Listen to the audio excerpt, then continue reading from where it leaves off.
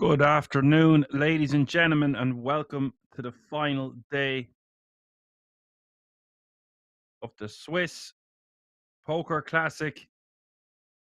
16 players remaining. We are live from the King's Resort in Rozvadov.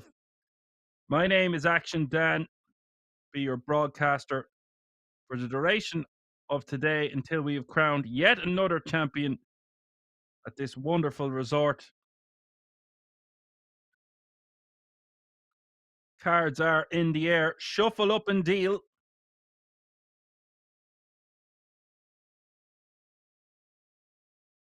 16 players remaining, or we'll get a €10,000 World Series of Poker Europe main event package, main event ticket.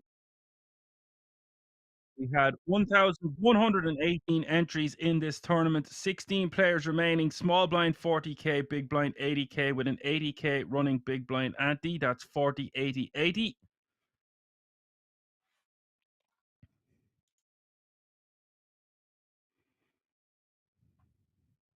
Good afternoon to all of you tuning in from wherever it may be: Twitch, YouTube, Facebook. Be sure to check out all our new content on YouTube. Some great new videos on there, added weekly. You can find us on all the socials, of course, Instagram, Twitter, Facebook. We've even got TikTok videos now. You can find us at the King's Resort Official on there. And there's the man that was at our table last night, Harry Kane. Seems to have bounced back nicely. Hello to the Action Army. Hello to my moderator, KMLW. Good afternoon. He was indeed down to 7 or 8 big blinds at some point last night. That's the way tournament poker goes. You're never really gone until you're out the door. Nothing better than running up a small stack of 2 or 3 big blinds and getting yourself in contention to take down this title. This one going to be for over 50 G's. Kings smashing it out of the park once more. Also, very important to mention, we can now ship all the King's merchandise to anywhere in the world, including Switzerland. Yes, that's right, folks. You can find out all the information about that merchandise and indeed the resort itself at the website www.kingsresort.com.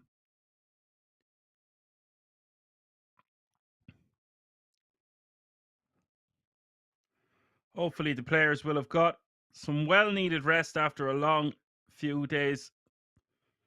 Hard fought on the felt. And I'm excited to see how this one will unfold. Nico, who had a very erratic style yesterday, raising to 180k with the 6-5 of hearts and the cutoff.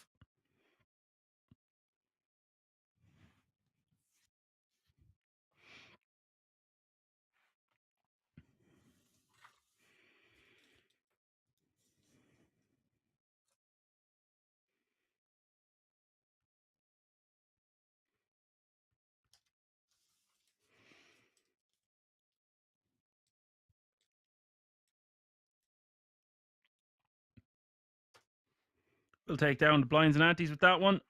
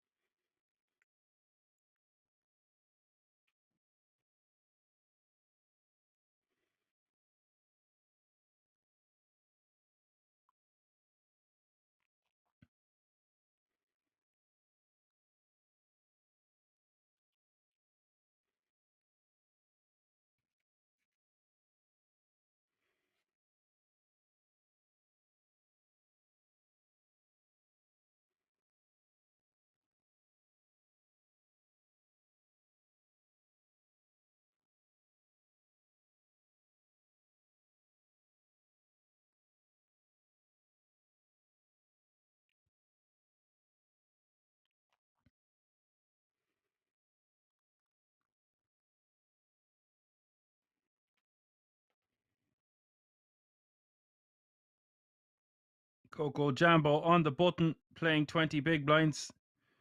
Can't see that name without thinking of that song. Coco Jambo. Many moons ago. Can't remember the exact name of it, but I think it was called Coco Jambo. Raises to 180k with the Jack 10 offsuit on the button. And Francesco Palito in the small blind with 33 bigs.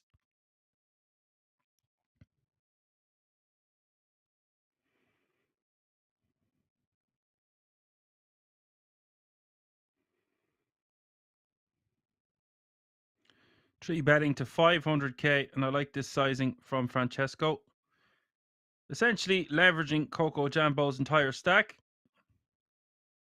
But to be honest, he could have just went all in because he's never folding to Coco Jambo. Then he might as well just jam, as the big blind has sub 20 big blinds to start the hand. So although he's making it $500,000, he might as well just move it all in. He's never folding. So it's much of a muchness. But he doesn't want, for whatever reason, his opponent to call on the button. He's out of position then in a pot over $1 million with a stack to pot ratio of 1-to-1. Seven's not going to play too well in that situation.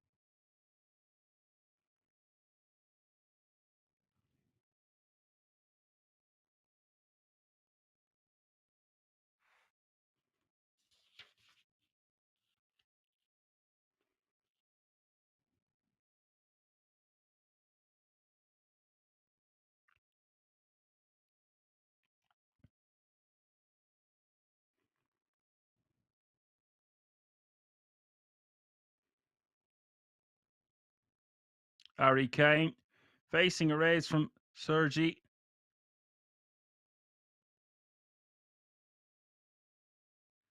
Sergey with the 10, 9 of diamonds. Harry Kane with the ace queen off suit.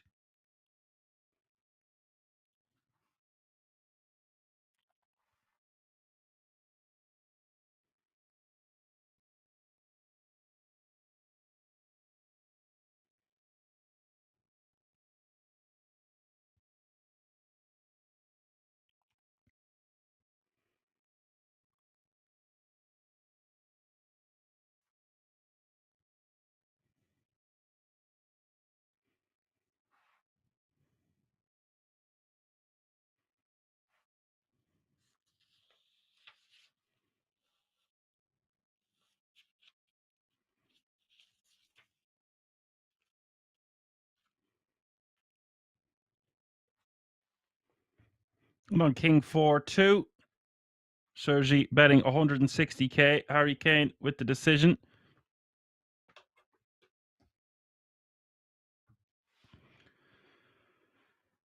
I think Harry Kane could have elected to 3-bet or jam pre-flop. The min raise coming from early position. But ace queen, a very strong hand.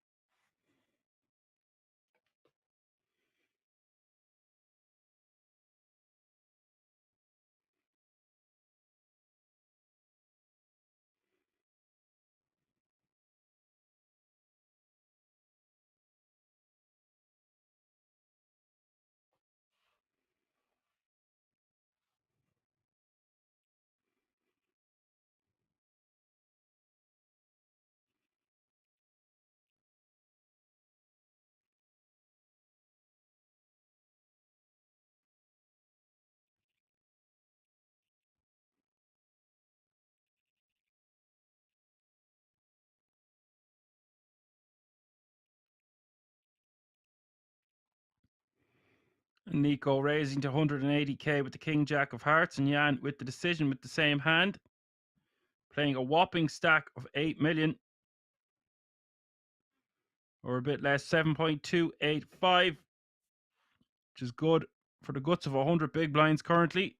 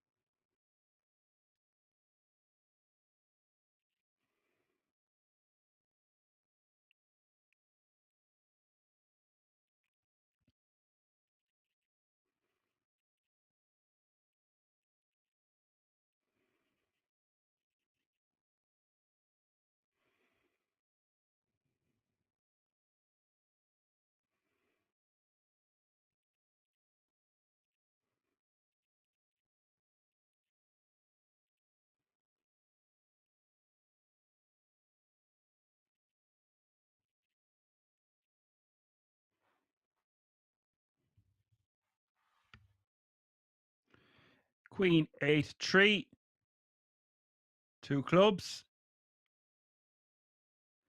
Bet at 200k from Nico and Jack. Just calling the 200k. I would prefer if Jack just moved all in. You want to protect your hand here and not get barreled off it on turns and rivers. We only have about 12 big blinds behind. If our opponent has a queen or a better hand than that, then so be it. We can also get called by club draws, straight draws perhaps. And as it stands, there's 880k in the middle and he only has 990 behind. So they're essentially playing stack to pot ratio of about 1 now on the turn. And this is a horrible spot. This is exactly what we want to avoid with our ace-8. Second pair, top kicker. Could have took down this pot. You see how detrimental this will be to his tournament and indeed his stack. Nothing he can do now on the turn. 2 flush draws on board, 2 overcards to his 8. And he will be kicking himself after this hand.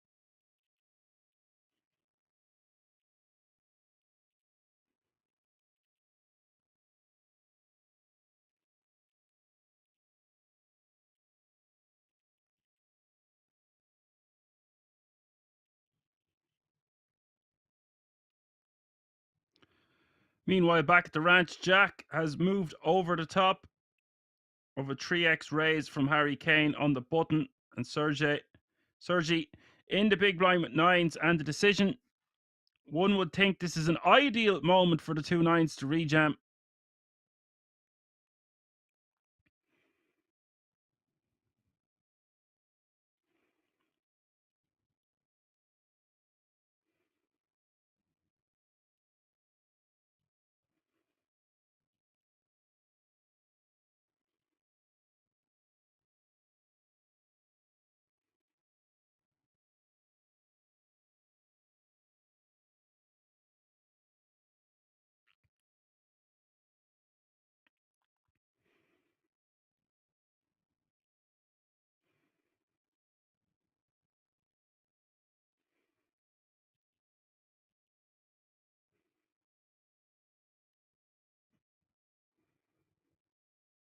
And Sergey just calling the 910k. See, I would prefer if he rejammed here. Granted, he is going to probably get away from it if Harry Kane was to jam.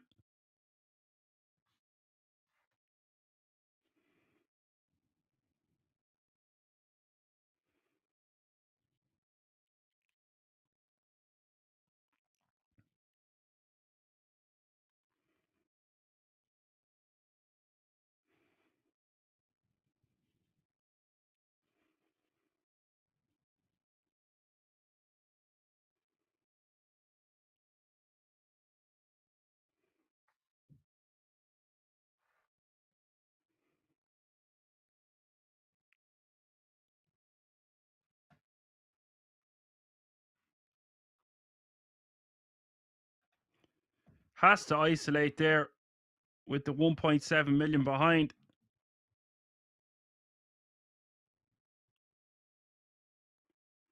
Very shocked to see the nines folding. It was a graphical error on screen there.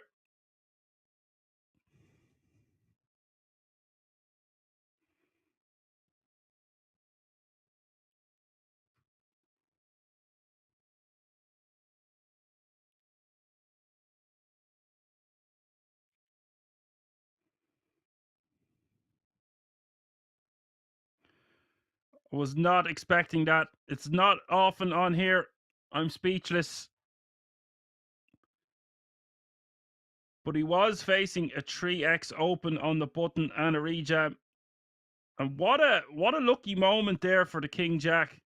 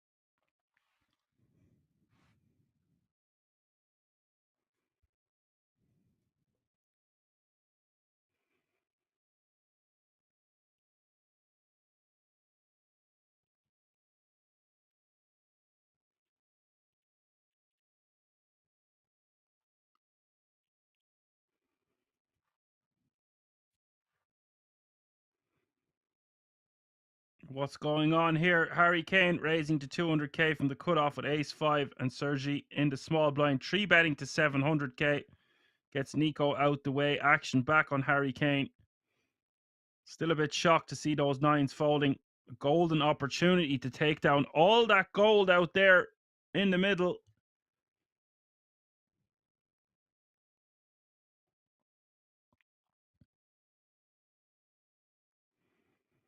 So 15 players remaining now. We've had a casualty. All players guaranteed. €2,677. Harry Kane will fold his ace 5, of course. Sergey will pick up those chips with his pocket sixes.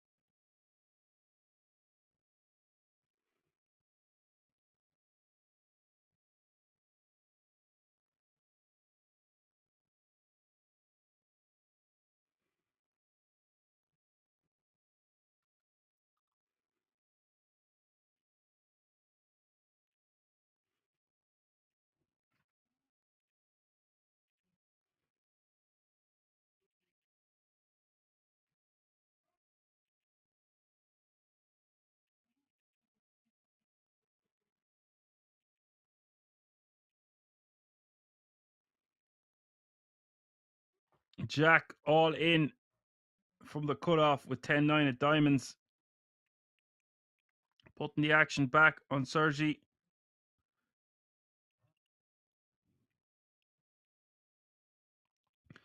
Debbie saying strange plays. Well, it's Monday afternoon at King's.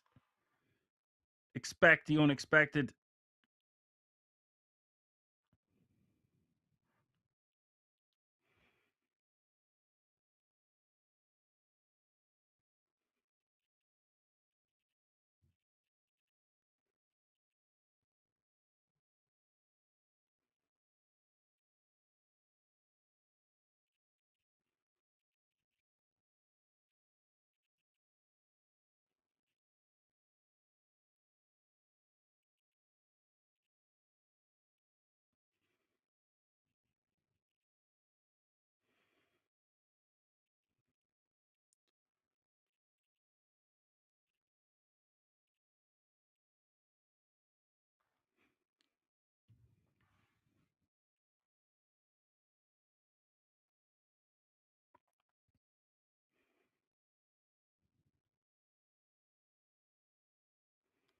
Beatrix all in for the last 600k as the blinds have just gone up.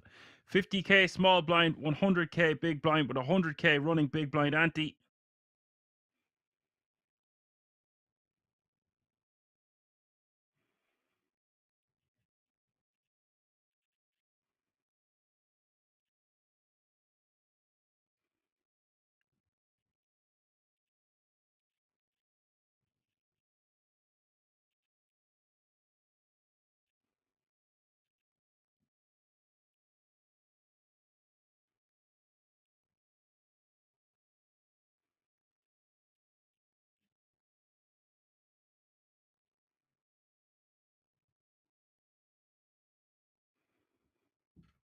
Jan making a tight fold for 6 big blinds with king 10 off suit, but making the correct laydown on this occasion. But in a vacuum, perhaps should flick in the 500,000 with his stack to try knock out a strong player in Beatrix. Beatrix had it tough in the latter parts of yesterday, and I feel like decision fatigue was setting in. There was a couple of spots where he should have thought about it for a bit longer. And then there was that one spot with pocket eights with 3 overcards to the board where he nearly made would have been a horrific hero call. He really felt like his opponent had missed with ace jack of diamonds or something like a busted flush draw, but it wasn't the case. So keep an eye on Beatrix. He's looking to double up. He's back to 10 big blinds now, give or take. And if he gets a stack going, he is a force to be reckoned with.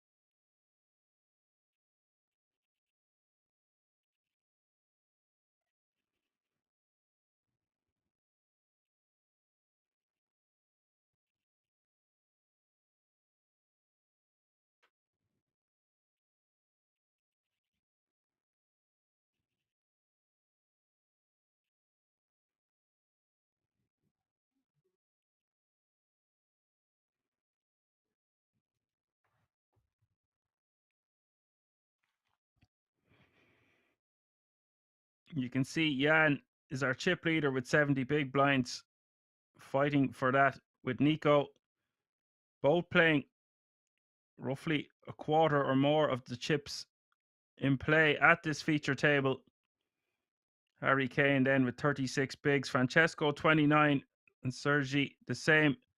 Jacques with 16, Coco Jambo with 12, and only one player under 10 big blinds at this feature table with 15 players remaining, and that is Mano Beatrix.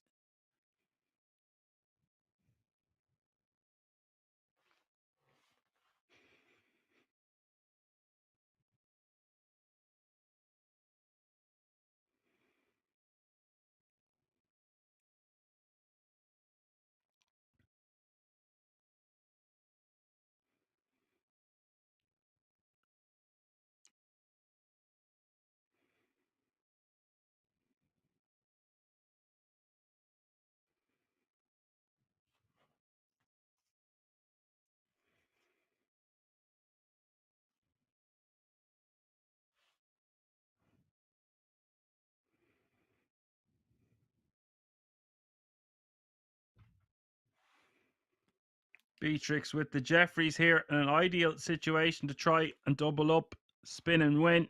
Nico with the raise to 220k. Beatrix going to be jamming here from the big blind, and Nico will be priced in.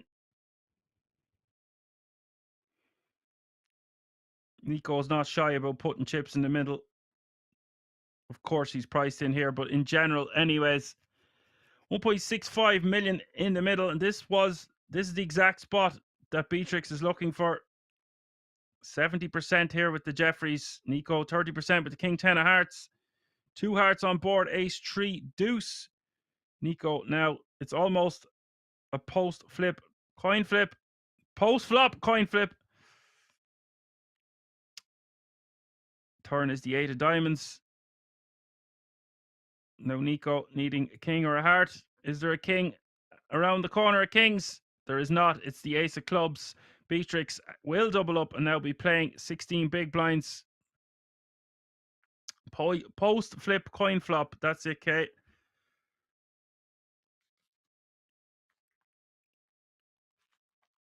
I haven't had my nutritious breakfast this morning, so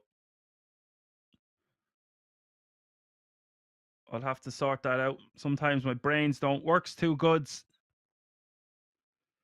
But alas, it is very early in the day. I'm sure we are set to have a few giggles at my expense before it's all said and done. You want entertainment? You can laugh at me all you want. You want action? Listen to Action Dan. Bringing you all the best action that I can, live from the King's Resort, Rosvedov, week in, week out.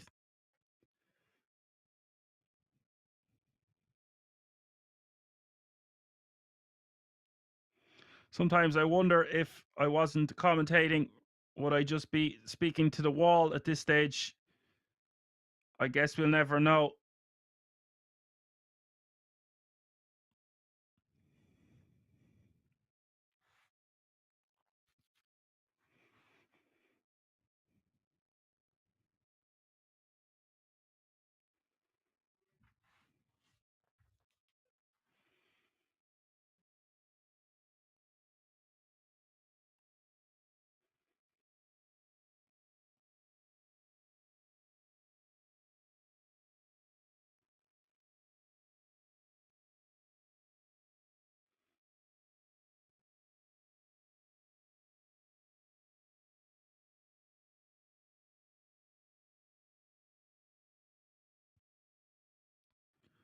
Coco Jambo all in from the cutoff for 12 big blinds with ace queen off suit.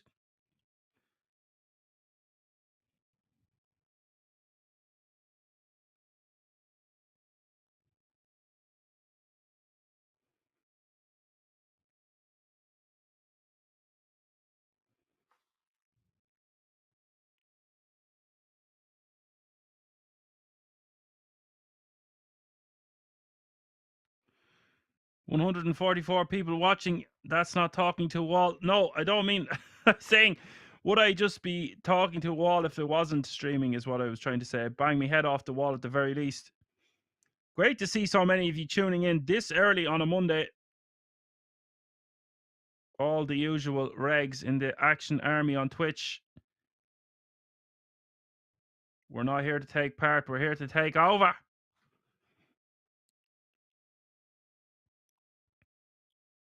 No page unblooming for 14th and between 14th and 15th. There is a pay jump from 14th to 13th, from €2,677 to 2,972.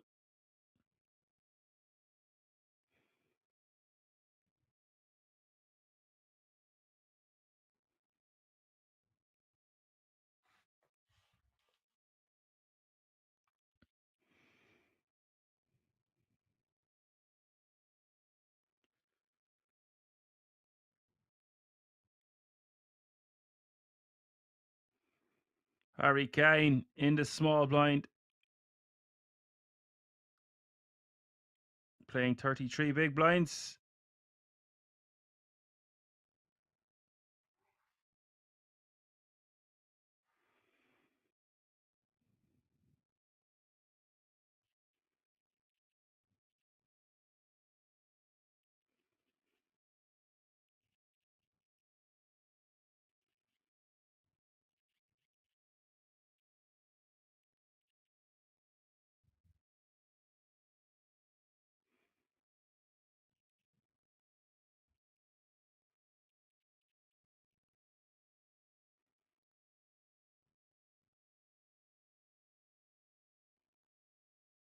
Beatrix raising from the button. Now it's 400k more for him to call. Harry Kane having 3-bet to 600k. Again, I would prefer if Beatrix just jammed from the button. I know it seems like a lot, but it's sub 20 big blinds. We don't want to be running into this situation.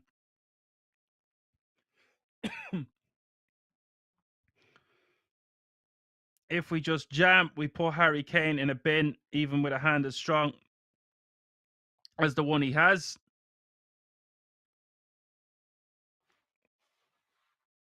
It's not a hand we want to be raised calling with 15 players left in the Swiss Poker Open, playing for 54,000.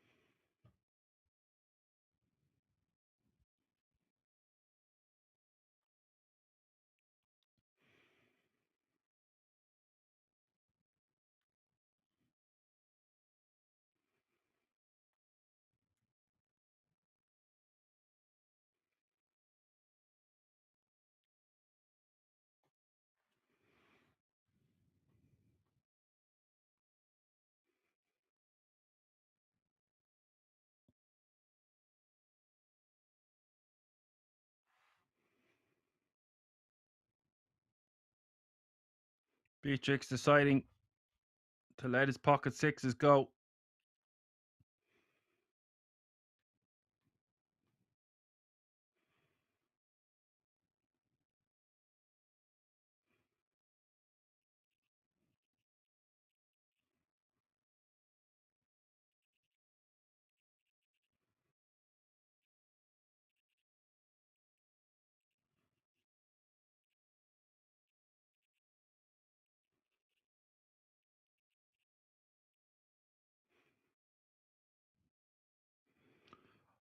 And it's okay if we want to play that way, if we are inducing someone to 3-bet so we can rip over the top.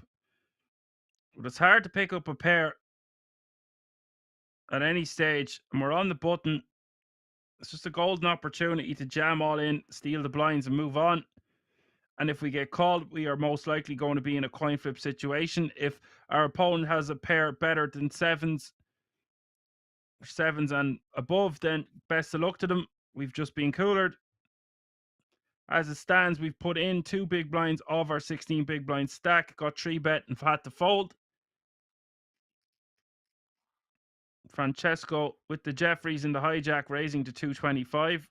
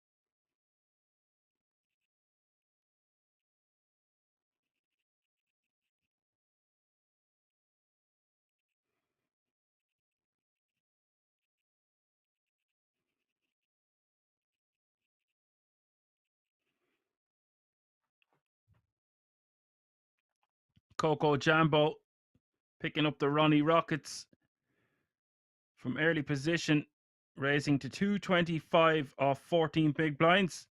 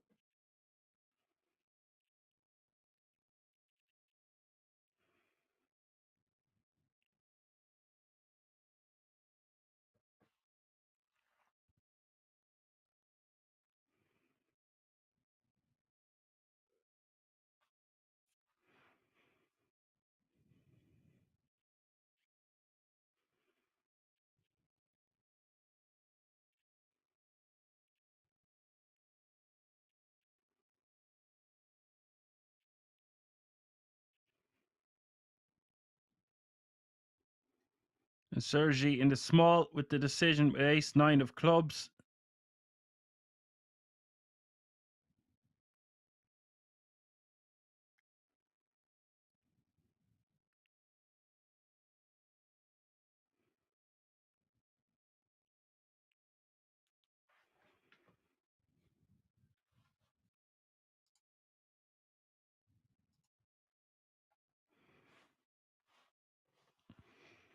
Difficult enough decision for Sergey, but I think off this stack depth, you just want to be folding your ace 9 of clubs here. We could complete in the big, or we could go for a 3-bet. But if we 3-bet, we are essentially committing ourselves to Coco Jambo.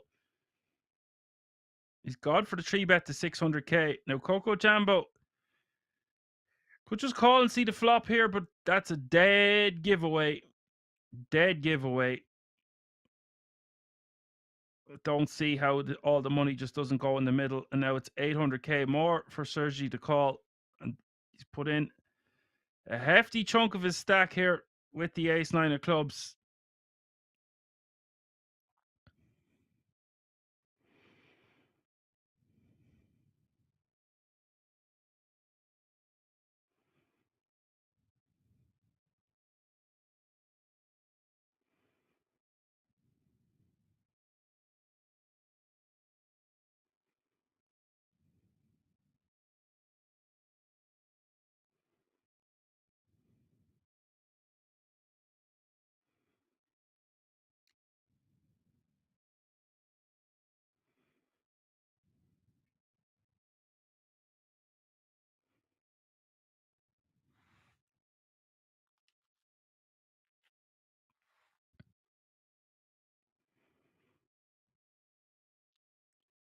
And on this run out, very safe turn for Coco Jambo. He will double up and Sergey will lose a hefty chunk of his stack and will be now playing less than 14 big blinds himself.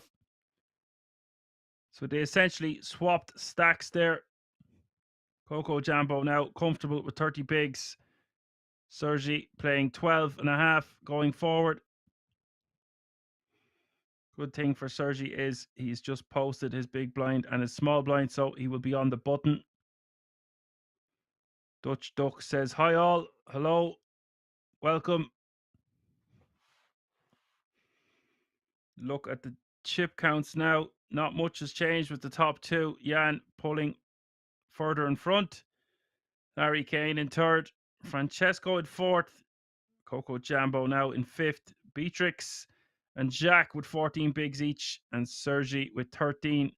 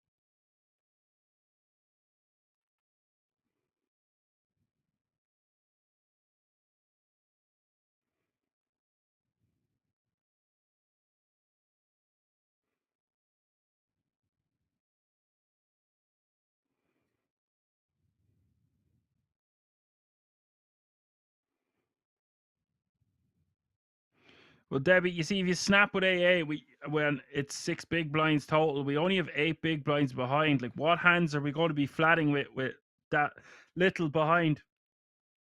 It makes more sense to just shove all in. Your opponent is essentially committed. You do see bizarre situations where you 3-bet fold there, but it's just not wise to do. Maybe it would have been wise on this occasion. A difficult spot nonetheless. They're not even playing 9-handed.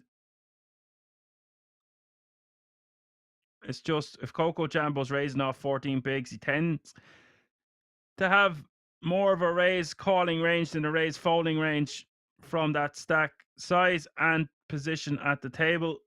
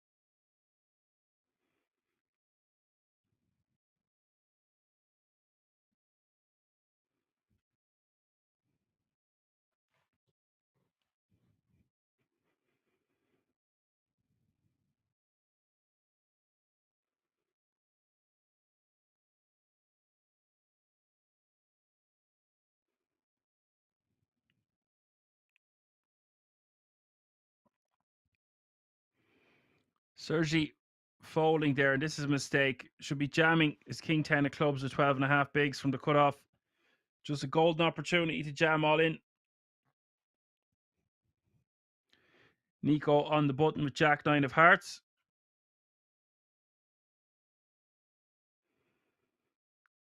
Nico raising to 225.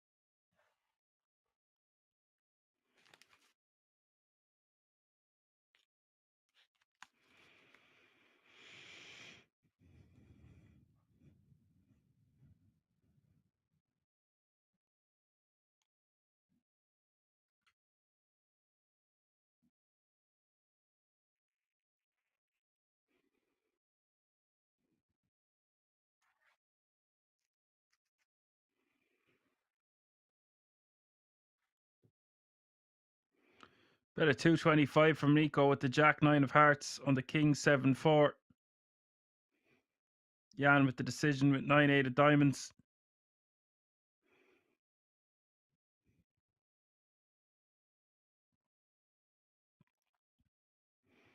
Is he going to get creative here and check raise? He is. Wants to make it about 650, 675, something like that. 675.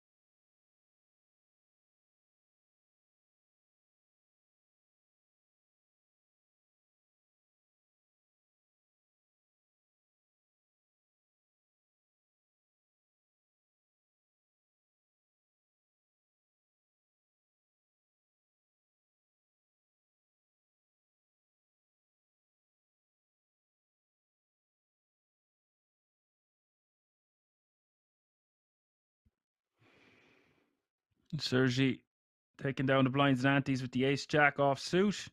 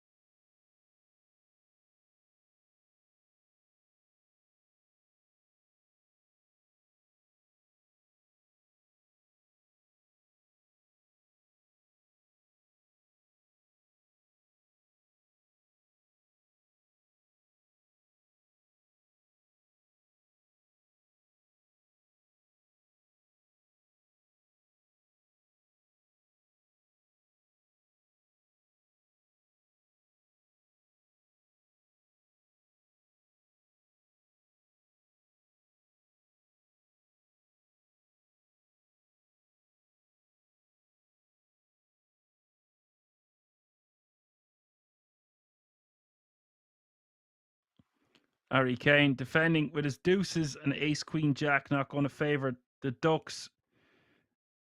As 14 players remaining now. Important to note that we are playing 1 hour levels today also, folks.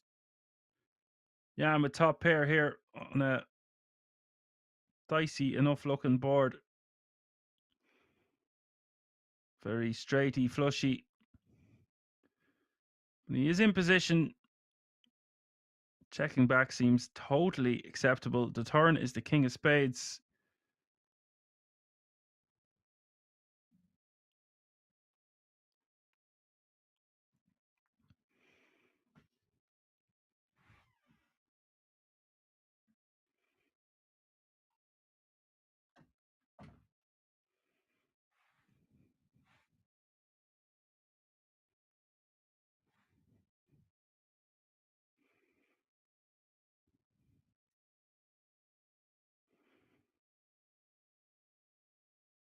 Goes check, check, and the river puts a straight out there.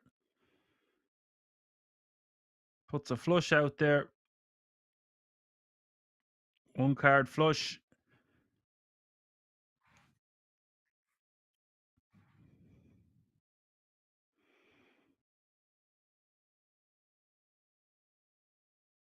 Harry Kane betting 200.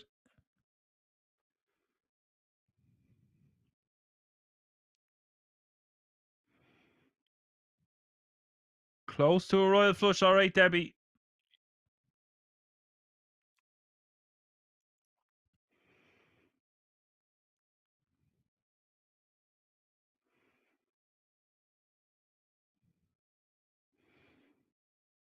Jan deciding much better hands to call, but here on the river, lets it go. Nice bluff there by Harry Kane.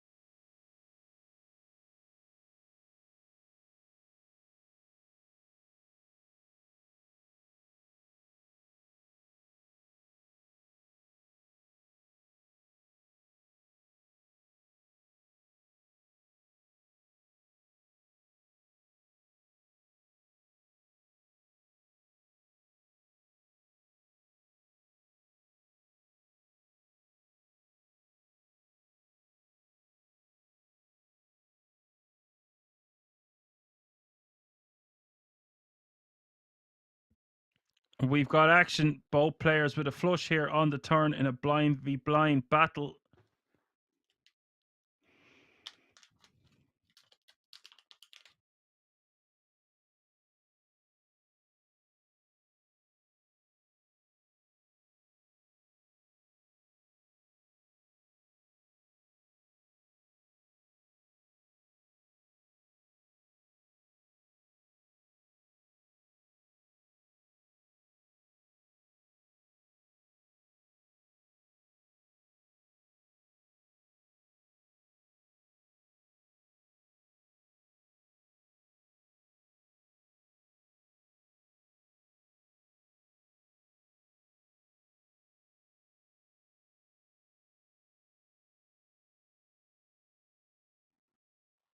Nice card. And Harry Kane betting 100k. Jack raising to 275. Where is the rest of this pot? That's what I want to know.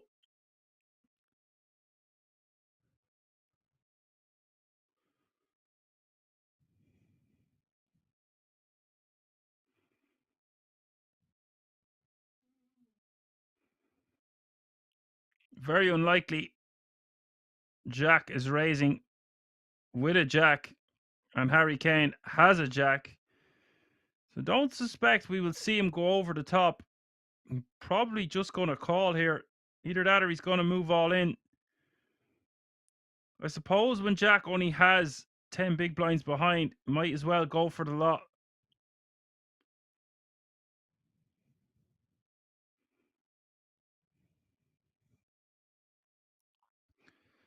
Makes it 700. Jack calls it off. Jack now playing 22 big blinds for 2.24 million. Harry Kane still going to be playing 3.2 million. They nearly got all the money in. Still a bit left out there. Or a bit left behind that could have been out there.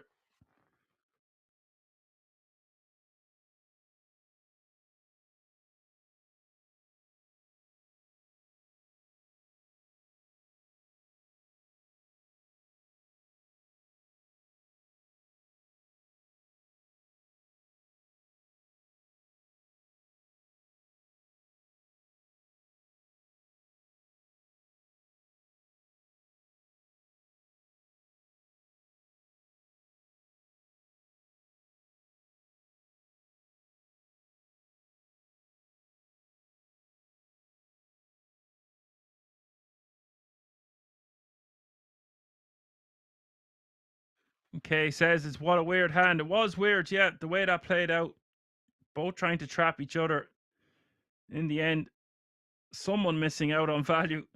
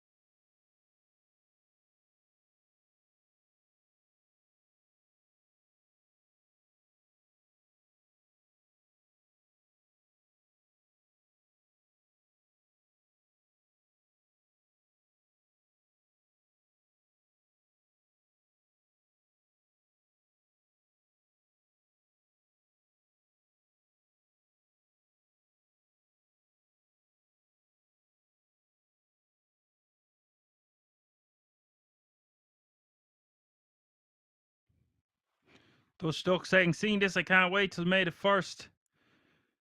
1 week of poker over there. Pick up some tournaments. Best of luck out there. Don't leave it in the hands of the judges is all I'm saying.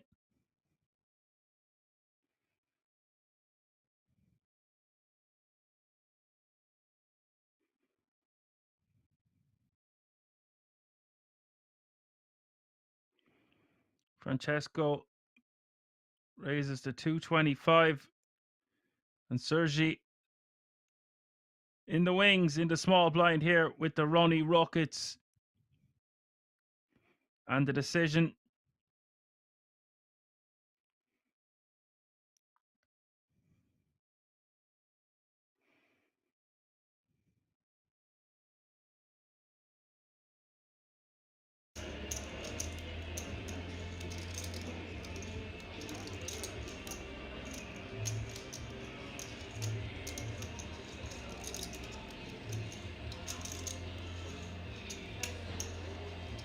Sergey moving all in. And Nico waiting with 2 ladies in the big blind facing an open of 225 and a jam of 1.5 million. Nico calls it off. We've got 3-way all in. Biggest action of the day. Action time with Action Dan. The Jack 10 of clubs getting out of the way. Of course, Sergey with the Ronnies. Nico with the ladies. Terrible for Nico. He will still be left with 3.2 million. 3.445 out there up for grabs. 75% for the aces. King 7-3 is the flop.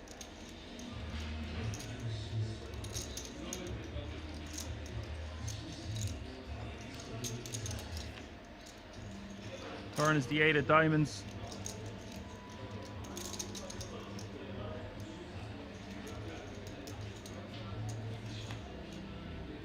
River the 6 of spades.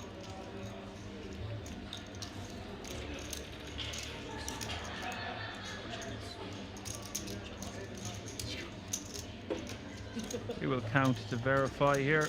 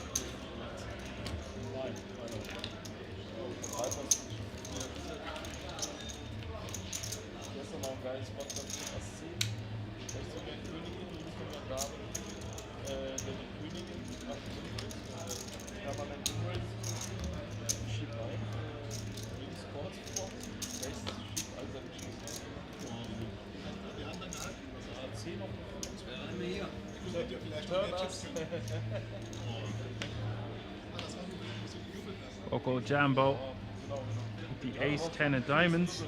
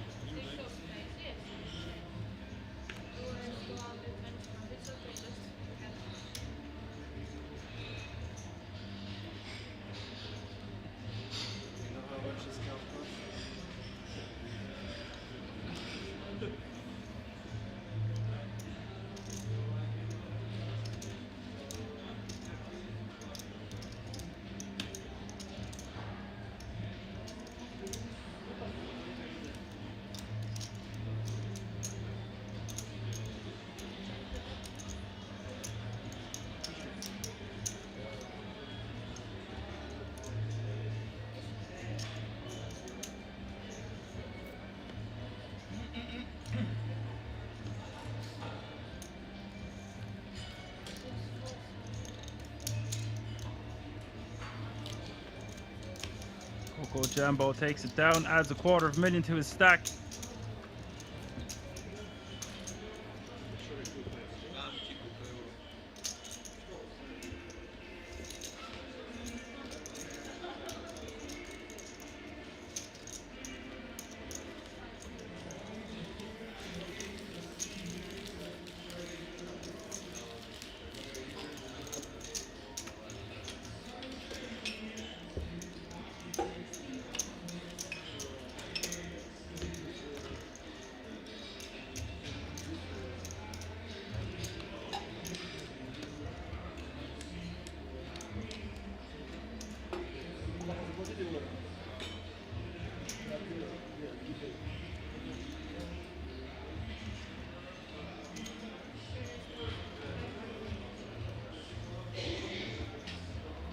Francesco with the Jeffries raises to 225.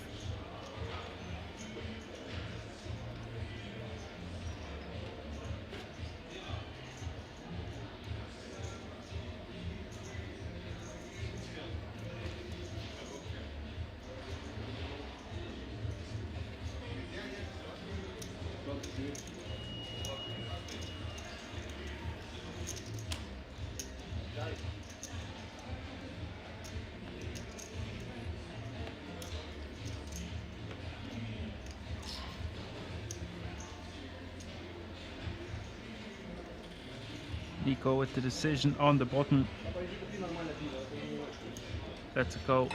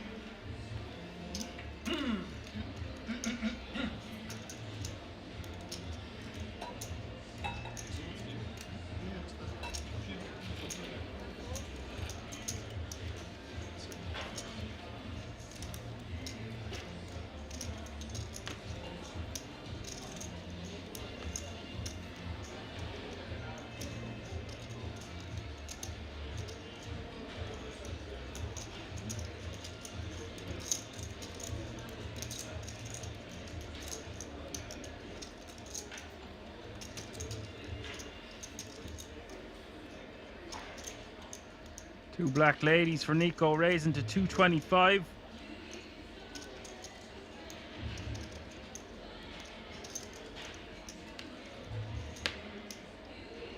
Oh my word, not again. Nico running into the Ronnie Rockets a second time in the single orbit.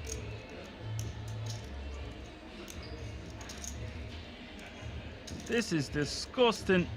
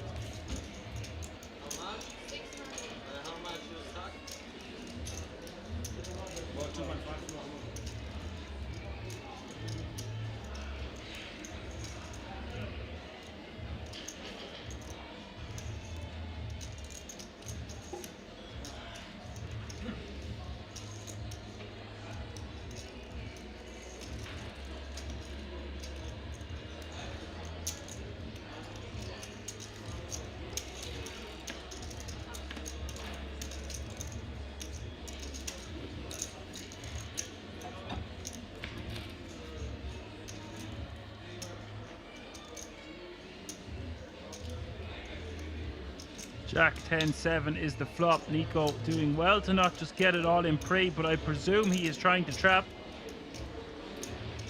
1.45 million in the middle. How much does Coco want to bet to set up a turn jam?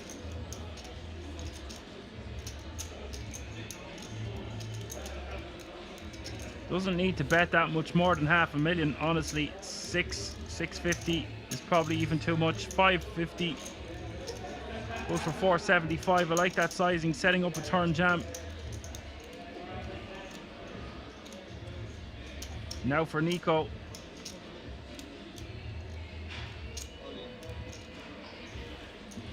Nico moves all in.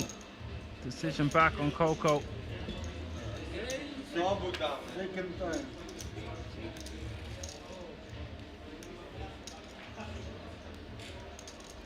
5.88 million. This is so disgusting for Nico. Twice in one orbit. But on the flip side, it's a massive moment for Coco. 88% here. He's going to have 88% of the time. He's going to have 60 big blinds. Turn is a 4 of clubs. Nico needing a lady and needing one fast on this river. River is the 7 of diamonds. What a cruel game. Nico going to be left with 3 big blinds. Sickness, pure sickness.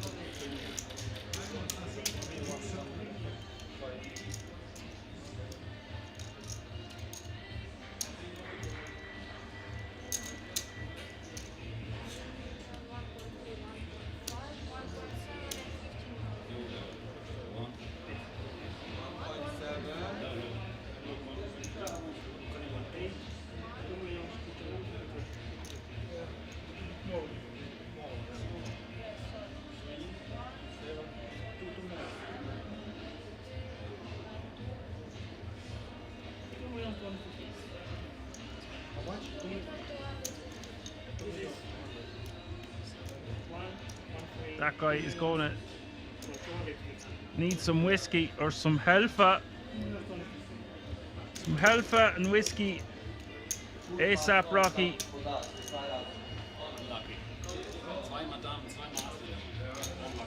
Jan still the chip leader with 73 big blinds, and Coco Jambo all the way up into second place now with playing 59 bigs. Sergey with 34 bigs, Harry Kane 32, Francesco 27, Jack 22, and Nico running on fumes and life support after the ladies destroying him twice in one orbit. Let's take a moment to look at how beautiful the new graphics are for Kings. So well laid out. The production just phenomenal.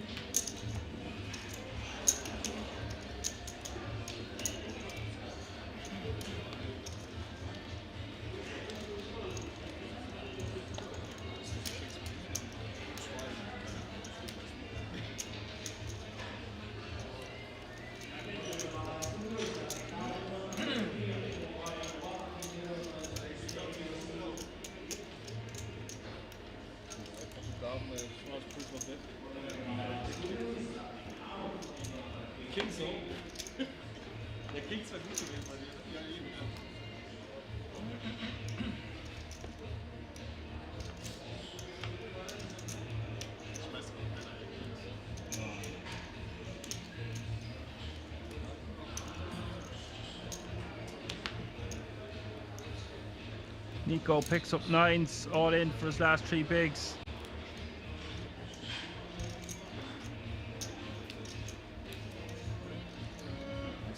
Francesco waking up with 2 10s in the small blind. What an orbit for Nico.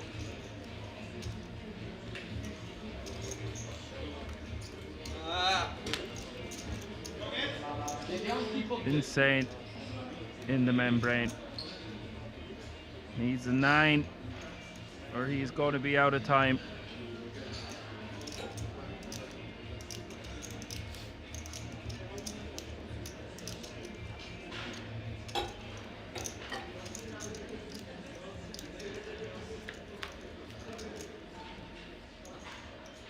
It's not his day. 10 on the flop. King 10 7. Jack of clubs on the turn. Gives him a glimmer of hope. He hits it. It ain't over. It ain't over yet for Nico. Sit back down, buddy. You're playing 8 big blinds.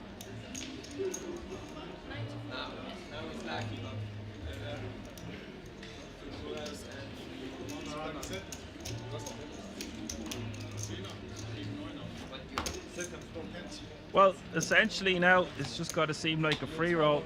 You're still in with the guts of 10 bigs. He's owed a couple of more of those. Well, you're not owed anything in poker, but I know what you're saying.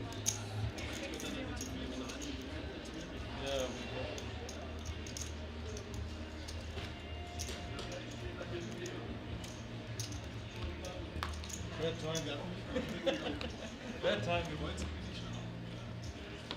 Unlucky. Queens. Can never fold. Can never fold. Yeah. Unlucky man. The flop is good for you for queens. Perfect.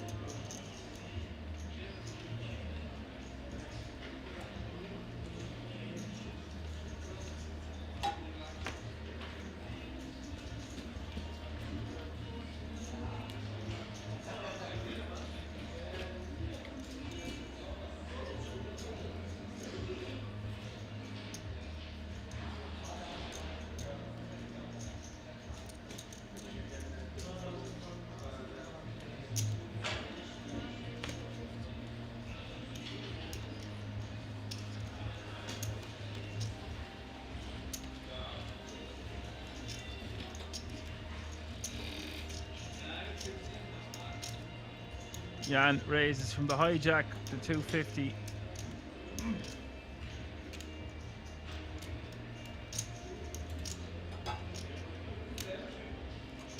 Blinds are up. 60k is the small blind, 120k is the big blind, but 120k big blind running ante. 60, 120, 120.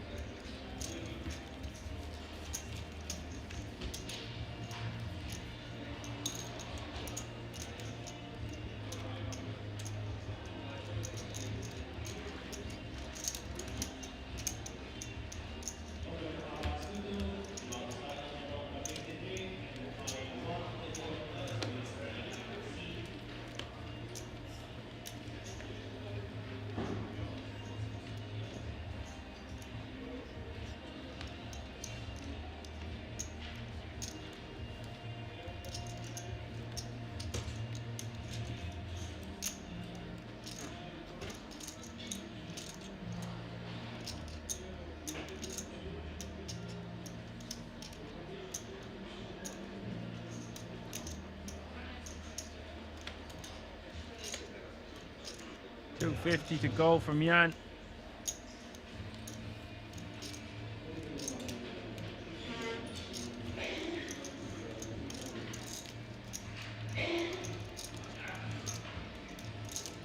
With the king queen off suit.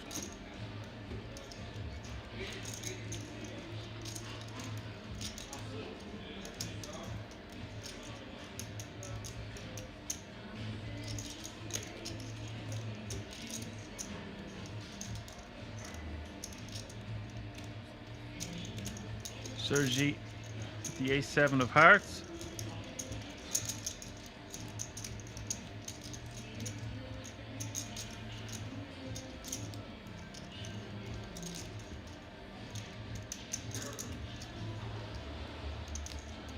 $130k more for him to call, but he decides against it. Very tight laydown by Sergey.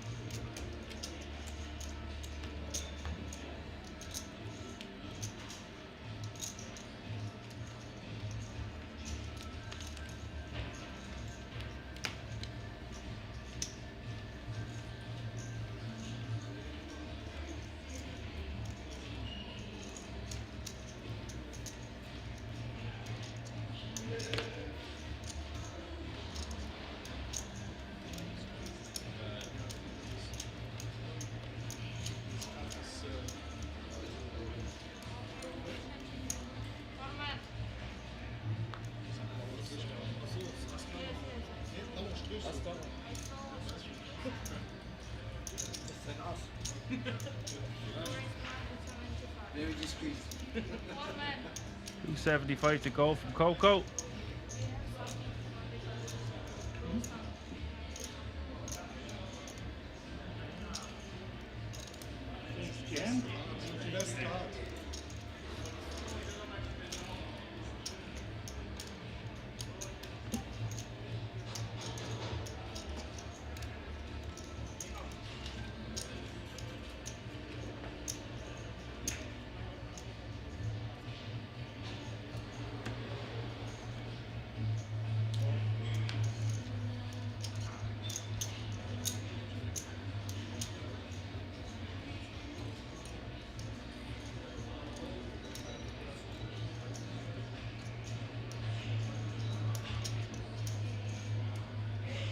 Nico with the decision in the big blind with ace 4 offsuit. I would like to see Nico just let this one go. He post his small blind for 60k and he still have a full orbit with a $500,000 to try get it in.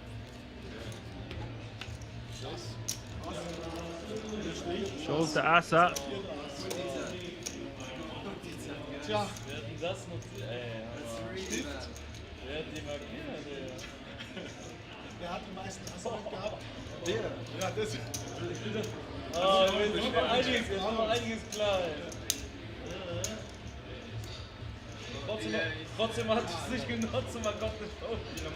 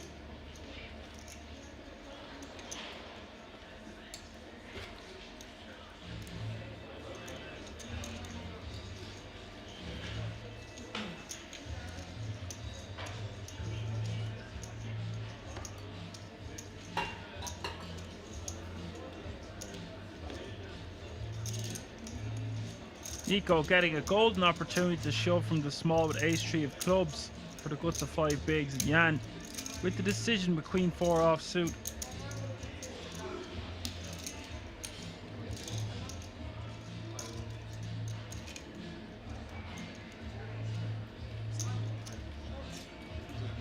Jan calls, flips over queen 4, 2 live ones. Nico with an opportunity to be back in this with 10 bigs on the dot. 68% of the time he will be successful in doing so.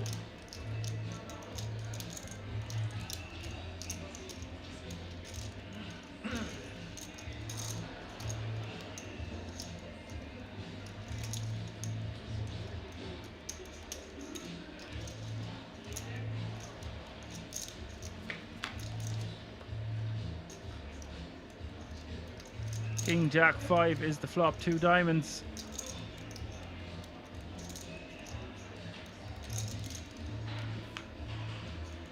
Turn is the deuce of clubs.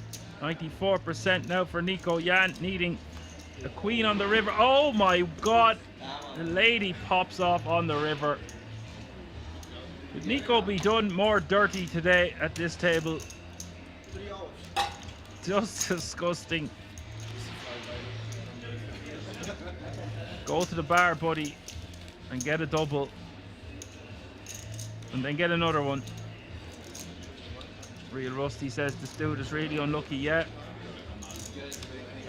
one of the unluckiest I've seen in a long time here at the King's Resort.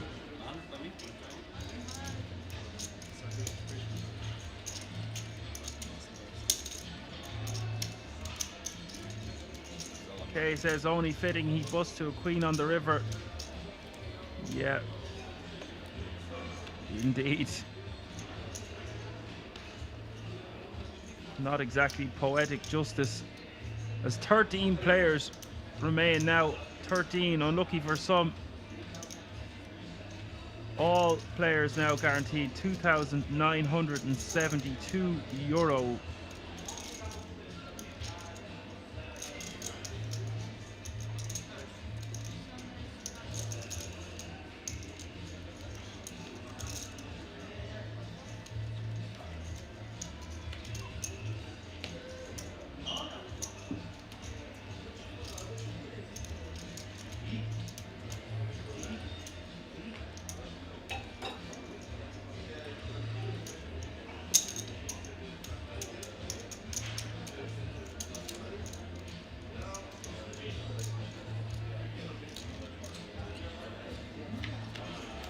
Coco flicks it in with the Jack 3 of spades to see a flop against the Ace Jack of Sergey. 10, 10, 8 is the flop. Post check, check. The third is the 7 of clubs.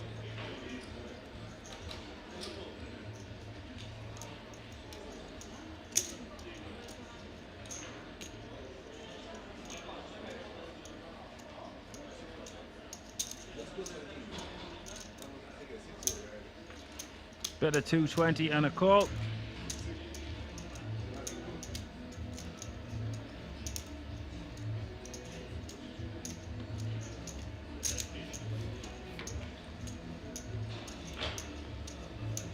River is another queen, the queen of diamonds this time. Sergey will win with the ace jack.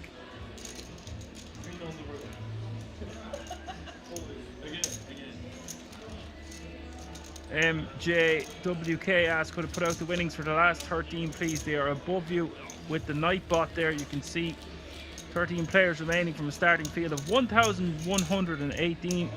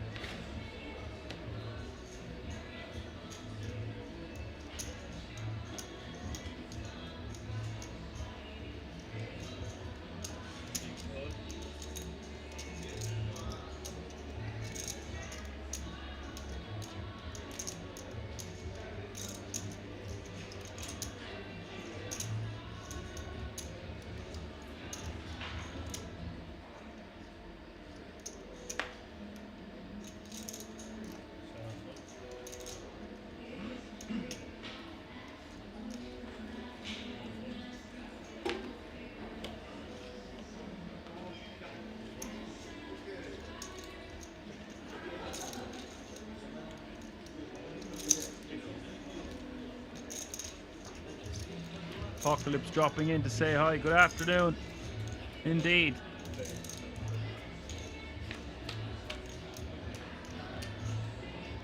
Three-way action to the flop. Jack 3-3. Harry Kane with ace 6 of diamonds. Jack with ace 10 of spades. Francesco defending in the big blind with 9-7 of spades.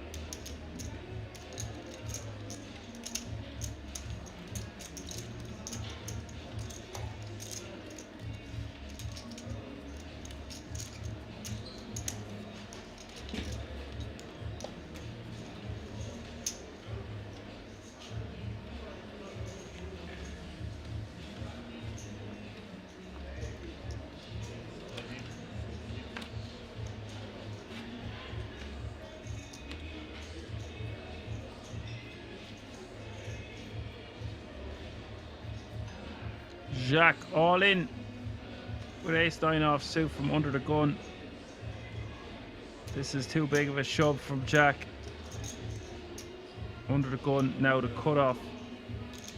For the low Jack, my apologies. It's just too much chips to be jamming with it. Unsuited ace-9. Coco asking for a count of pocket fives.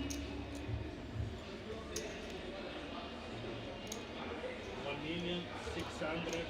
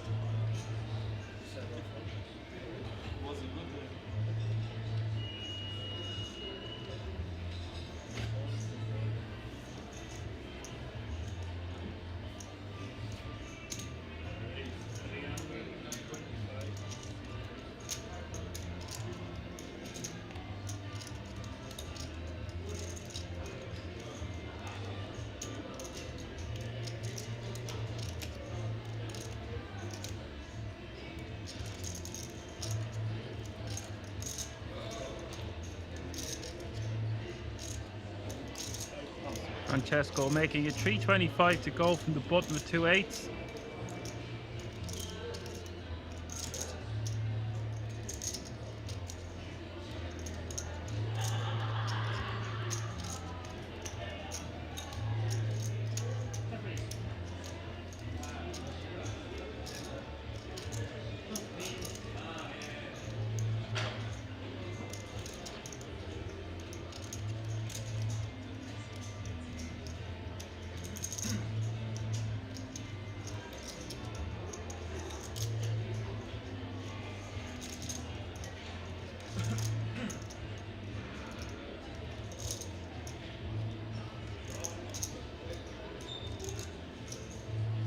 Jack in the big blind, and the decision.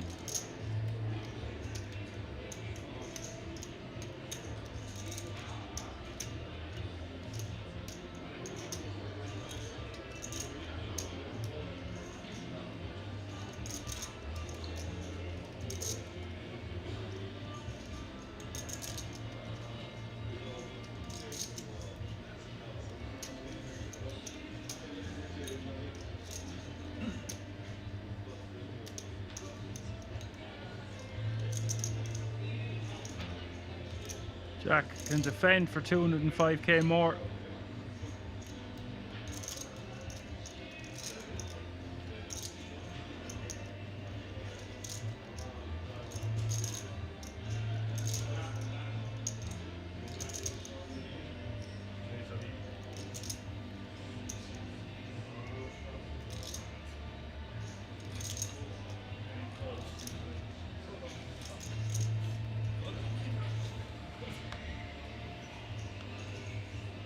Jack with the rejam. Unconventional. Francesco snapping him off. And Francesco and Jack almost tied for chips here. 3.82 million in the middle. It is Jack who is the at-risk player. King on the flop. King 5-4.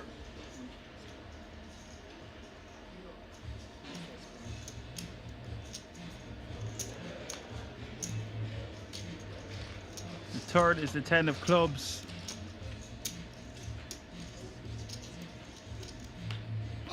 River, the 8 of diamonds. Oh my word. It's all happening here at Kings today. Yes, baby. Always a surprise around the corner at Kings. Yes, baby. Francesco Polito rivering the set of 8s with the Snowmen, eliminating Jack in 13th place, and that means 12 players remain. Was geschafft, fuck. Ja, ja, ich bin so scheiße.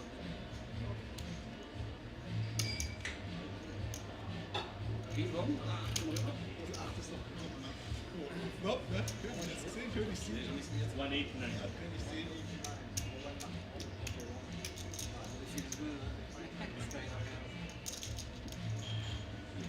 Ich war nicht zu Hause. Ja, nicht die 8. Die 8.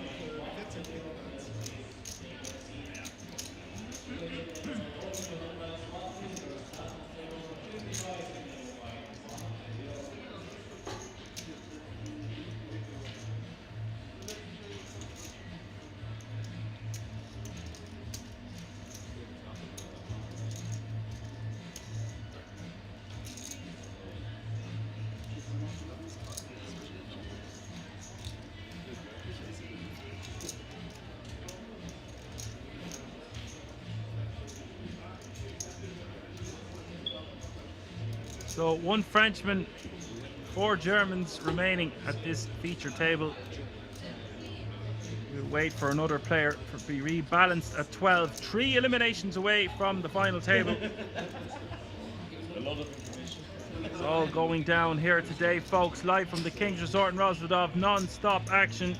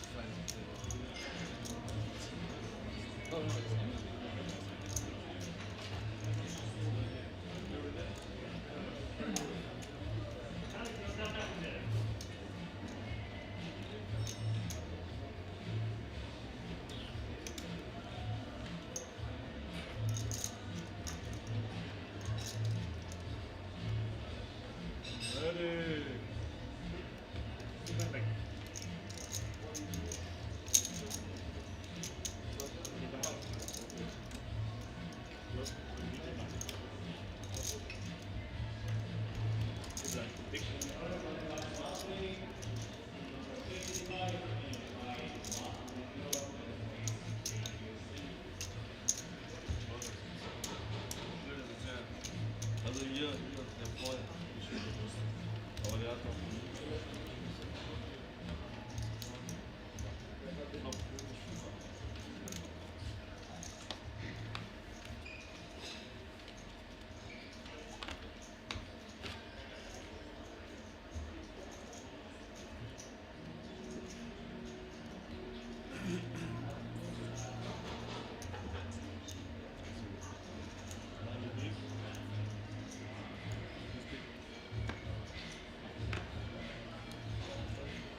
So all players guaranteed €2,972.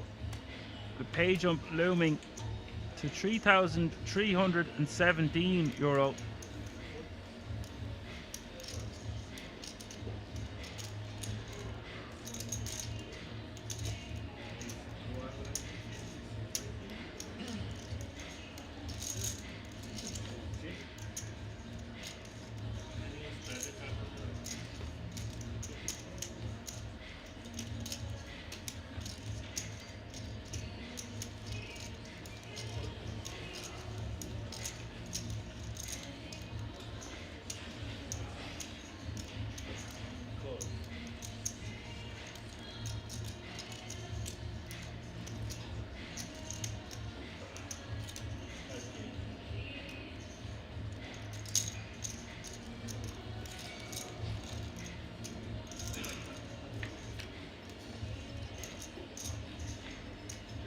Francesco raising to 250, getting defended by Rama, who span it up from 2 or 3 big blinds yesterday, if I remember correctly.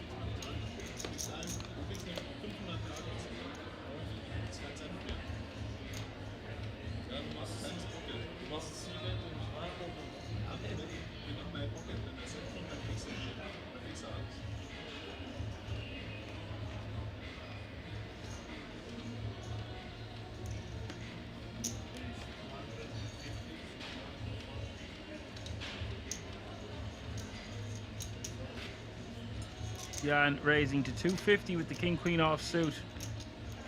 6-handed now, folks.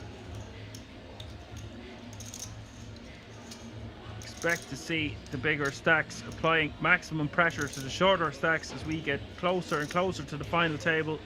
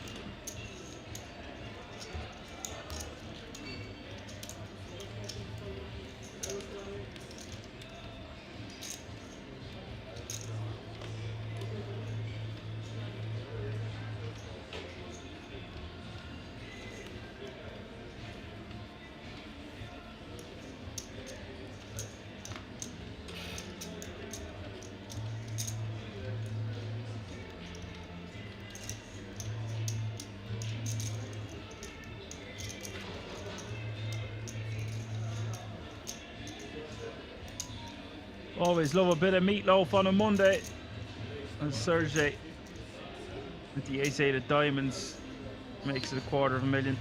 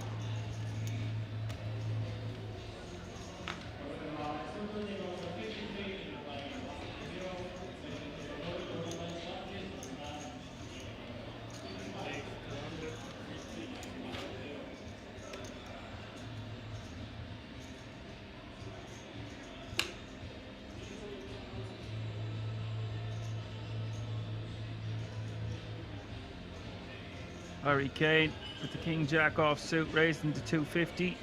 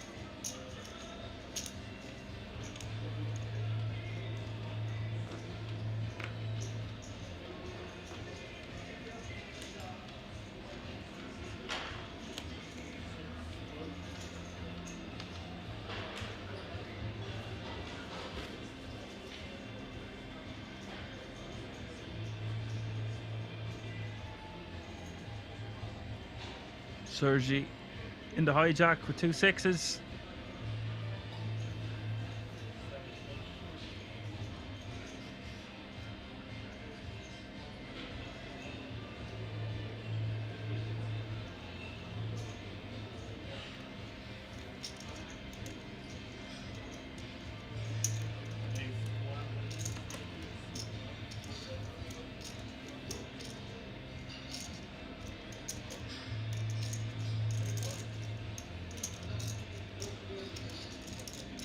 Bronte asking about a ace-10 not in his range. It's an understandable fold in this situation. You're going to see some strange folds as we get close to the FT. If there's ever a spot to be an extra bit tight, it's definitely with this much pressure on the players and the magnitude of this moment. That's what makes it so exciting, entertaining and action-packed.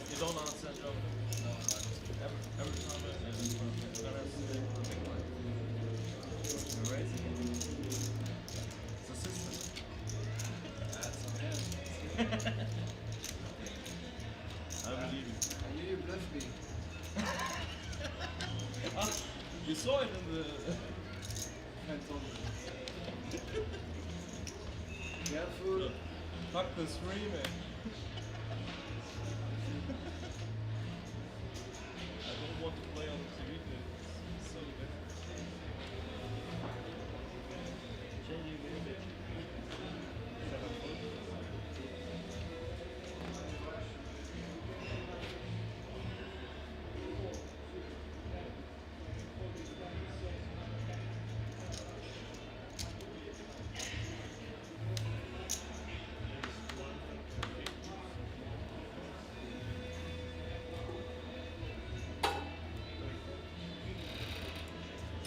Jan raises in the hijack with 2-4s. 250. Harry Kane in the small blind with 10-9 of clubs.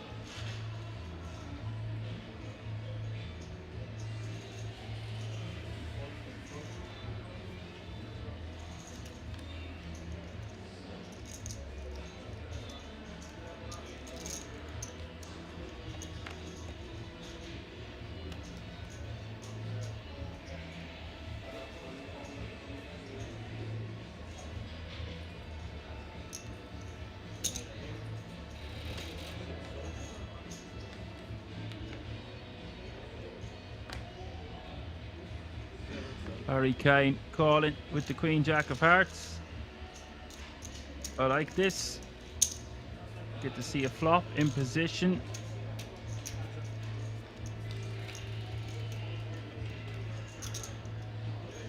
Six, 9 deuce is the flop, 1 heart.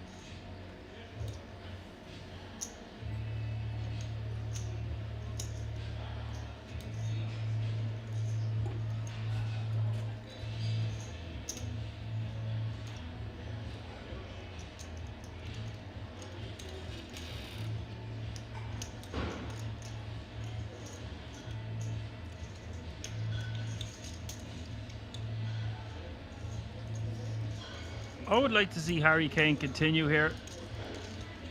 We have a lot of good cards that we can pick up on the turn.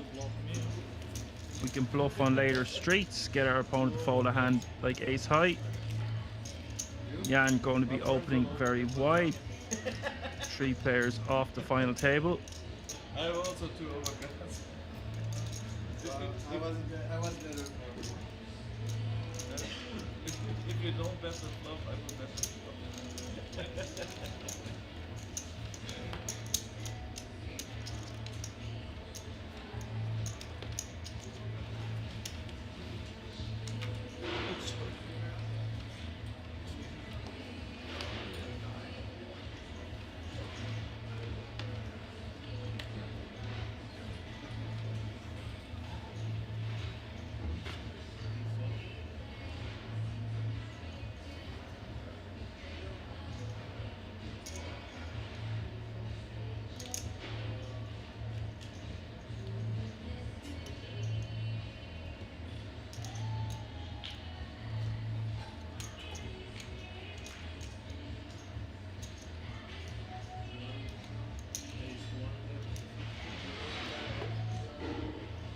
Harry Kane raising in the cutoff with 7-5 of spades. Mixing it up. This is one of the weaker hands. You will see him open from these positions.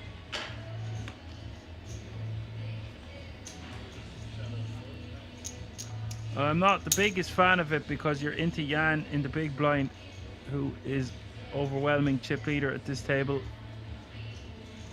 playing 9.3 million.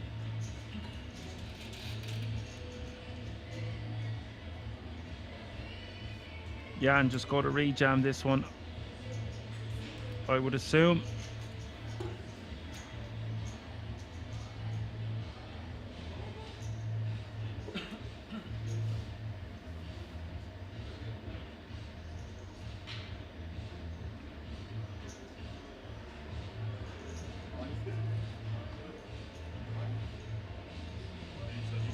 Does rejam it.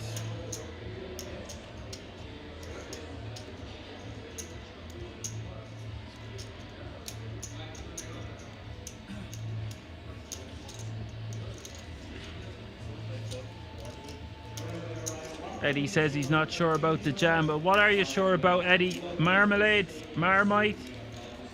No sense. Margarine?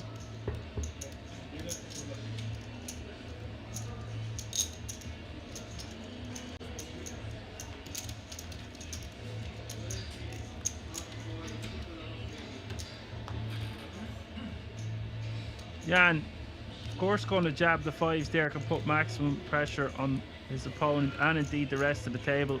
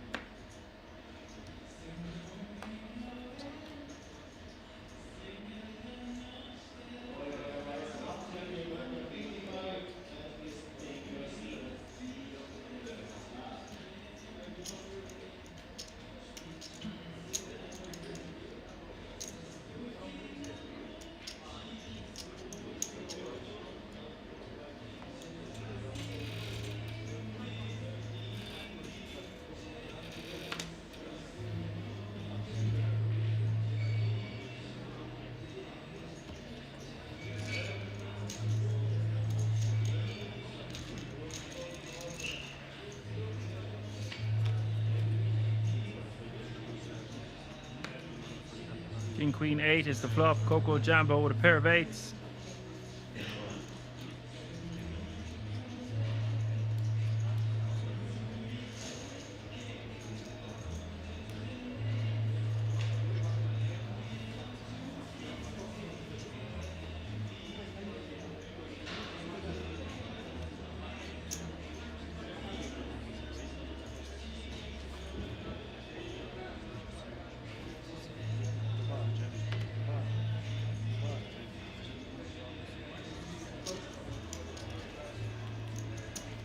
Coco Jambo just going to fold his pair of 8s and not even see a turn card.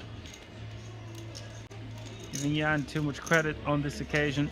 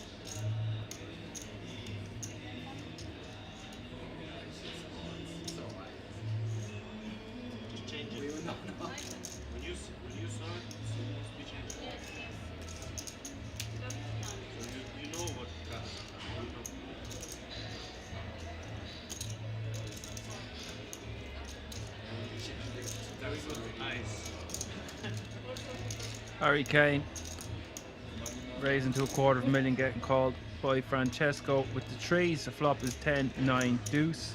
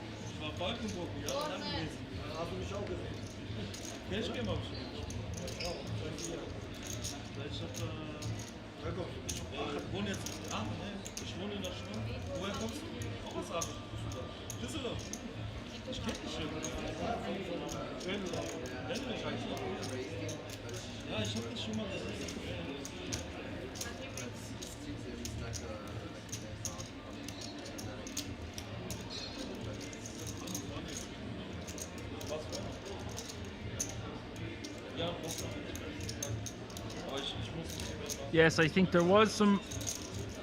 One of the cards was marked. They're changing the deck.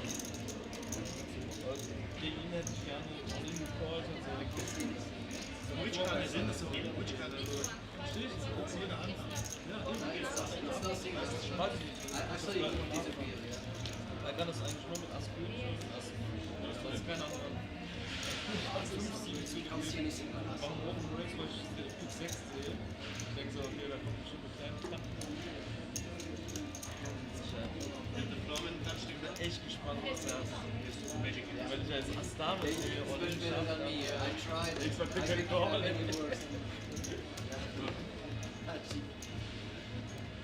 Weggesetzt.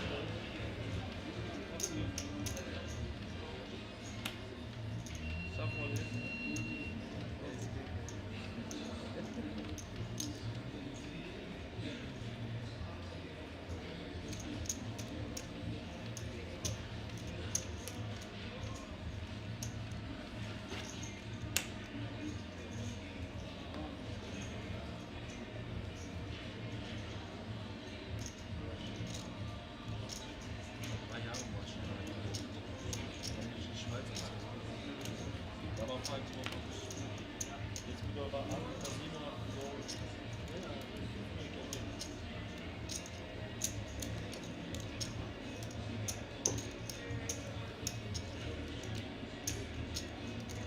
Francesco raises to 250 in the small with two ladies.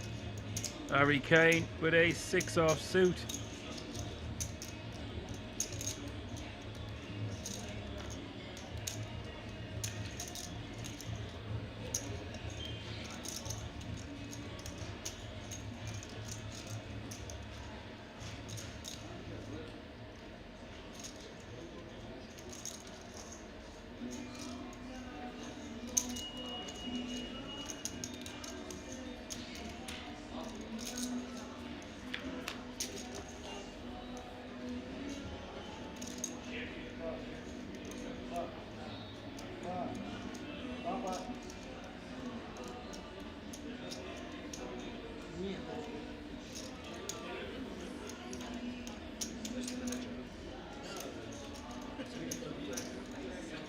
Ace 10-4 hits the deck.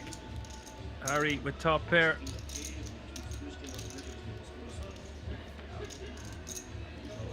Turn is the 5 of hearts, and now Francesco most likely wants to go into check call mode.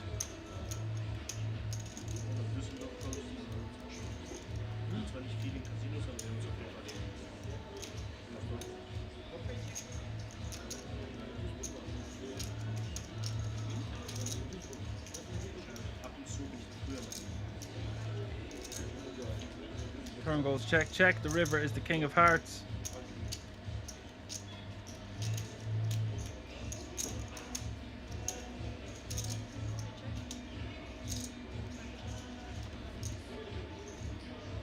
That will just go check, check.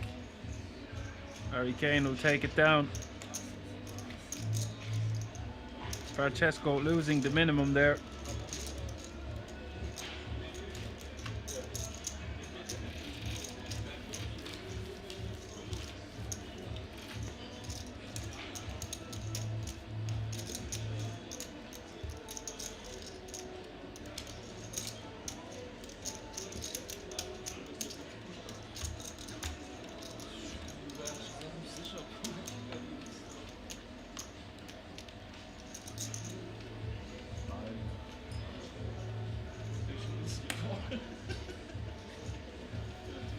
Auf Wiedersehen, ne?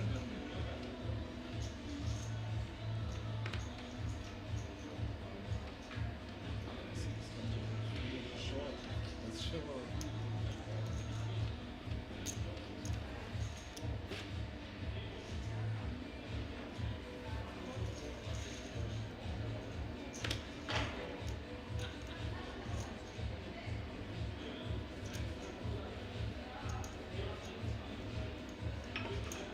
Coco in the cutoff with ace deuce of hearts.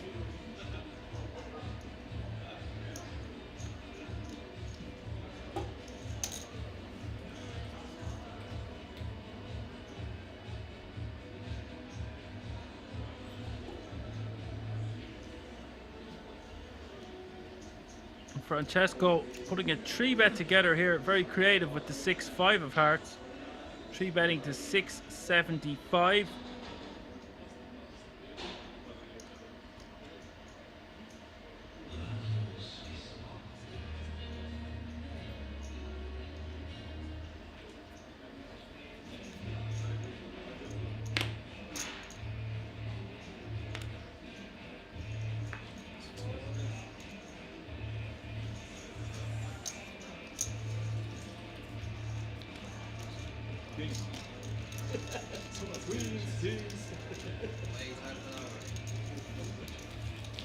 Francesco taking it down with a nice 3-bet there. I was wondering what you have when we go on. Let's see. I will see. Only one possible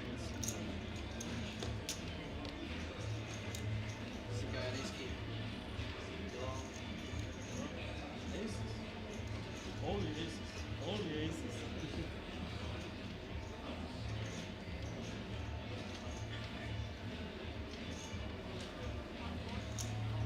You will not lose with ace king. Never.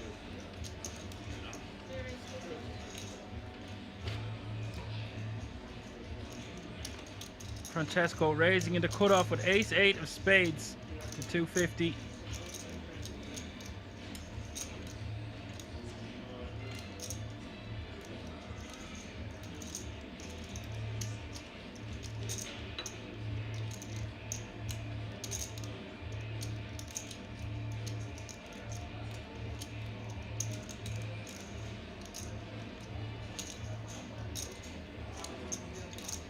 Kane just calling the 250 with 2 9s on the button.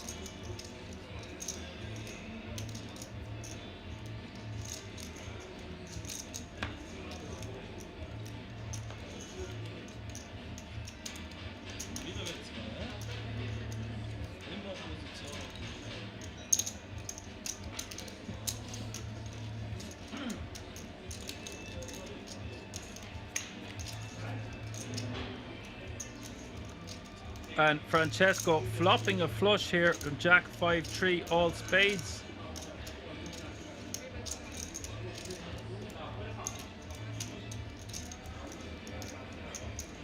Bet a 200k and a call, 1.2 million in the middle as we see the turn. Turn is the 10 of clubs.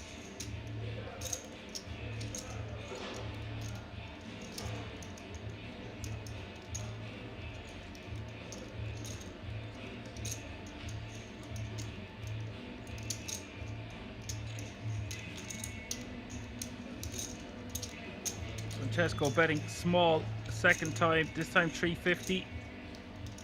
2 overcards now for Harry Kane's 9s.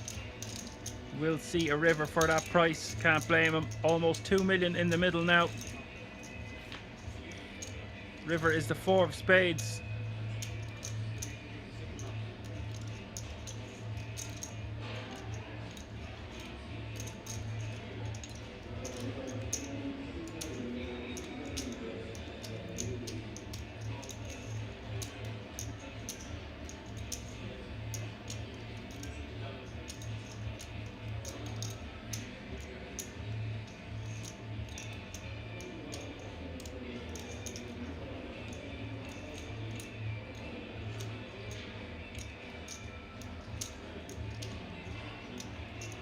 like to see Francesco bet no less than $1 million, maybe 850, 900, something like that. Wants to get value here if his opponent does contain the king of spades or the queen of spades.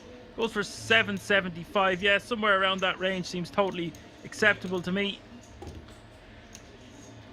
And now a big decision here for Harry Kane. He's getting a great price with his 9 of spades, but how often is Francesco triple barreling here without the goods?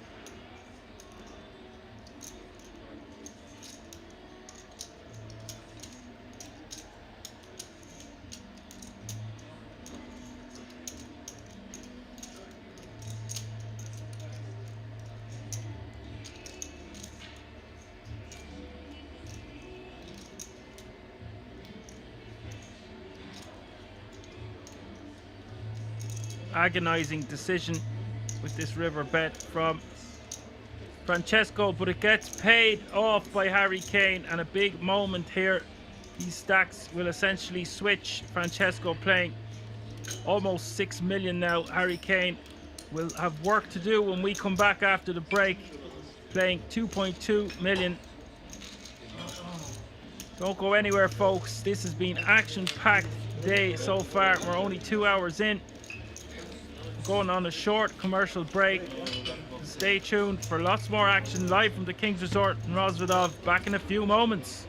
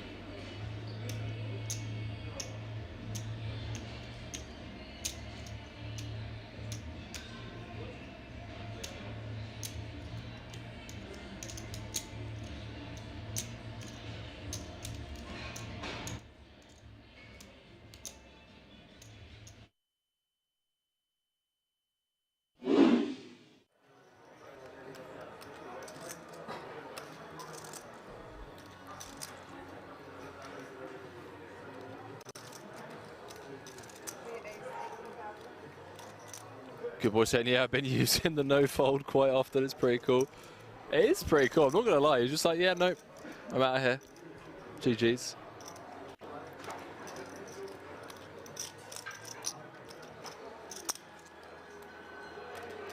Government just like, we've spotted the tanker, chat. We've spotted the tanker. Red Misty said, Poker Room Kings, good afternoon, sir, and thank you for the great coverage. Red Misty, welcome to the stream. I understand, like, tanking and whatnot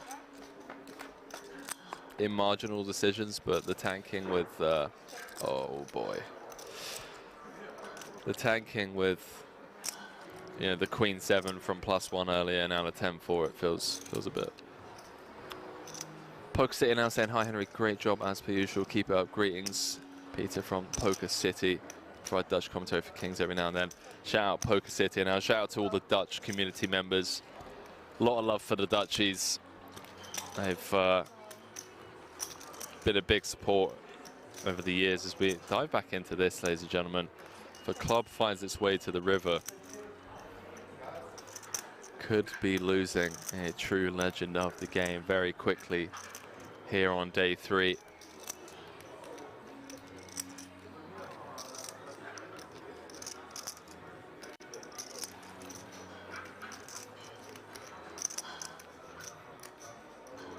See what Orpen brings on the turn. 72k in the middle. I'm going to slow down. Comes with B50. Two-tone broad texture.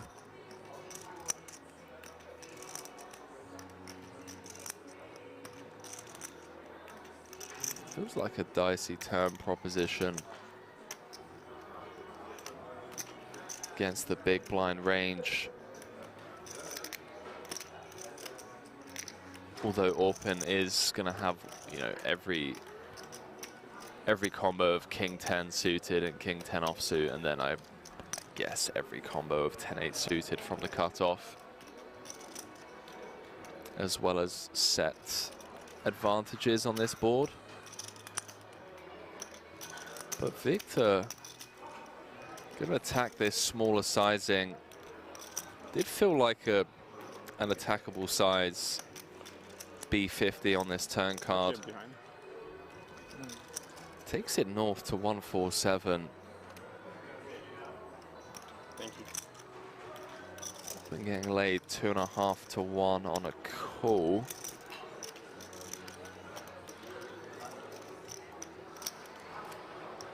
Obviously doesn't know that he has the best hand.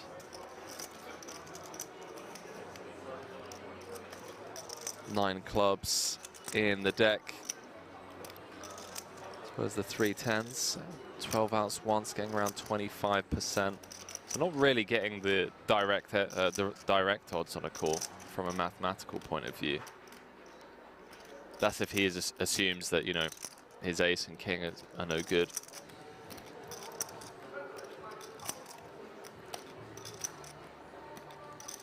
Victor Blom just picking up on this weak turn barrel. I say that with the utmost respect and love for Orpin, you know, fresh off a bracelet. Just felt like a turn sizing that's asking to be attacked. I don't know, chat. Feel free to weigh in, by the way. Feels like a turn card where we don't want to be half-potting a lot. But again, zero authority from me in the booth here. Just felt like a natural big size or a check. Orpin does make the call. 3-6-6 in the middle. Brick rolls off, and Victor Blom with the slap jam on the river with 8 high. Says Isildur, ladies and gentlemen. The fact that Orpin has taken this long with this decision here, with just ace high, actually thinking this one through. I mean, this isn't posturing, chat. This is one of the best players in the world, #1 on Turkey's all-time money list. Competes festival in, festival out with some of the best players in the world. Typically see him traveling the circuit with Daniel Dvoris, Sam Grafton, Timothy Adams. Orpin is legitimately considering this spot here. He's thinking of making this call. He's reverse engineering the way that this hand has played out. You've got to think about the range of hands that check raise turn and jam river for value. Blocking King 10, that's obviously one of the immediate good things about this as a bluff catcher.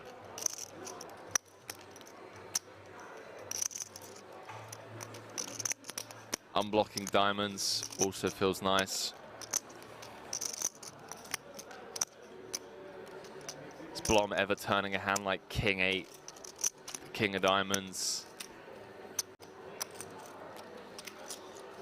into a bluff?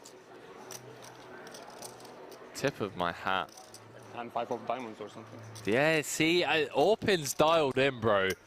10-5 of diamonds. This isn't TV table time. He doesn't need it.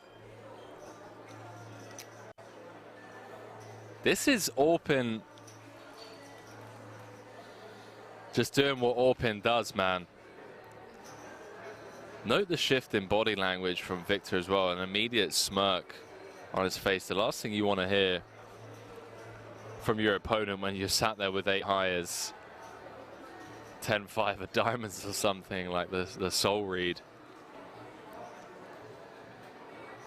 You're just turning a hand on the turn into a bluff. I tell you what, ladies and gentlemen, if he makes this call, am I allowed to go out there and just give him a hug? Am I allowed to do that? He makes the call, ladies and gentlemen, with ace high, hand number 13. Good luck, guys. Number 1 on Turkey's all-time money list. What did I just witness, chat? We really had bad hand to call as well, but Orpin, take a bow, my friend. He wasn't posturing on the turn. that sounds like some risk there, but Smelt like 10-5 a diamond, something like that. enough. He makes the call.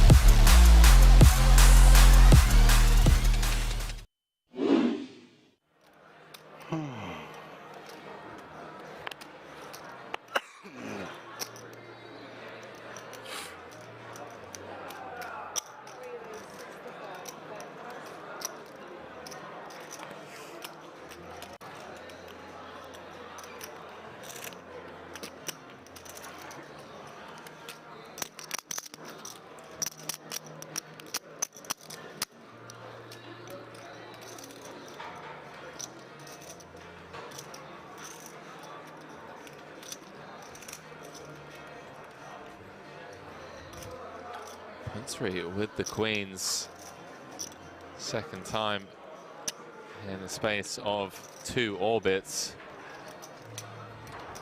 Up against Reard. Comes with the 3-bet on the button to 200k. Start off this hand around about 45 effective.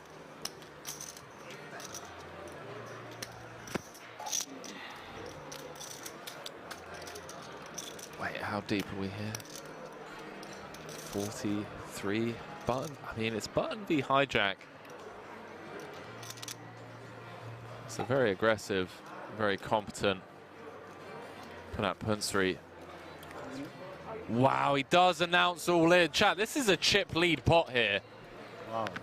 And a snap call from Punsri. And again, he sees that he's got his opponent drawing 2 outs. Chat, this is the biggest tournament of the feature table after 13 hours of play. Yeah, yes. I know. Queens again. Wow, good luck. Queen 2. Well, well, well. Possible. Jack 5-3, all clubs. Reard picking up a bunch of outs and just has Punsri dead on the turn. Hey, my friend, zweimal Queens verloren. What can you do? Wow. Queens, zweimal hoch. Wow. Takes it on the chin like an absolute champion. Put out Punsri saying, what can you do? Wow, nice. Has Zidek drawing to 2 outs. Nice. Queens against 9s. 1.1. Again for a chip lead pot. 1.1, yeah. 1.1, yeah. 1.6. 9 on the flop. Now had Rear drawing to 2 outs. 1 for 50. Queens against 10s. This is Gets 4 flushed. Put out Punsri, still smiling somehow. Says, what can you do? I tell you what, chat. 1,450,000. Wow. That man on your screens right there. 450? Yeah. Remember the name. Put out Punsri. We're going to be seeing a lot more of that young man from Thailand.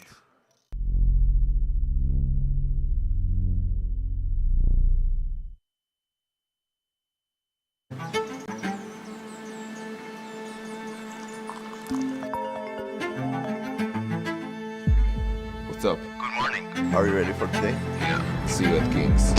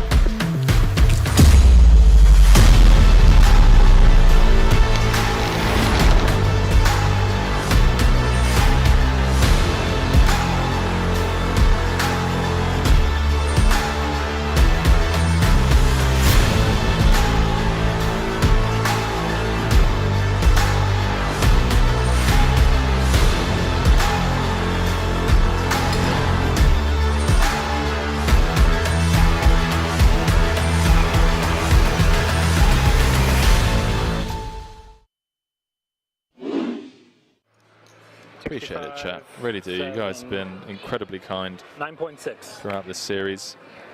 Glad you're all enjoying the coverage.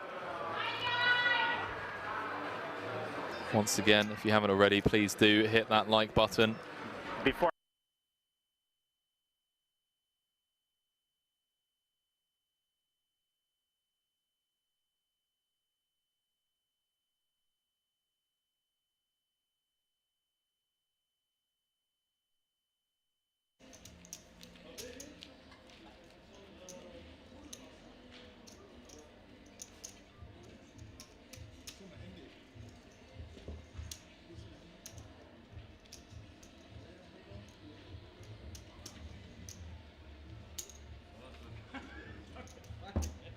Great play, man.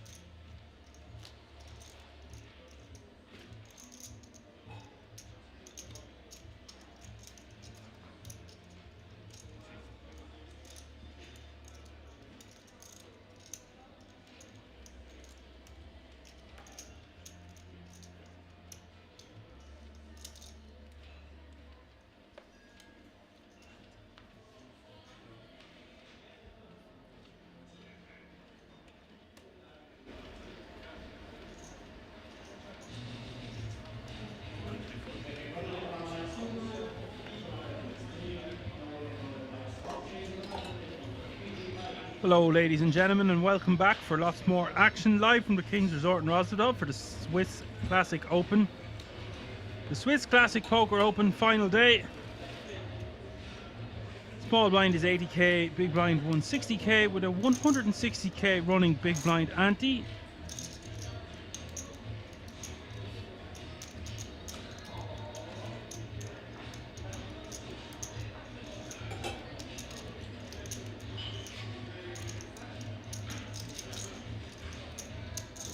Twelve players remaining, 2 tables of 6, only 9 will go to the final table.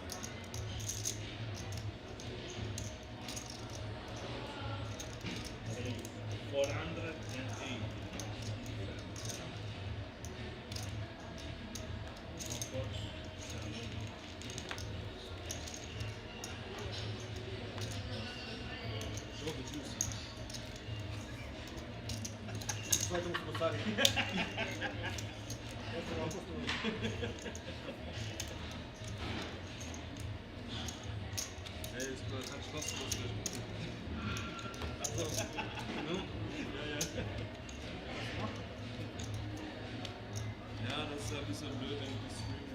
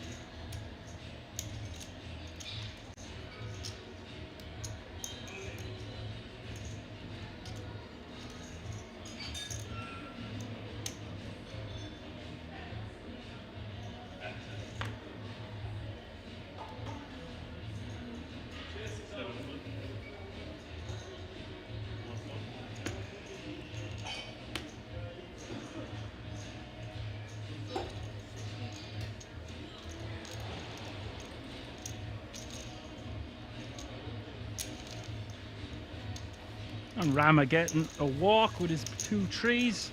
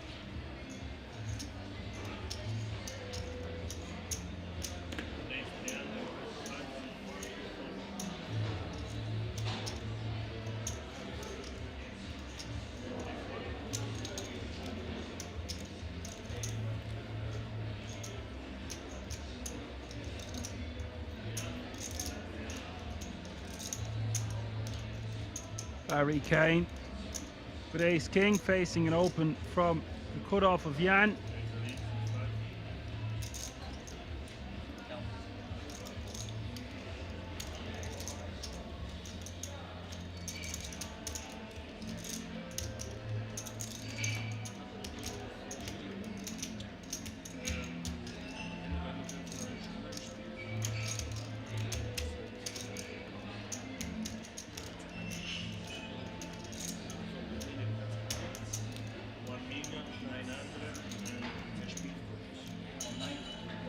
It was Harry Kane's turn to re-jam on Jan.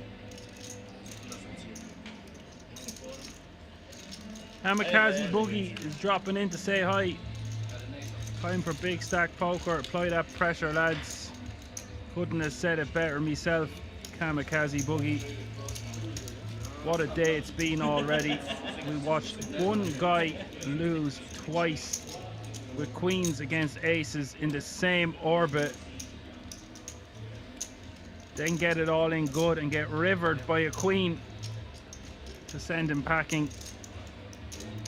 He had a big enough stack there. Two huge situations where he ran his ladies into aces inside of 10 hands. Crazy.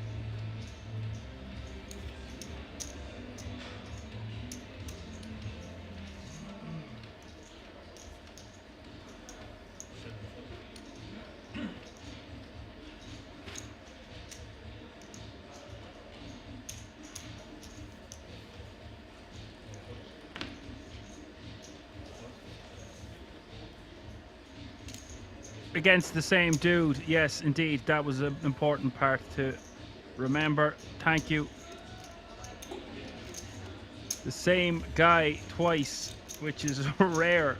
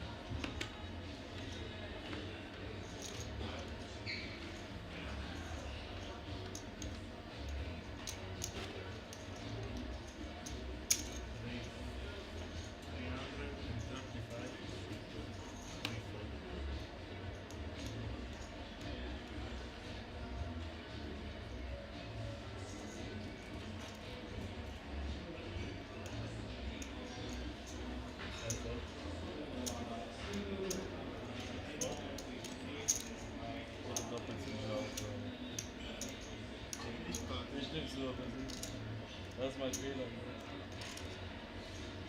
Meistens aber wenn ich blöff, krieg ich immer das Heißfeld zurück. Aber das war ja kein Bluff. Aber Preflop, das ist einfach so ein schlecht gespielt von mir. Preflop, ja, wenn du drüber gehst.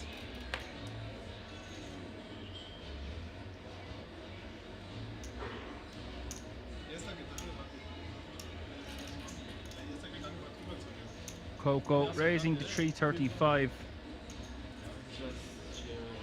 The ace-9 offsuit. Sergey in the big blind. Let's ace-5 offsuit go.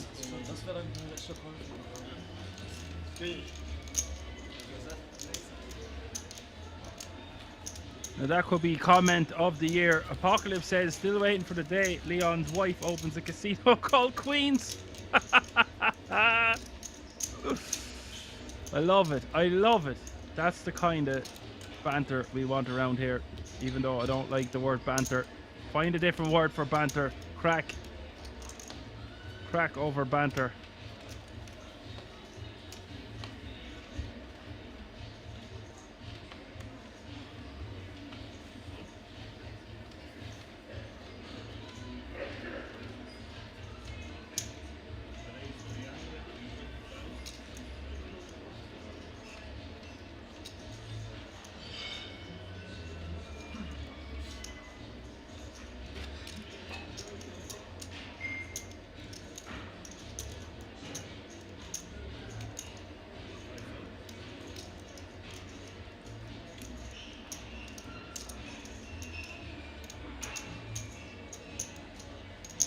Rama with an ideal re-jamming situation, but decides to just flat.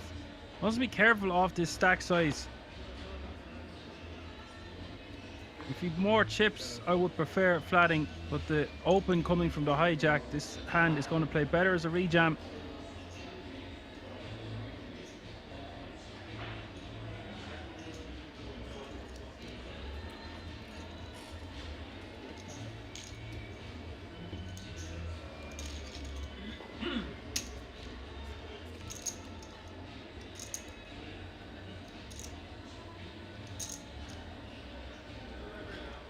As it stands, Edmund Rama flopping top pair on a terrible board for Francesco, and this smacks the perceived button defending range from Rama.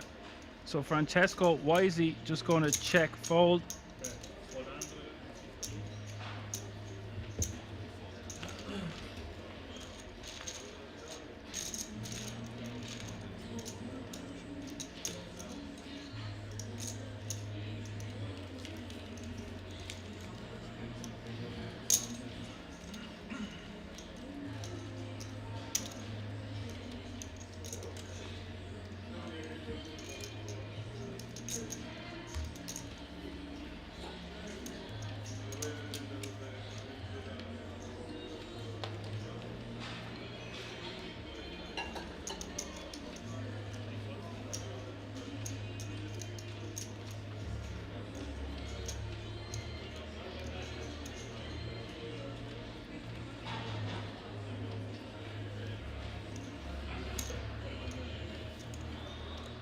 Yes, Jaxie, it's just a jam from Rama all day. If he 20 blinds and above, I think I prefer just calling. But sub 20 against an aggressive opener in the hijack, we're just going to be printing more money by jamming pre.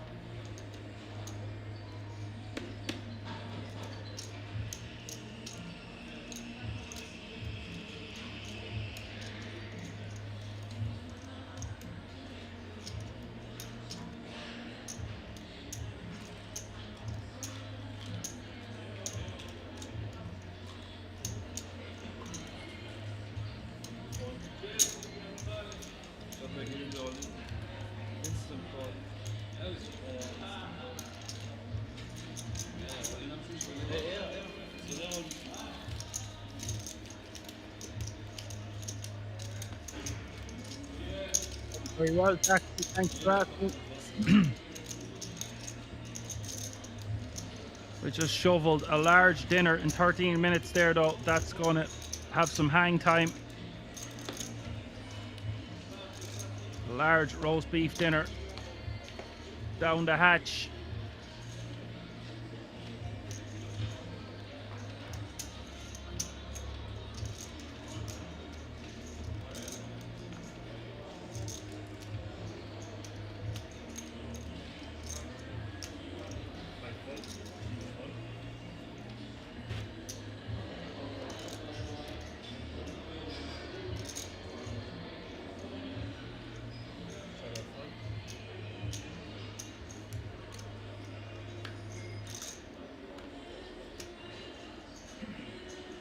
Siki asking, no pistachios today. I love pistachios. I'm all out of pistachios, but I would save pistachios for a midnight snack. They would be the last thing I would eat at night because they are one of the few foods that produce melatonin that helps us sleep at night. That's my tip for the day. I probably mentioned this on stream before, but I'm mentioning it again.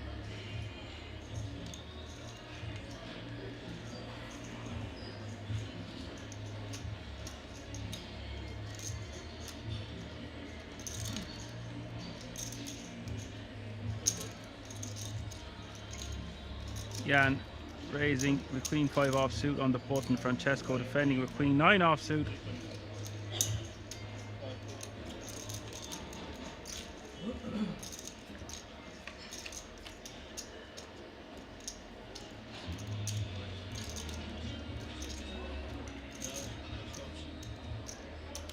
Ace 9-6 is the flop.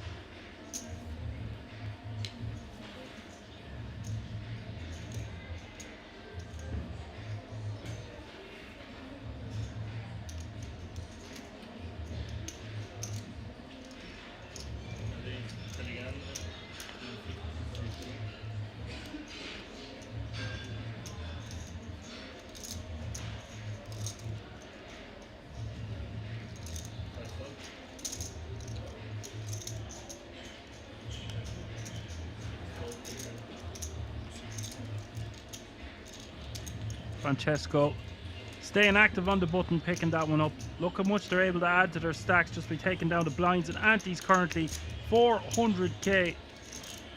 You do that a couple of times and that's a stack.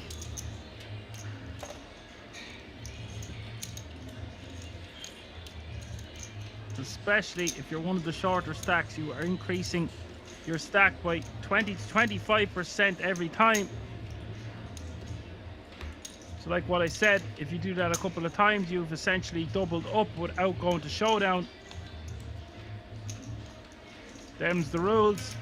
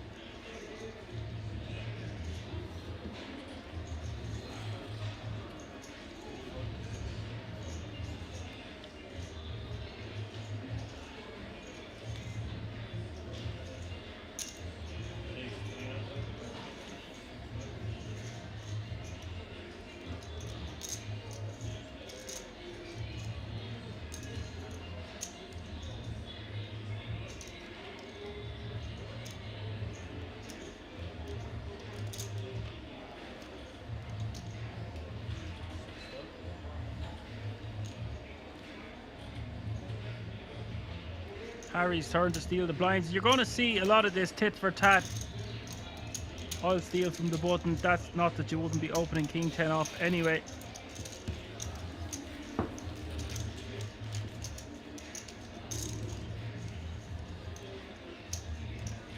If you are just tuning in, make sure to check out our new YouTube video every week on our YouTube channel. Loads of great content over there. You can find us on all the regular socials, of course, Facebook, Twitter, Instagram. We even have a TikTok channel up and running at King's Resort Official. Great videos and content on there. Also, make sure to drop us a like and subscribe to any one of those platforms. Giving a special mention to the YouTube channel because there's so much time and effort gone into the production, the attention to detail.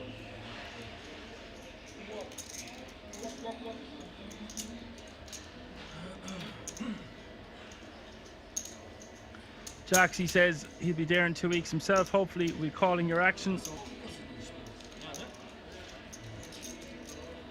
That will be for the Poker Millions, if I recall correctly.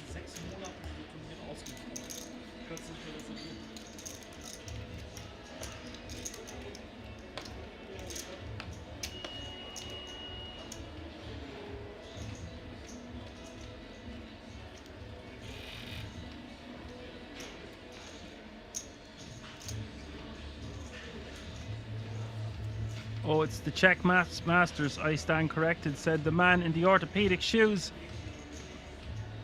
There's just so many events happening at King's, it's hard to get a grasp of them all. I do my best week in, week out, broadcasting. There's also the PLO Big Rap coming up. You've also got the Eureka Poker Stars. You've also got the Czech Masters.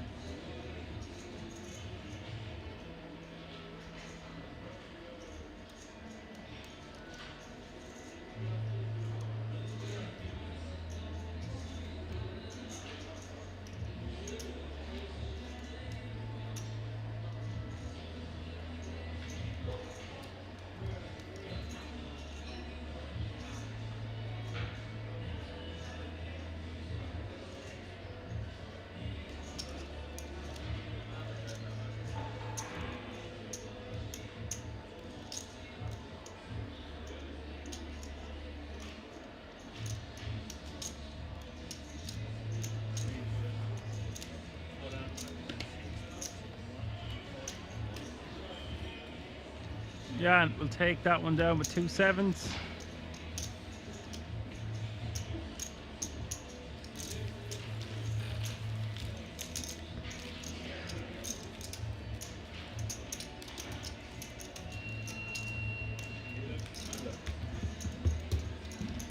Jan comfortably in the lead with 60 big blinds. Francesco in second. Coco Jambo third. Harry Kane fourth. Sergey fifth. Tied for fifth and sixth is Sergey and Edmund Rama.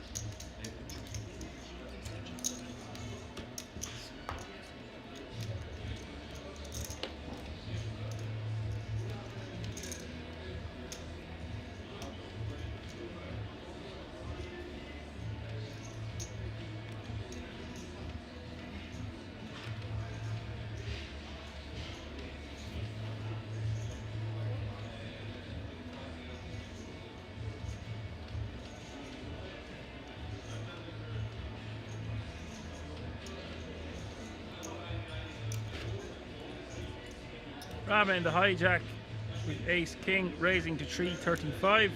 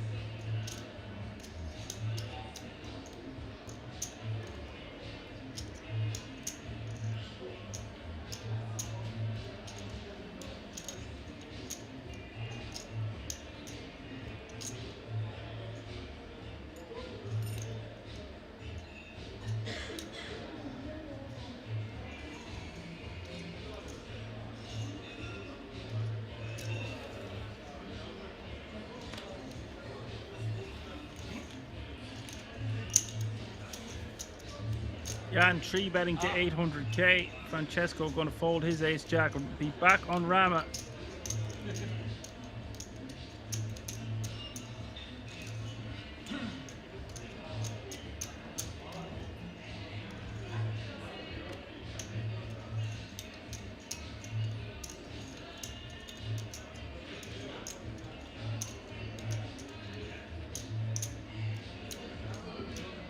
So that's a spot where I wouldn't have minded Jan to just...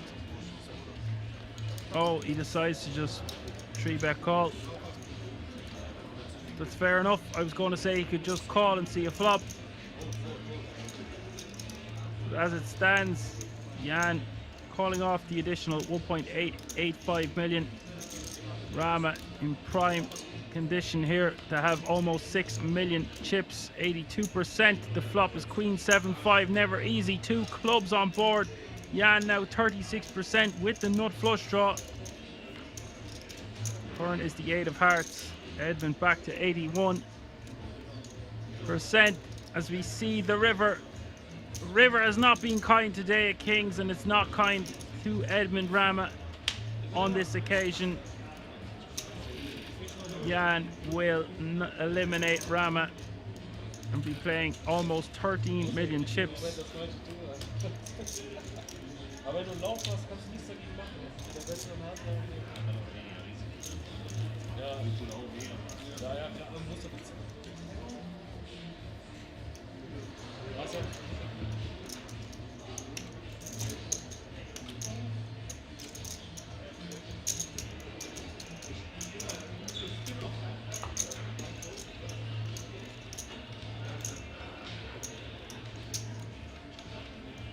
Jan going to be hard to take down now. Playing a monster stack at this table with 11 players remaining. All players guaranteed €3,317 now.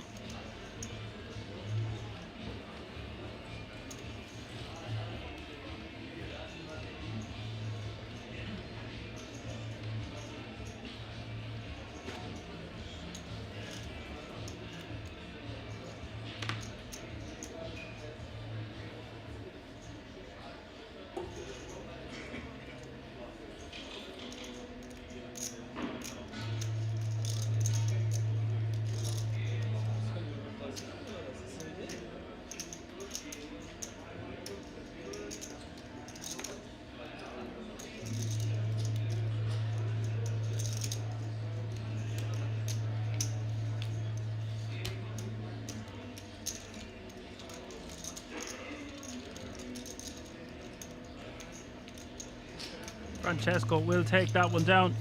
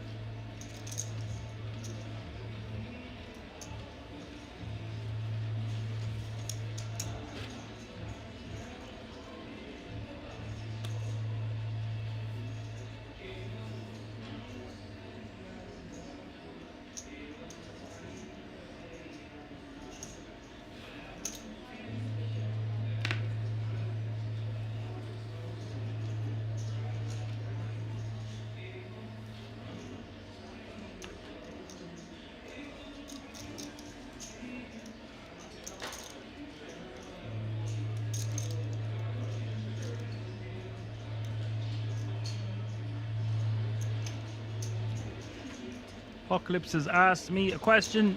Do I agree that the massive chip leader should be attacking a whole lot of hands? Yes, I really, thoroughly, wholeheartedly, massively agree. But what I said last night stands. We put the foot on the gas against the right players at the right time.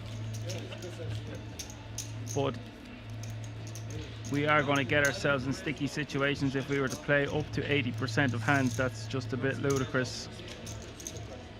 But we will have a very wide opening range, especially 2 players away from the final table.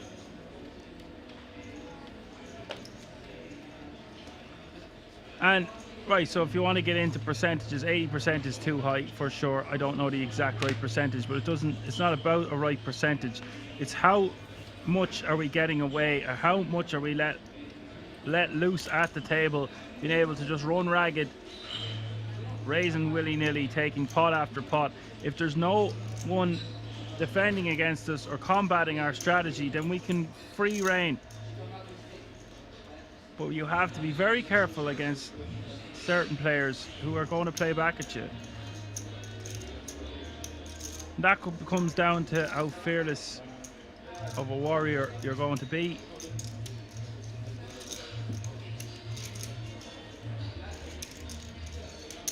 Foolishness and fearlessness are often very closely knit together.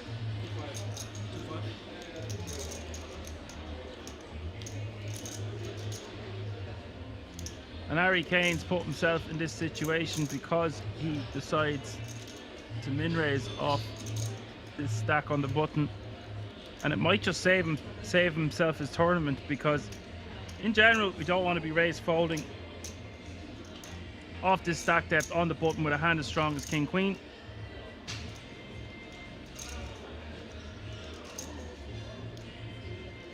And if we are going to do that, we're better off just jamming ourselves, but we can see that this is not the case. Sergey with a monster hand in the ace king of clubs, and Harry Kane being put to the test.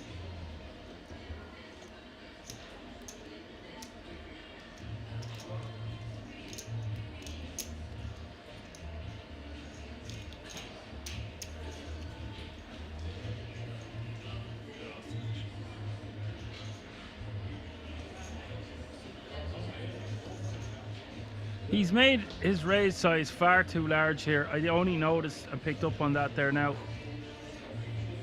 Did he make it almost 5 times the big blind? This is just...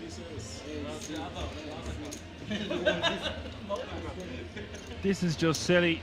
I don't know how much exactly he put in of his stack, but if it was 800k and he folded, then he is getting way too good of a price to call. We can see he was dominated on this occasion, but you're even flipping against jacks if you have king queen offsuit. He invested too much money there. But as it stands, it's a fantastic fold, and it's worked out in his favor. As Apocalypse says, also depends on the cards you get. If you get 5 big hands in a row, then attack 5 hands in a row. Well, I was explaining the strategy without going into running like a god. People don't get these stacks to apply the pressure by being in it or playing a very tight strategy.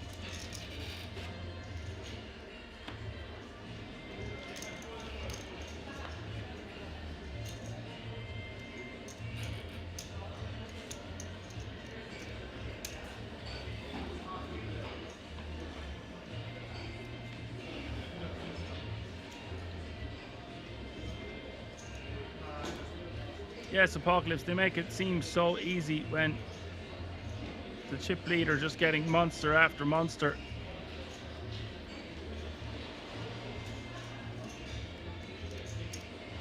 Timed aggression in any sport, etc., is always a useful tool.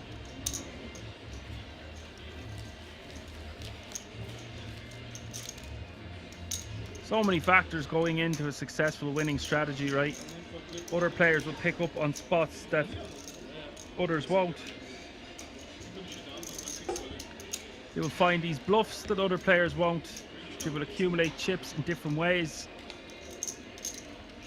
That is why it's such an art form, poker. It's a beautiful game.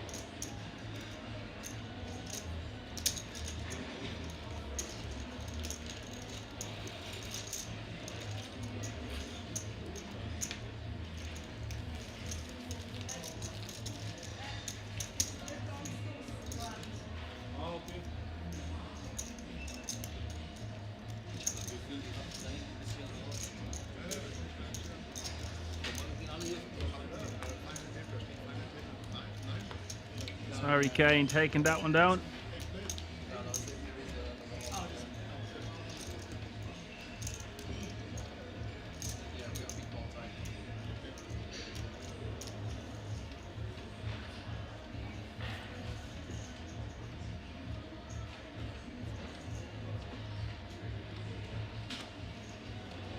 Also, I mentioned this already, but they are playing 1 hour blinds. It gives the players additional time. It's not a 40-minute clock or a 30-minute clock. There's plenty of time. These structures are designed specifically to give players the best experience they can give them for the buy-in.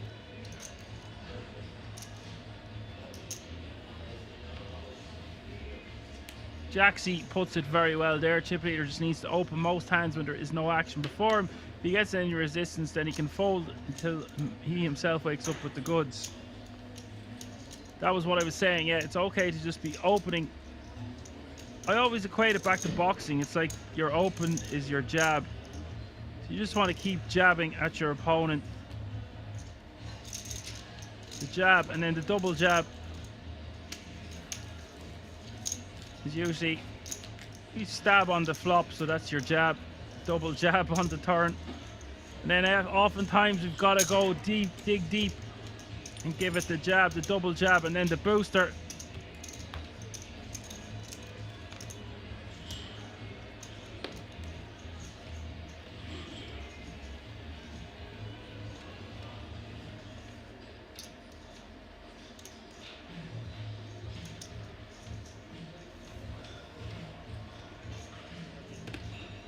What do you think about that for a strategy? As long as you're applying aggression but not wanting to get too carried away in huge pots, because that could be detrimental to your stack. Shatter your ego. More times I've lost half my stack shattering my ego when I've been very close to big final tables. It's very hard to regroup and stay composed after that. Oftentimes you'll find yourself on the rail in 11th, 12th and 13th place, where had you just kept a cool, composed head, you'd easily folded your way to 5th or 6th place without going too crazy.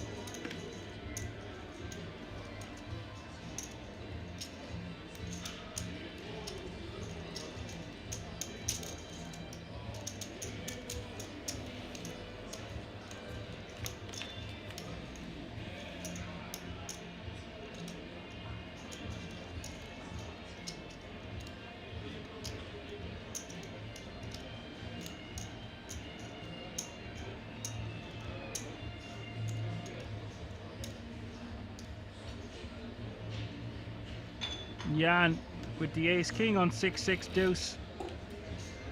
Coco Jambo defending with the king 9.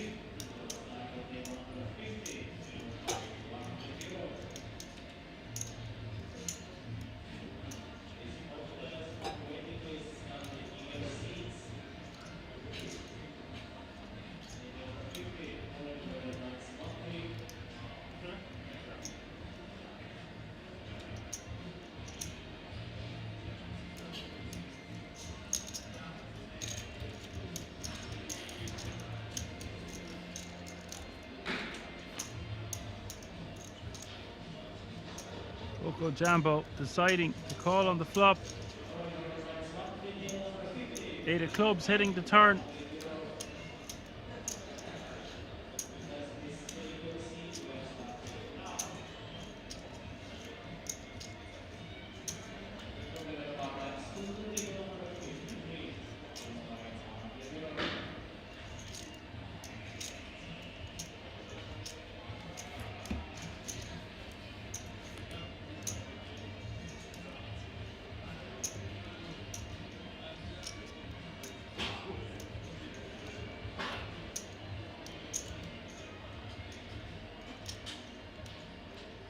Now, don't know if Coco Jambo had a plan floating the flop. It's a tough sell to bluff on the river here. Just decides to let it go.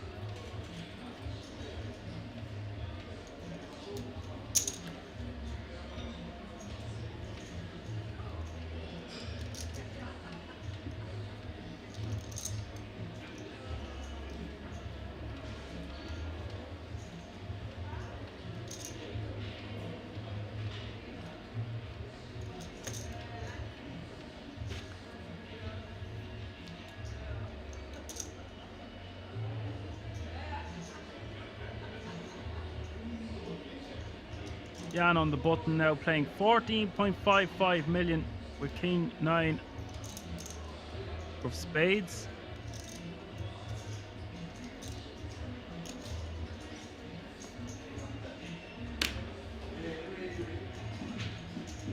Making it 325 to go.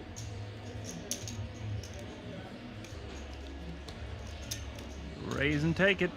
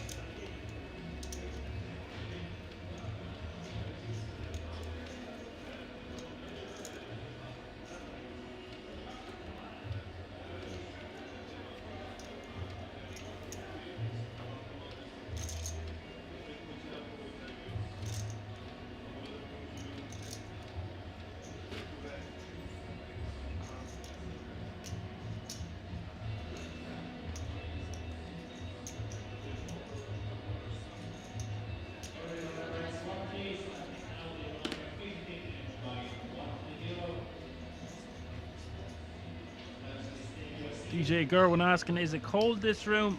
I presume, yeah, it could get very cold. Jan has had that scarf over his face ever since I seen him at the feature table yesterday. Takes it off in between hands.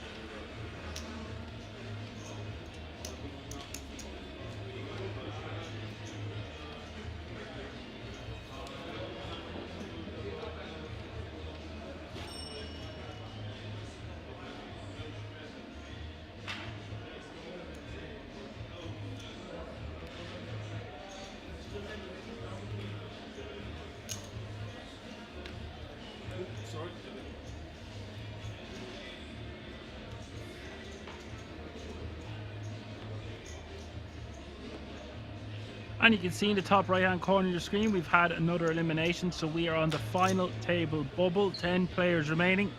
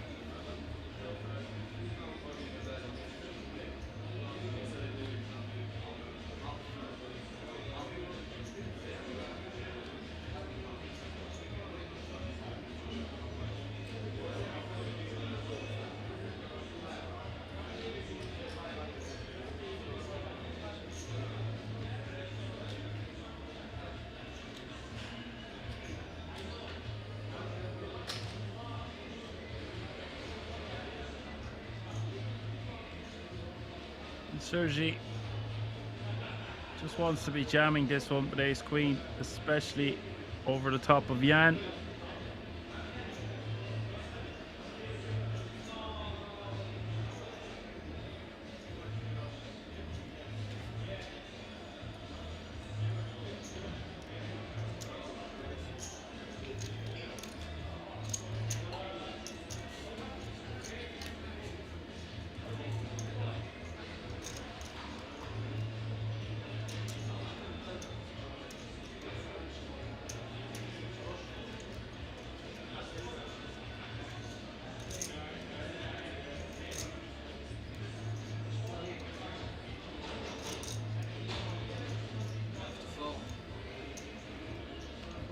Jan shows the queen and folds.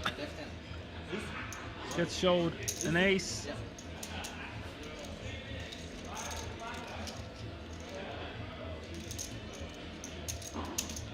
Gets some free information for himself there by showing a queen.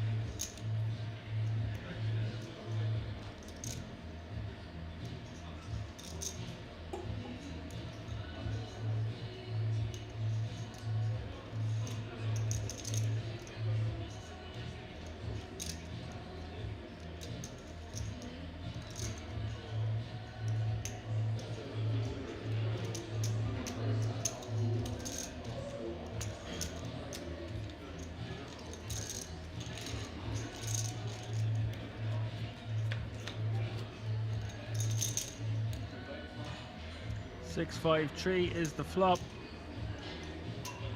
Jan with an inside straight draw, backdoor heart draw.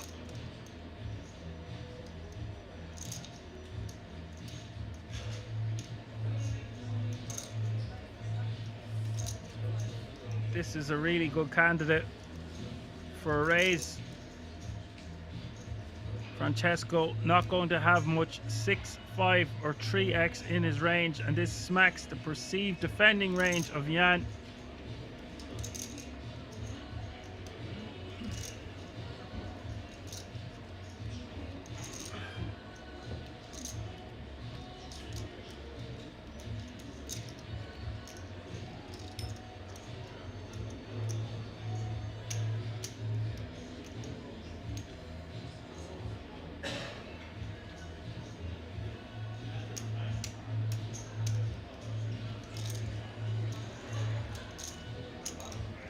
He elects to just call, which is totally fine also. Turn is the 10 of diamonds.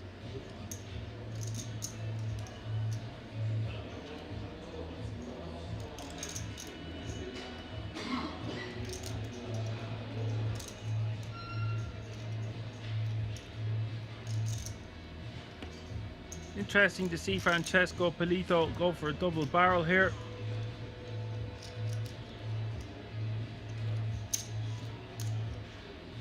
Bets 700k.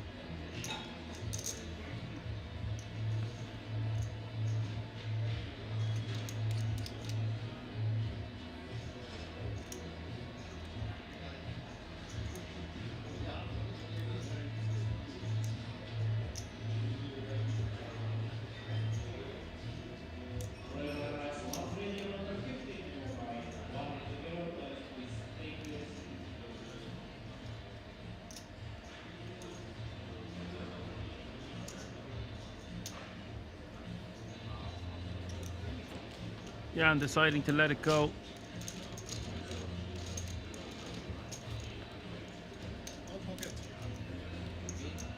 This is indeed the FT bubble. 9 will go to the final table, and you can see the disparity of the chip stacks there. Jan in pole position. The Frenchman surrounded by Germans. Double the chips of any one of them.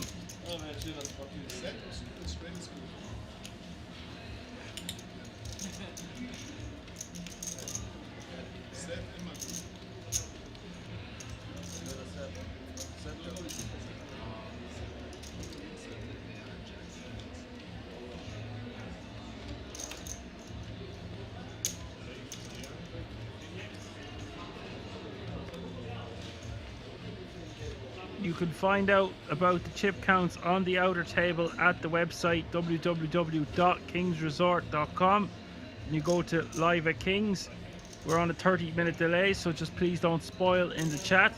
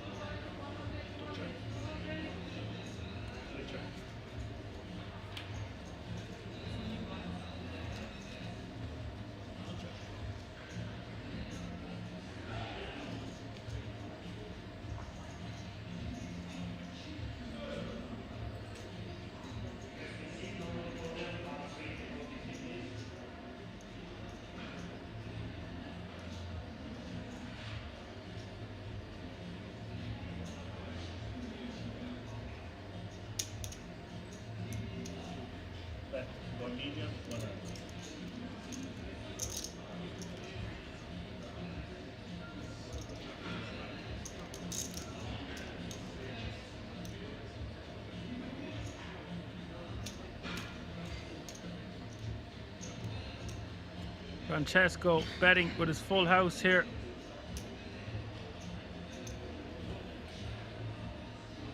Coco Jambo wondering what he can beat.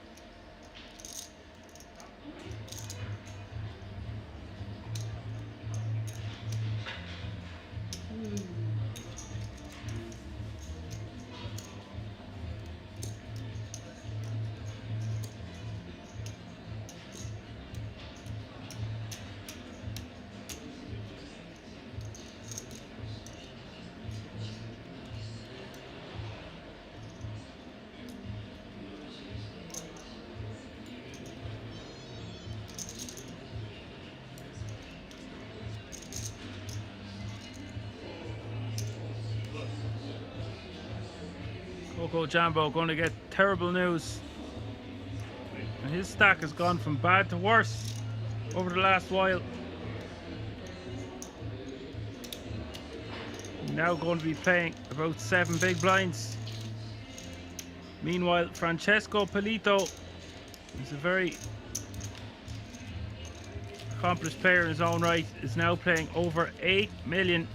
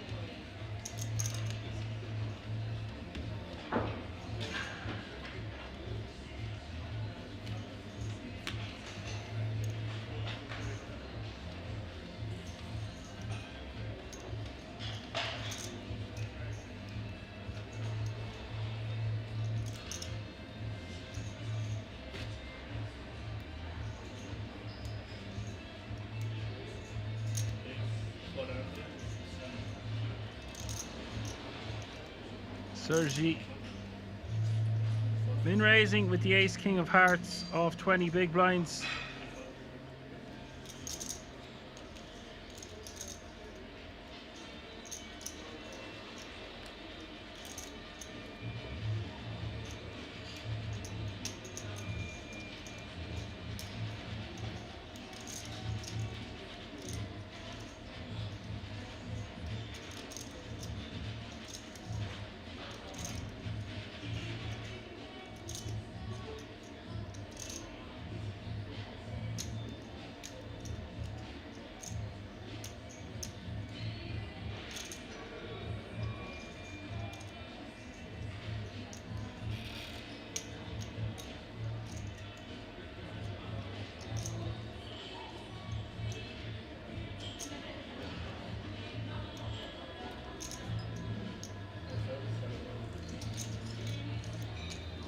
Harry not going to defend his Jack 10 off suit. The blinds having just gone up is going to put massive additional pressure on the shorter stacks at this feature table.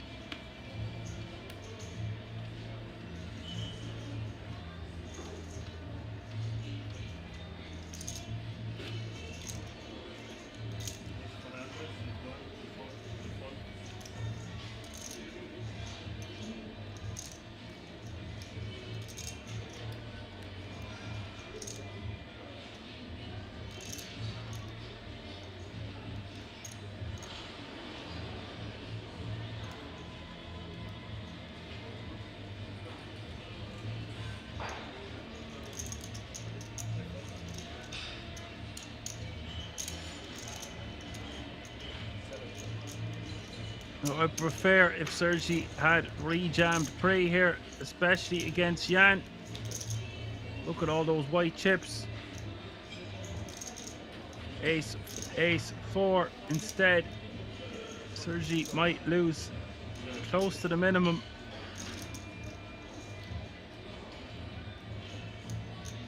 Jan's trips wants to bet a small sizing here. 350. 300. Goes for even smaller, 200.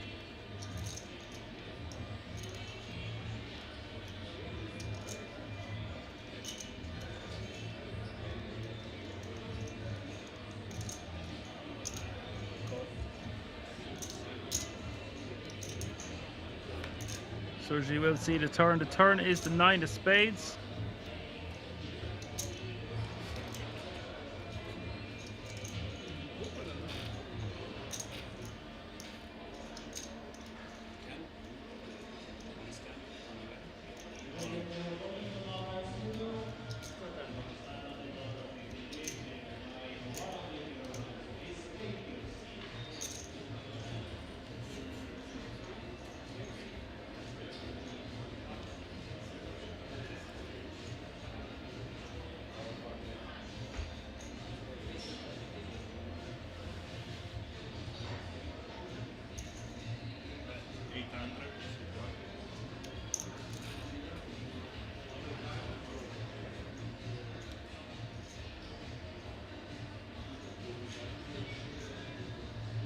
Jan going for a second barrel of 800k to set up a river jam.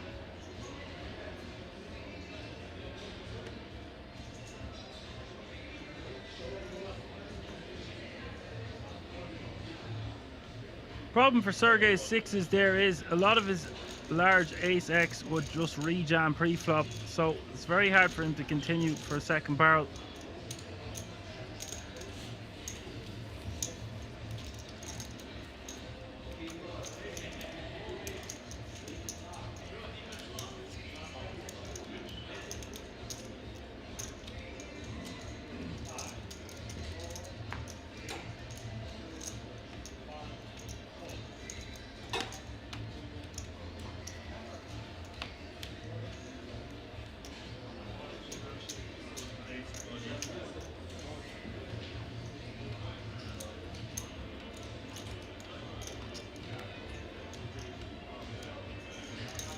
Coco Jambo jamming with his 6-5 of clubs. Francesco with 2 black ladies in the cutoff calling.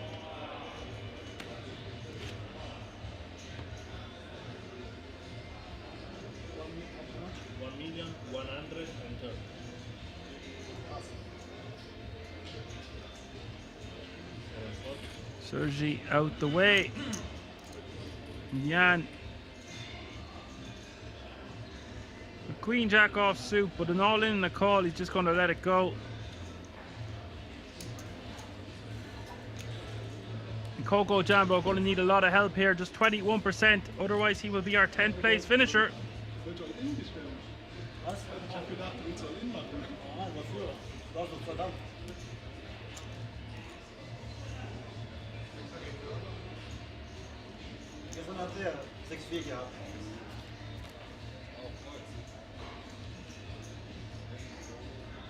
King, queen, 6 on the flop.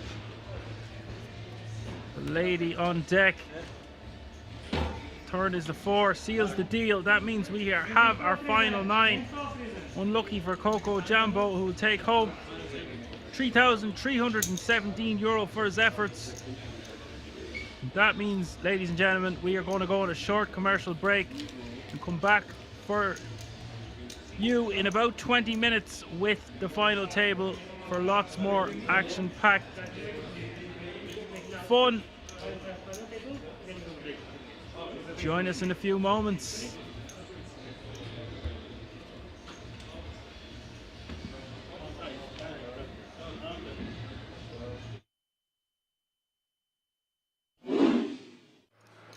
Appreciate it, chat. Really do. You guys have been incredibly kind 9.6 throughout this series. Glad you're all enjoying the coverage. Once again, if you haven't already, please do hit that like button. Before I bust, will you tell me if I was dead there? Really helps us To give Orphan? spread the word and reach a wider audience. As Nicky B says, before I bust, will you please give me that info? Yeah. Sean Deeb, gonna look him up. 7-5 of diamonds. Domination Nation.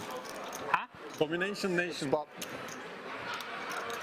You sucked out on me in the same spot earlier, so I hope I revenge it.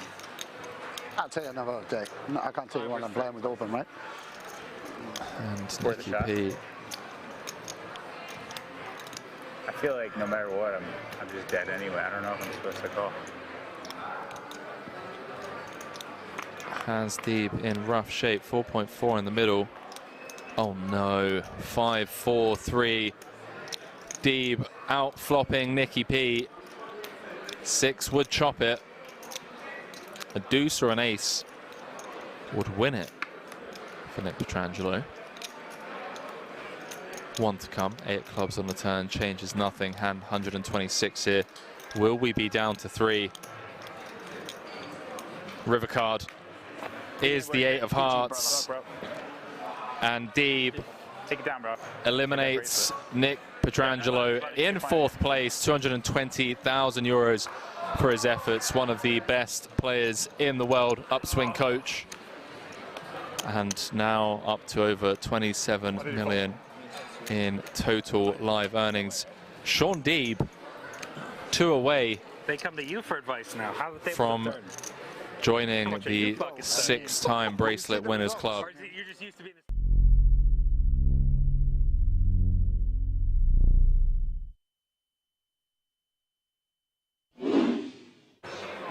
You end up gagging and almost throwing up at the smell of your own, you know.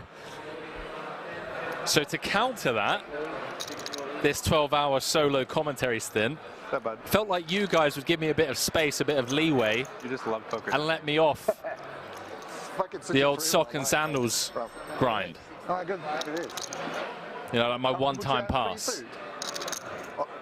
Bam saying never an excuse. Boots saying agree, sock and sandals is brutal. All right, chat. Okay. But apart from that, I'm all good. And issues with our central nervous system, but other than that, Celebson saying getting paid millions for it. Millions. All right, chat. All right. Okay, no more socks and sandals. I see how it is. or society. So we jump back into this. Other than that, living Button open from Nicky P. Deeb with the 3-bet out the small with the queens. This could be a chip lead pot, ladies and gentlemen. 5 seconds. Orpin has woken up with ace queen O in the big. Button v small blind v big blind.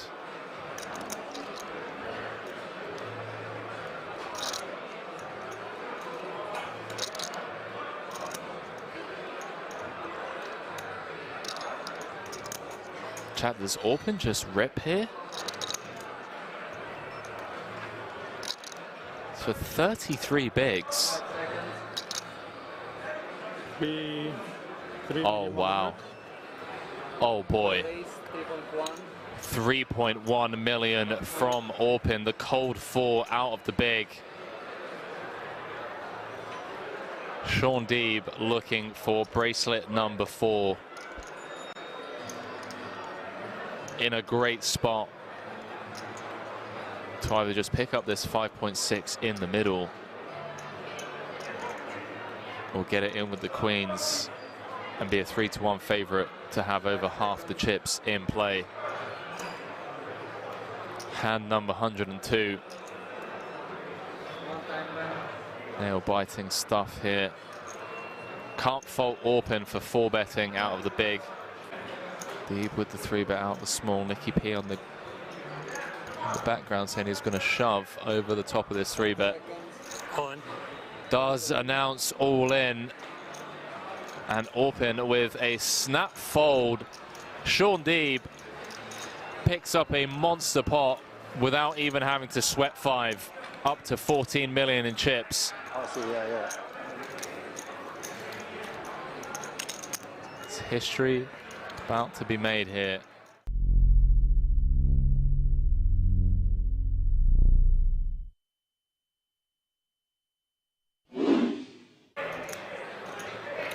Eight of diamonds flashed. Sean Deeb snap mucking the queen 8. Timothy Adams gonna click call with the pocket 5s. He is flipping. Maybe this is what the Chat, I will catch up with you after this hand. some of the all-ins and All-in and calls. 5 away I mean, it's been pretty fast-paced. from either being down to 4. Like, as a spectacle. what did you have? Don't give him all, but don't fucking tell him. Favorite spots? Oh wow. I mean, I had naked 6s. Like 6s, the worst. I mean, the way my range plays is like the worst pair, and it's just like. Yeah. Are they gonna deal the turn? I mean, it's just like a nasty spot. Sure. That was such a long. Sweaty turn card. Orpin looking for a 6, 8, 10 or a king to eliminate Timothy Adams, and it's the King of Hearts on the river.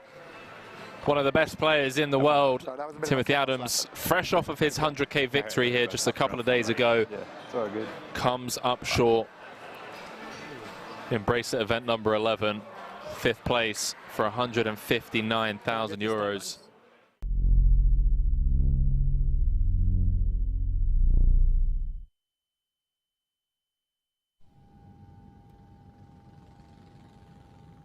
December, so I'm going 7 hours back, right? Okay. So how do you... I'll explain how I did it from home. Okay. So what I do is, my flight left at 10 p.m. Right. Right? I want to wake up around, it's 8 hours forward. Right. So 10 p.m. my time is 6 a.m. there. Right. 2 hours into the flight is about 8 a.m. Right.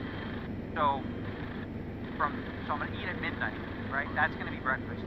Before midnight, I don't have any food. I fast the whole day before noon. So like if you do earlier, it's even better. You know, anywhere from like 8 a.m. to noon, you have a big meal, satiate yourself, and then you basically the time that you will be asleep, you're not eating, right? Then when the new time, like, oh, I need to wake up here, it's like this is true in the animal world too. Like when they eat, that's the start of their day kind of thing. Yeah. So the body's tricked into thinking that, all right, this is the new beginning of my day. I fasted during sleep. So you fasted from 12 p.m. your time. Yeah. You then got on the plane at 10 p.m. You didn't eat until midnight. Yeah. You went 12 hours. I did 12. Yeah, just 12 to anywhere 12 to 16. And that was 8 a.m. Okay, I see.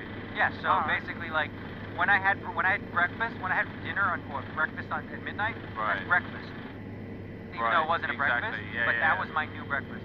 Because I hadn't eaten, right? So your body's like. I'm gonna give that a try. Yeah, there's science behind it. It's not just like old wives' tale from Phoenix. It's a real thing. Yeah. I'll have to give it a try. And then of course, if let's say it doesn't work or whatever, and you're up at like 4 or 5 in the morning, don't eat. Okay. Like, that's the key thing is like if it doesn't happen the first 24 hours, like always make sure that you're not like eating, 4 hours before you want to wake up, because then you're gonna stay all fucked up. This schedule here for these events though, it's so fucked up that I don't even know what time makes sense to wake up, because I think I'm playing a lot of 4 p.m. tournaments. It's pretty late. Yeah. Pretty late. 4 p.m., 6 p.m. till 2 or 3.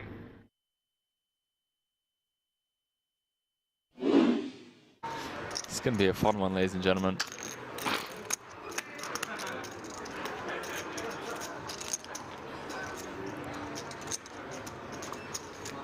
你死咗個。唔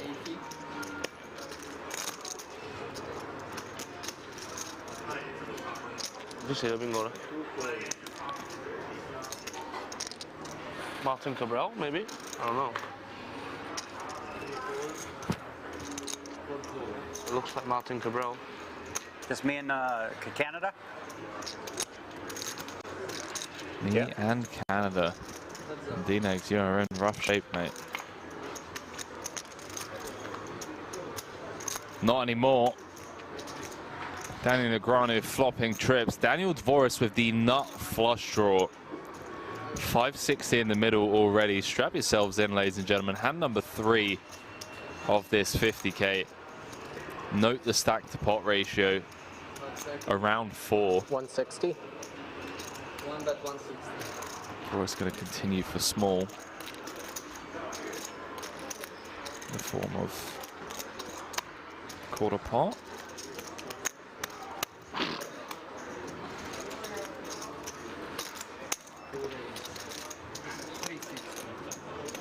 Man, D-Nex just gonna click it.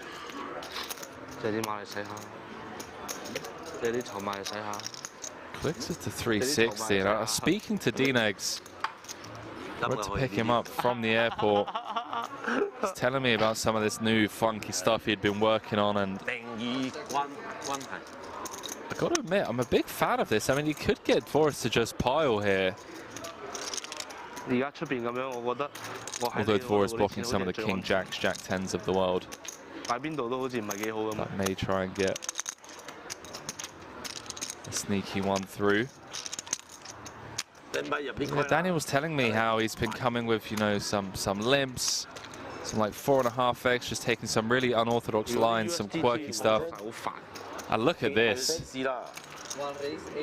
Daniel Negreanu has leveled Dvoris into 3-betting on the flop to 800k.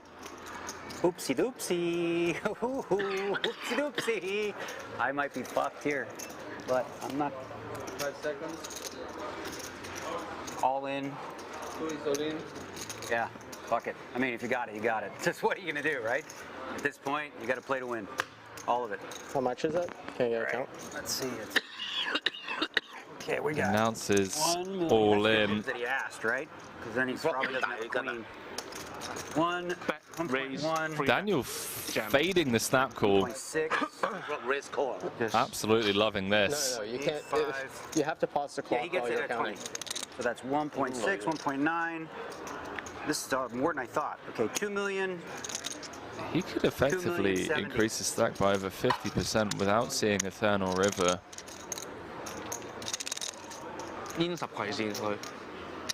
Dvoris just going to run the numbers in his head.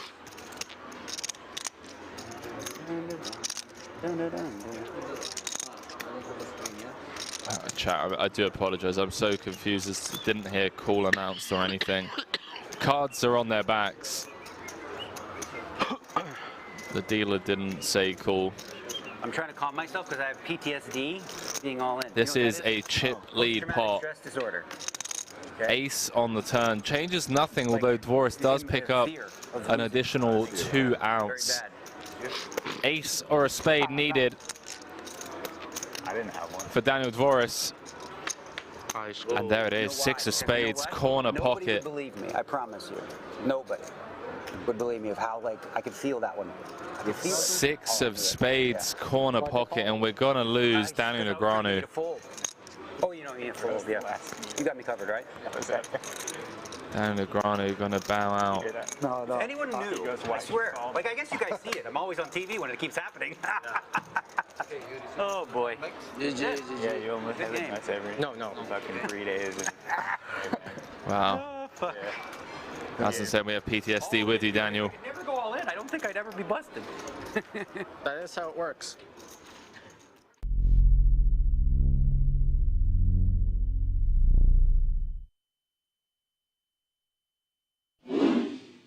Ice Cold Spear says it's hard to kill D, but not gonna lie, yes, my boy getting it done. And Paul Flat getting right back on the horse. 2 very playable hands back to back. Kardashians in the hole for him.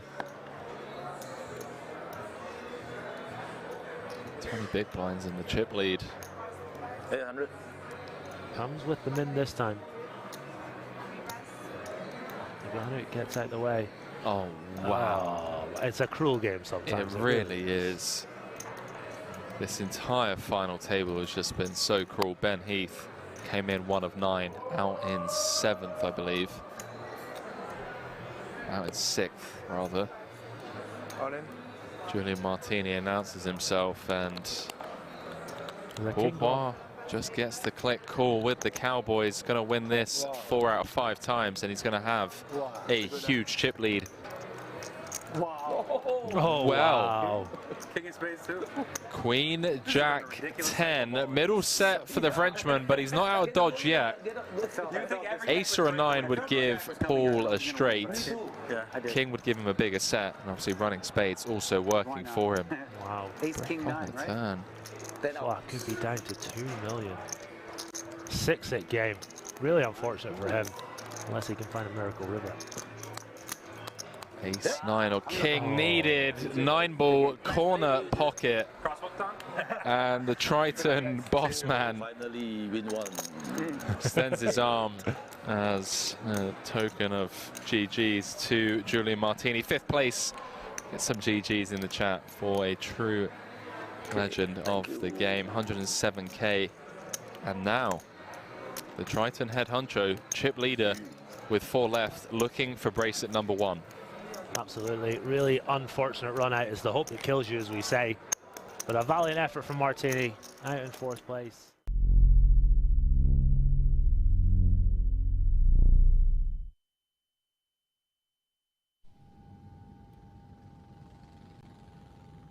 But I always liked both. What I used to do when I started my career is I played cash as my job. That's to pay the bills. And then at night, I would go play these like nightly tournaments at dessert. Right. So I was playing 10, 20 limit hold'em, making about $45 an hour. Yeah. You know, and then I would go play these $20 tournaments of 3-buys at night because I enjoyed them. Yeah. Right. But it wasn't like something that I looked at as like, oh, that's a stable living, right? Like without the cash game come, tournaments are nuts.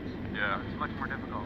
That makes a lot of sense. So like I would stick with, I mean, I don't know how your brain works in terms of like learning 2 things at the same time or how much it would sacrifice, but like if cash games is where you make the majority of your money, I would, you know, still do that and then like, you know, sleep into tournaments. Yeah. That's what I've seen a lot of the guys do, and it's crazy because like I'll cover you guys, you know, like anything higher than like a 10k, and I'll feel extremely comfortable in my knowledge and understanding of what you guys are trying to achieve.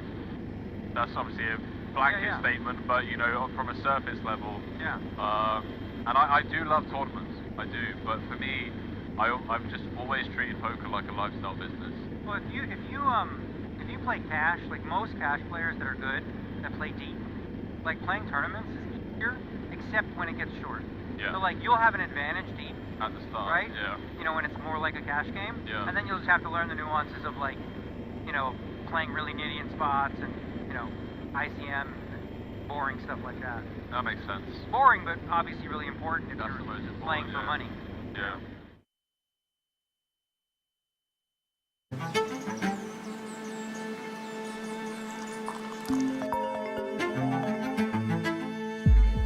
What's up? Good morning. Are you ready for today? Yeah. See you at King's.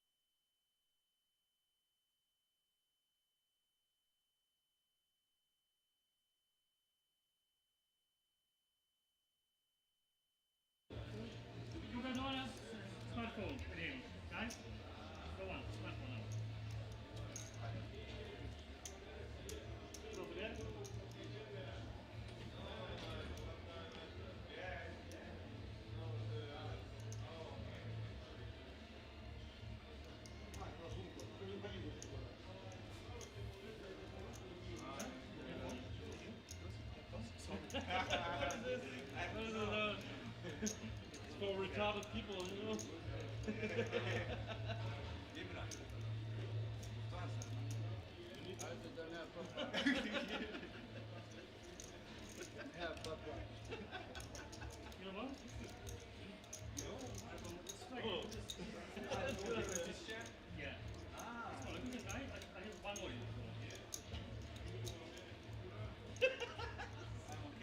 Looks cute.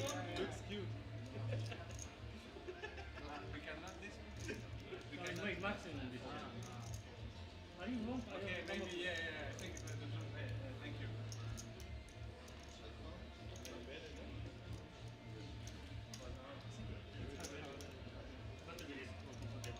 Thank you. Elle me l'avait mis là parce que c'est la chaise.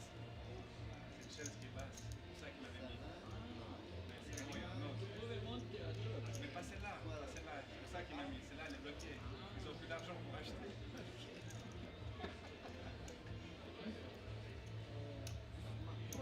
Welcome to final table. We'll continue at the last position. Yes, it's yours. No, it's Max.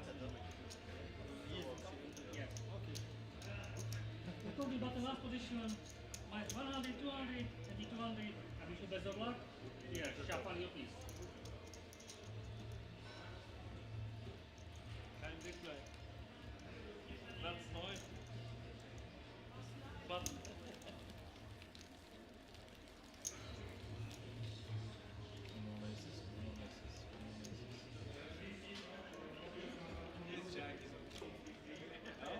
A6 is okay. A6.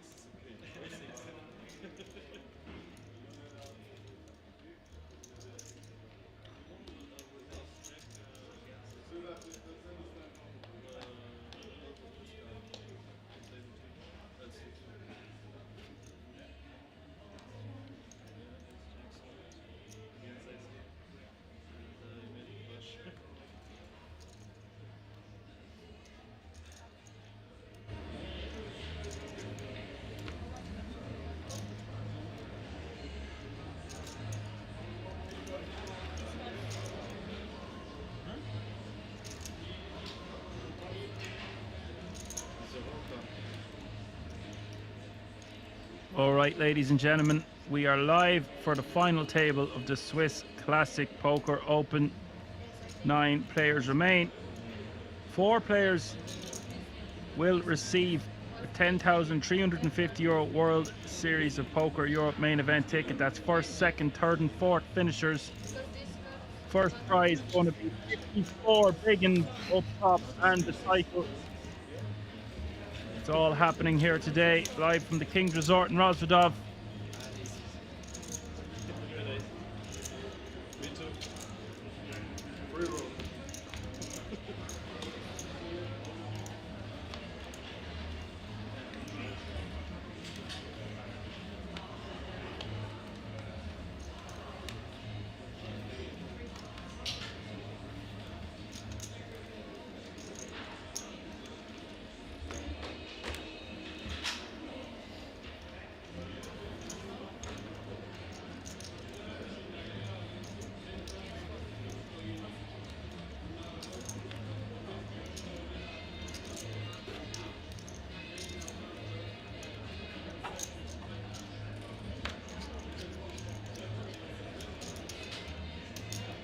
Blinds are still 100k, 200k, with a 200k running big blind ante.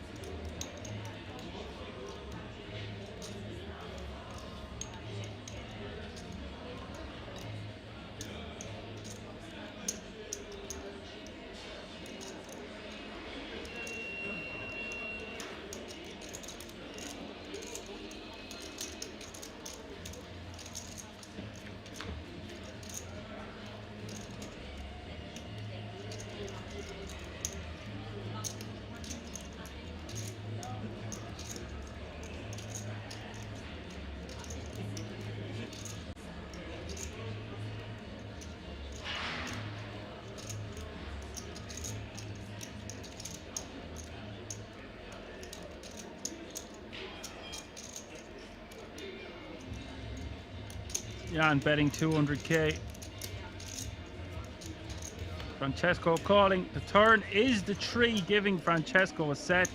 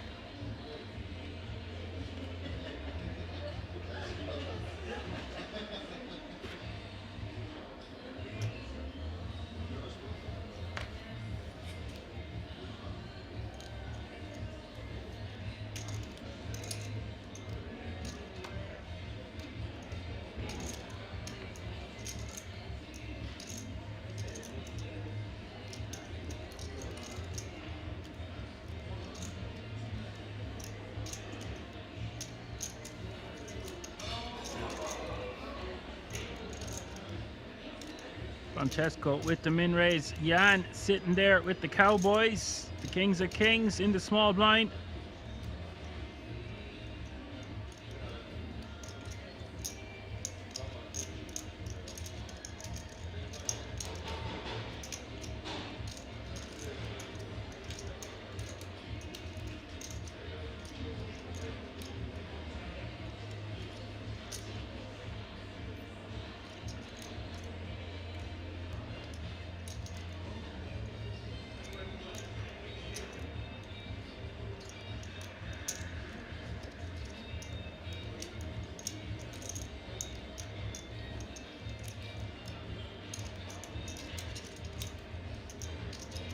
3-bet to 1.6 million, 4 times the original raise. 1.2 million back on Francesco to call.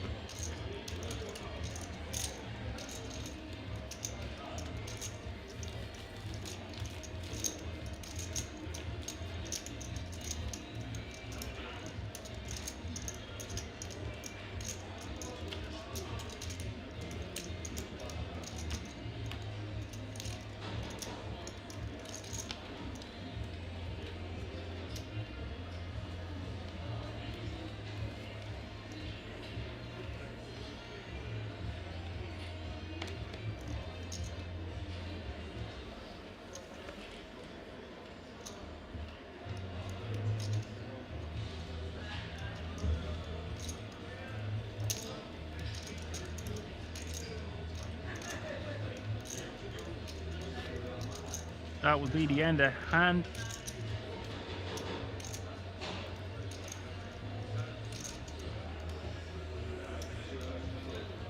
The 2 10s raising to 400k. Zaharaji.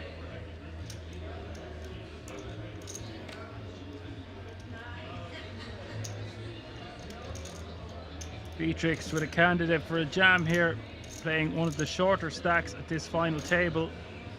11 big blinds in total.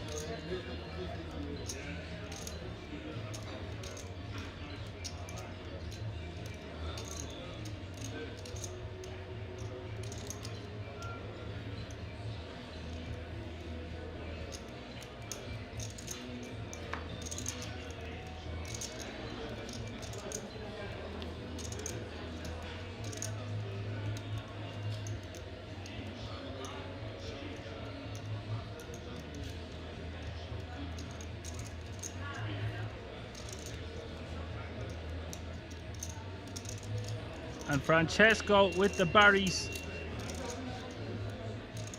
The Barry tea bags. The aces. 3-betting to 1.5 million. I don't like this sizing from Francesco. Only needs to make it 1.1, 1.2 million here. Even a million, although a million is a bit too small. It's a dead giveaway. Surely putting the action back on Zaharaji.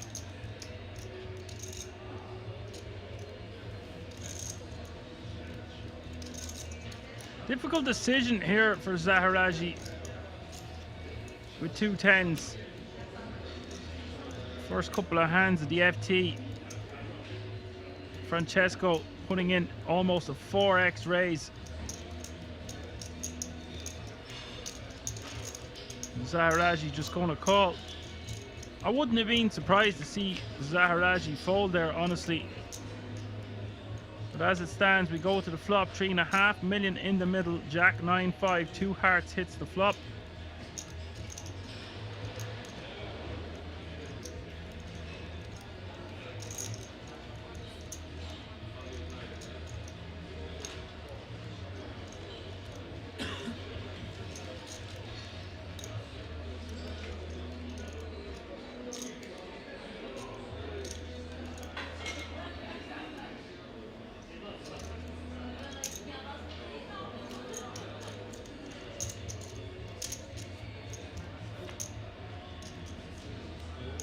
$1.3 million is the bet and the call. Turn is the deuce of spades. Now with 6.1 million out there, Francesco setting up a pot jam. 60 to 70% pot jam.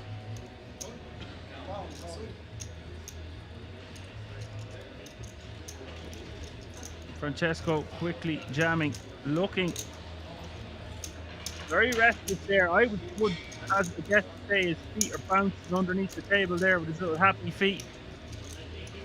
Zaharaji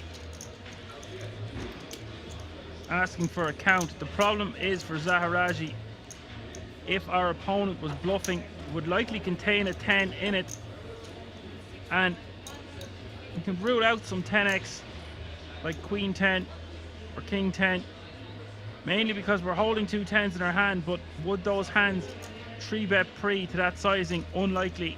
So Francesco really has to have a nutted hand here for the most part. If he was bluffing, it would be a semi-bluff, something like ace queen of hearts, ace king of hearts. And therefore I predict we will see 10s go into the muck.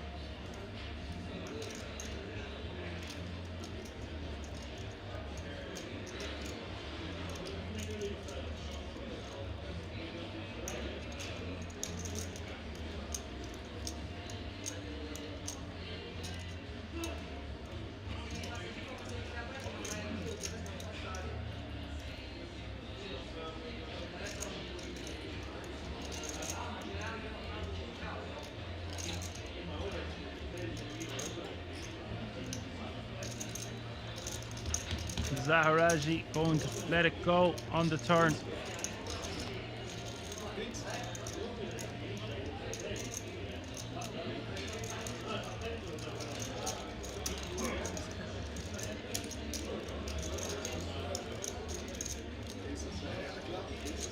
Francesco not wanting to see any more cards. Very excited with that hand was Francesco. Struggling to stay in his seat almost. Perhaps a dead giveaway.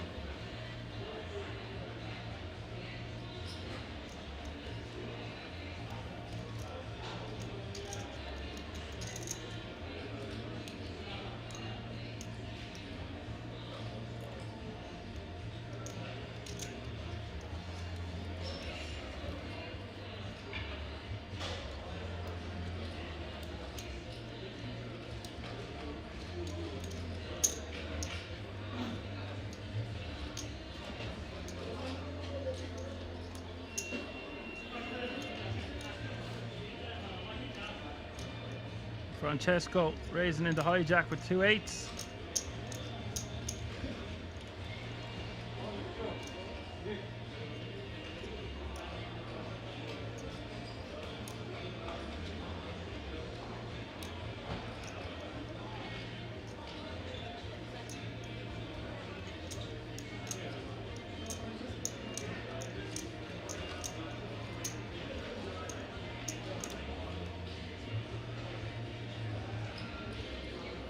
And 3 betting in the cutoff with ace-5 of hearts. Ideal hand to do this with. Has the chips. Francesco actually having a very similar stack now.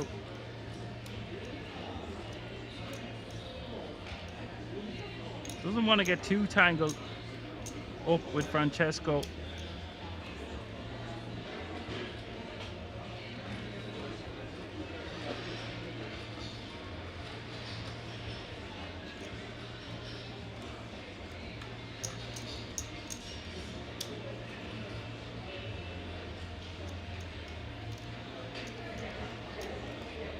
And Mikhail, who you might remember from the stream last night, piecing together a 4-bet.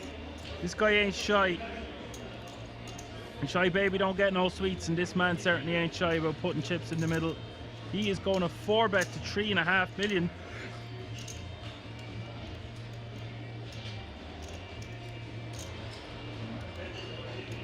Oh my God, and Paul in the small blind with 12 bigs, and the kings are kings.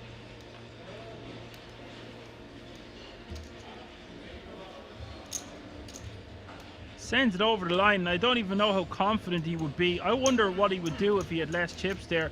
An open, a 3-bet, a 4-bet, a cold 4.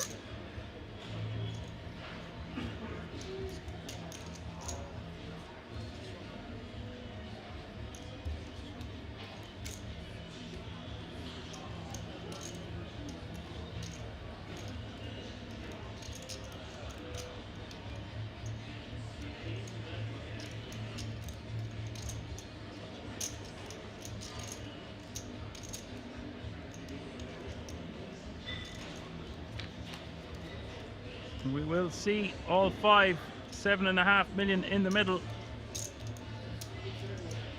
6, 9, 4 is the flop. Turn is the king, giving Mikhail a straight draw. You can hit it straight with a 10. Paul in great shape here as we hit the river.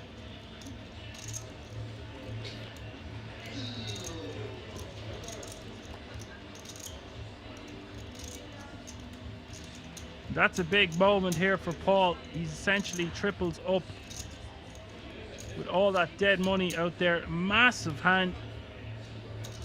And Mikhail will take a hit and be shown to be a scallywag with his queen jack of spades.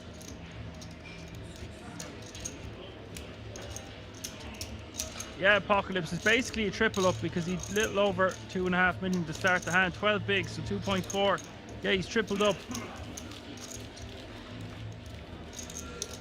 Savage stuff for Paul Kovasu.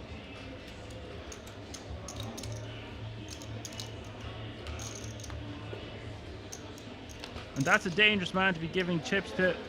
A King's Resort reg. Accomplished player, knows his way around a no limit hold'em. Feature table or two.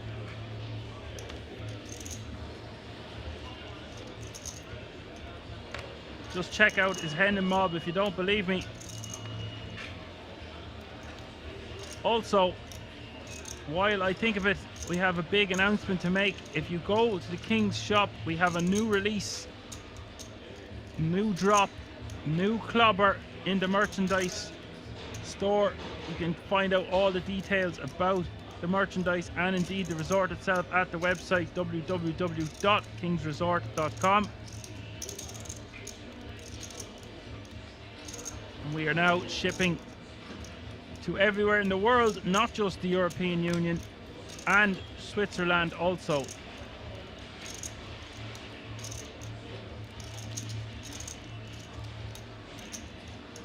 So that's two big announcements. New attire in the merchandise store, and we are shipping worldwide.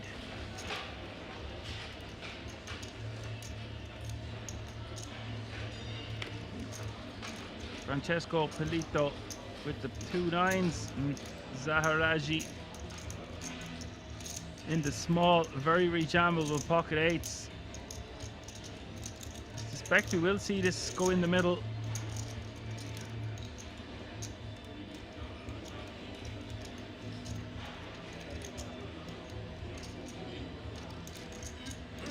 Does send it across the line. Yeah, like Paul Kovasu has total live earnings of 867,000. That's astonishing, more than I originally thought. And Francesco going to have to call here, but he doesn't, he folds, and that's a big fold from Francesco.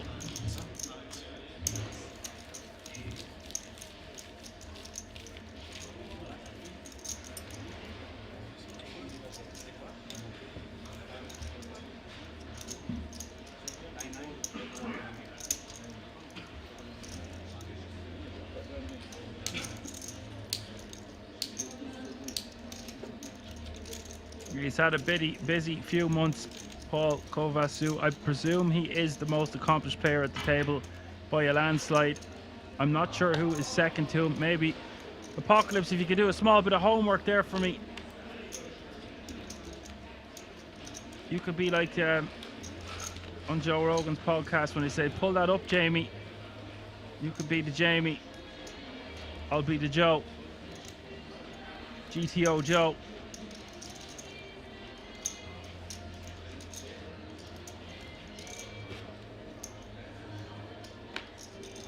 I was just saying, do you have any other information about the players at the final table in regards to results? I don't think there's anyone that would be close to Paul Kovasu's record.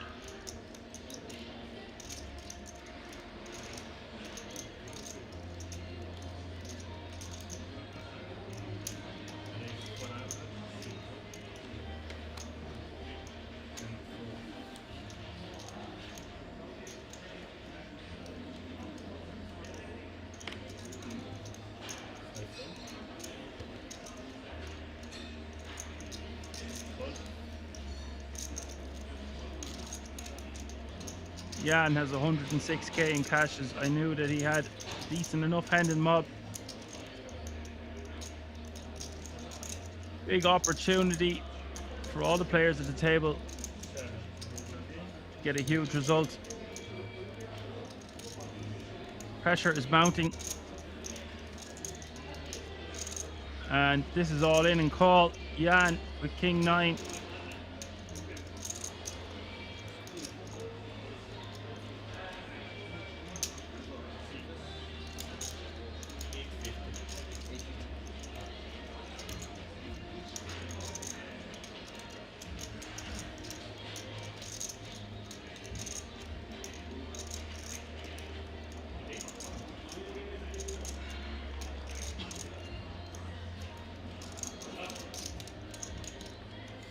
And the flop, 10 deuce deuce, 2 diamonds. Turn is a 3. King or a 9 needed for Jan. Otherwise, Harry Kane will double up. Does double up. Nice one for Harry Kane. He's going to sit down and he will have 10 big blinds now.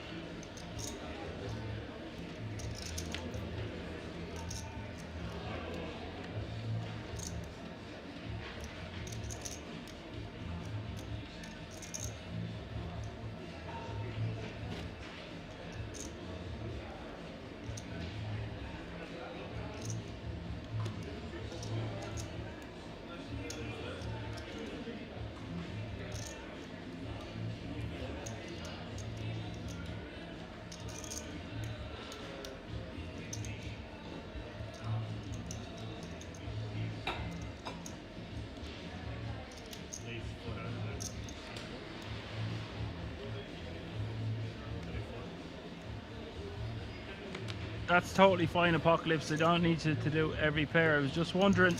No hassle if you want to Google them all.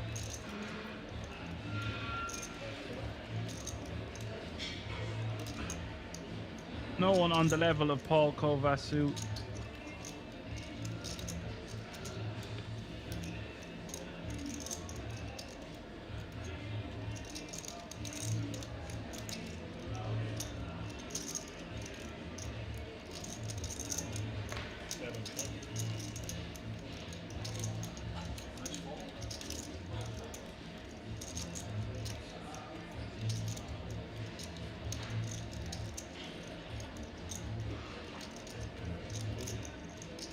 Beatrix with the decision in the big blind with 9-8 off suit to complete for 200k more.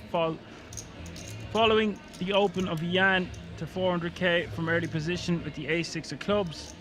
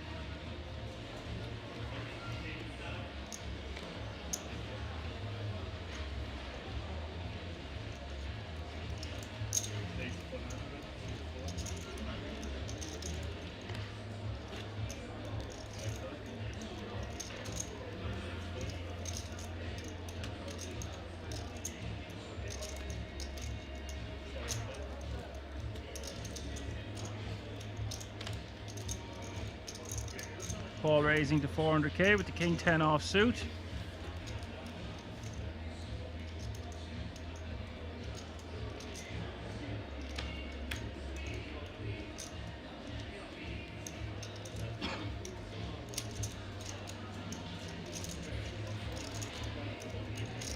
That is a very good point, Apocalypse. You could add everyone else's winnings at this table together and they would not equal Paul's results in the last 6 months. So remember that. This dude is more skilled and accomplished than his opposition. And he's got the chips to do damage now.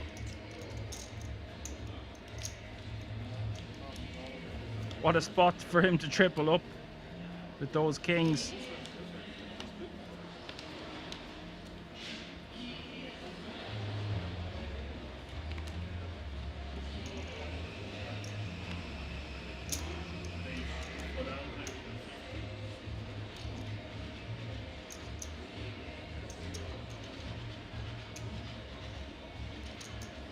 Jaxie says not even the big blind will see a flop with a suited king. Well, that's because there's a lot at stake here and that 10 grand ticket on top of it.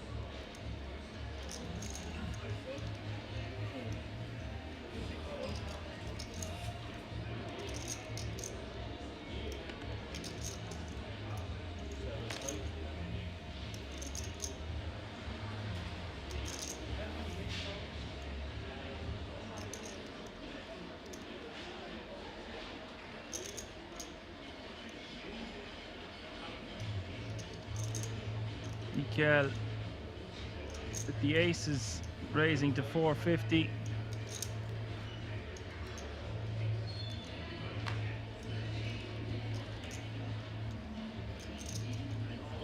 Paul calling with the sevens.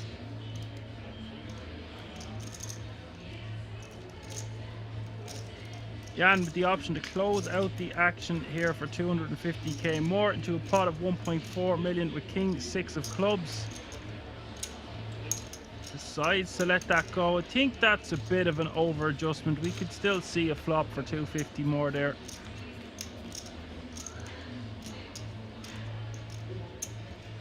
As it stands, it comes queen, jack, 5, 2 diamonds.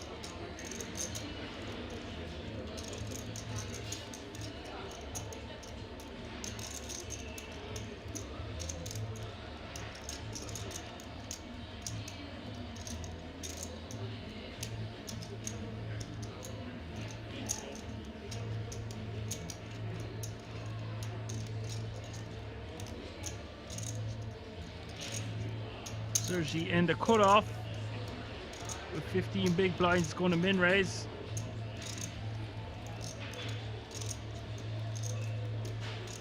As Jaxie says, sure thing, Dan, that's why it's so exploitable. It is a very exploitable situation with that ticket at stake and the massive pay jumps.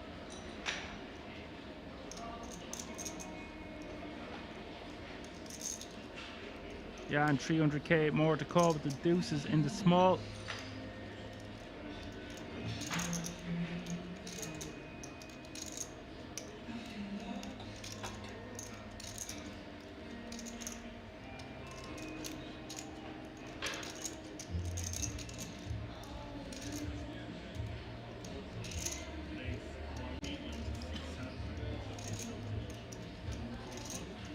And he is going to make it 1.2 million more. Sergey going all in for 3 million total. And Jan is going to be priced in for 1.5 million more. Bit of a stutter step here from Jan. He could have just tried to flop a set or just folded. As it stands, he's put in 3 million with just the deuces. He is in a coin flip situation. Sergey 56% with his ace king. Jan 44% with the deuces. 6.5 million in the middle.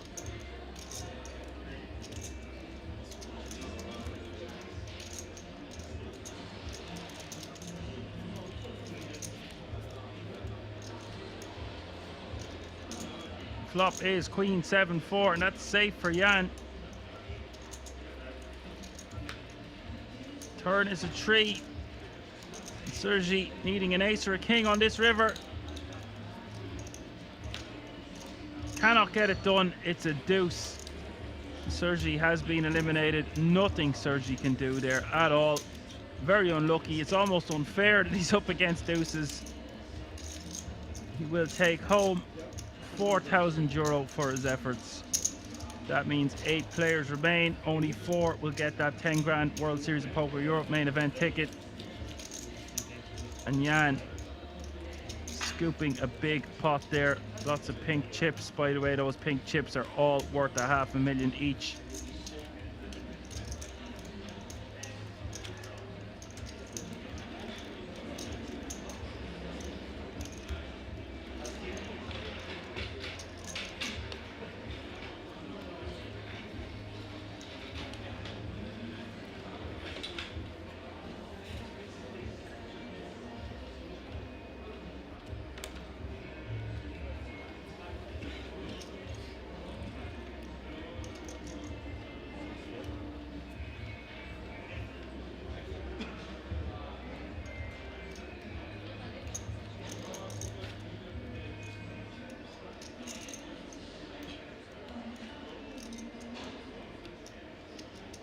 Harry Kane picking up the kings of kings with 10 big blinds.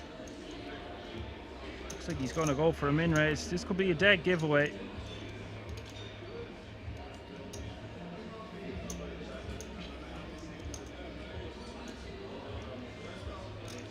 Better off just moving all in. Does do just that. So with a 10 big blind stack, a 9 big blind stack. Francesco playing almost 60 bigs now. Jan in pole position here with 80 big blinds after that 6 million chip pot with the deuces. He's asking for a count here. Jan just needs to let this go. Good man Jan. Doesn't need to be getting involved there. Not sure what the exact calling range should be or would be in that exact hand. Somewhere around 8s plus, maybe even 9s.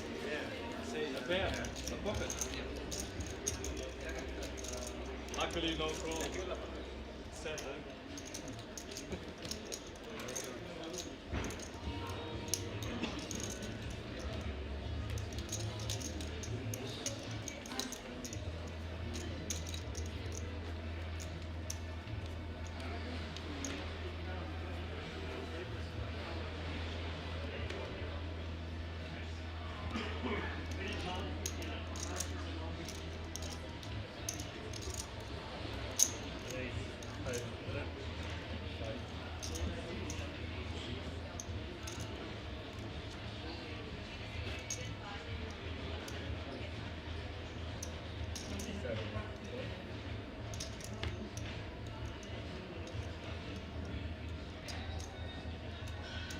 Ibrahim deciding to raise off 7 big blinds or 8 big blind stack. I don't really get this. Just jam all in, buddy.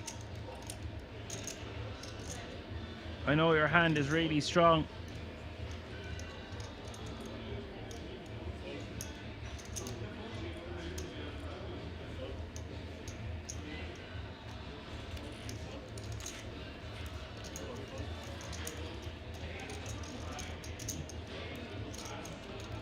Zaharaji not going to be able to defend 9 deuce suited.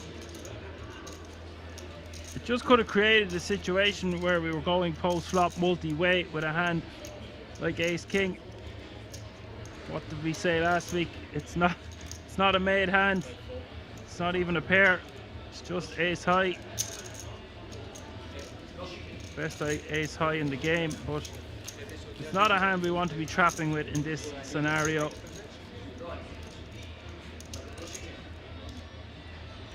All players now guaranteed €5,100 minimum.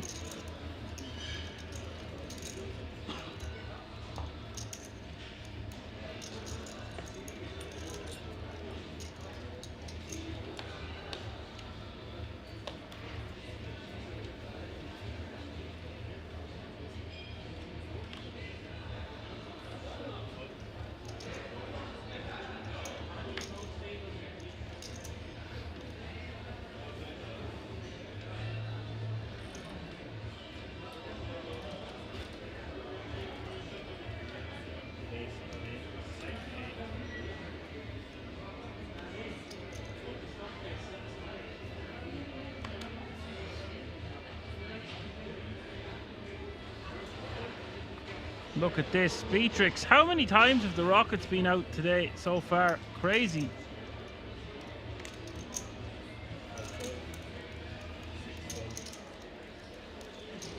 Does pick up the 500k and add it to his stack. MJWK27 saying we are seeing some great play, nice camera angles, well done. Yeah, the production value and the effort, time and energy put into this channel and stream is significant. Phenomenal results, of course.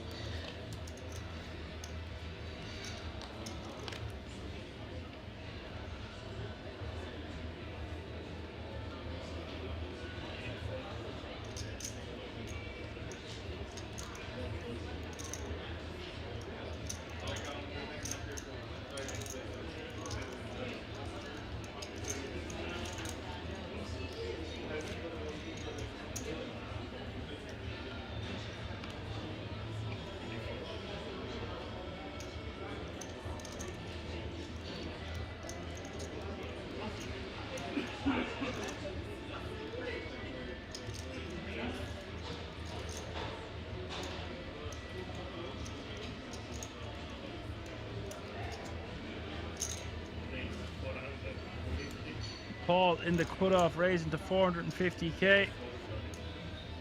King queen off suit.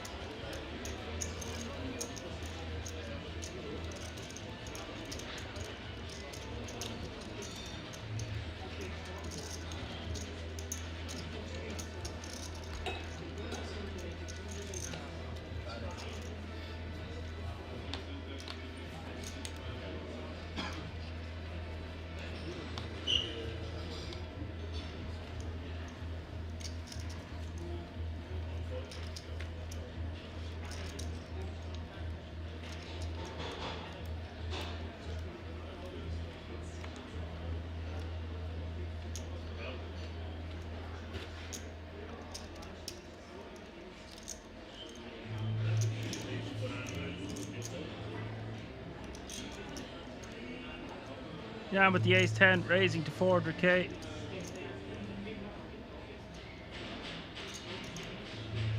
Mikhail looks like he's going to get busy with the king jack off suit.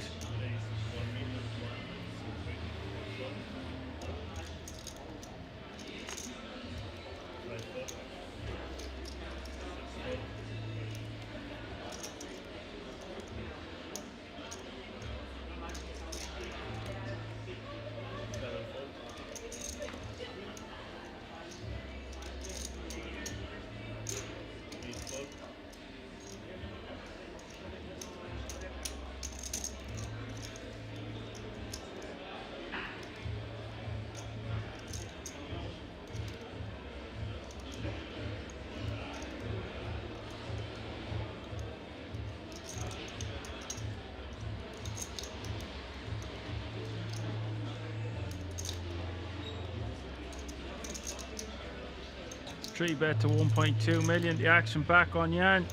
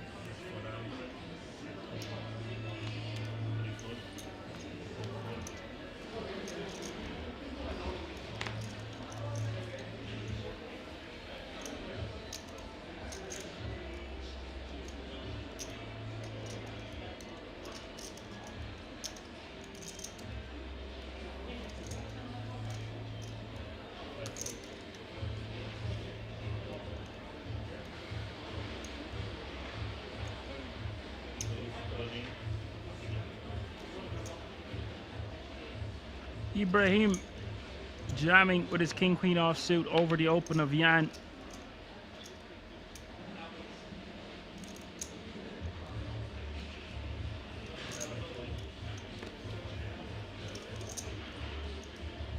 And Hackman says the French guy is going to shift this, mark my words. He's got the stack to do it. He's been very impressive so far, and he's definitely one to watch. 1,575,000. Jan going to be priced in here for 1.1 million more.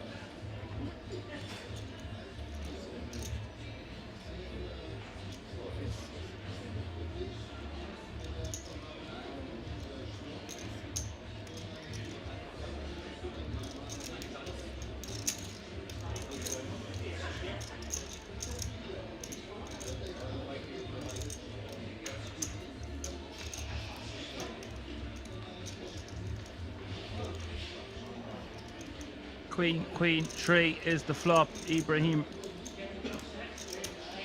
Immediate double up to 3.65 million. Jan will take a small hit, will still be playing 71 big blinds.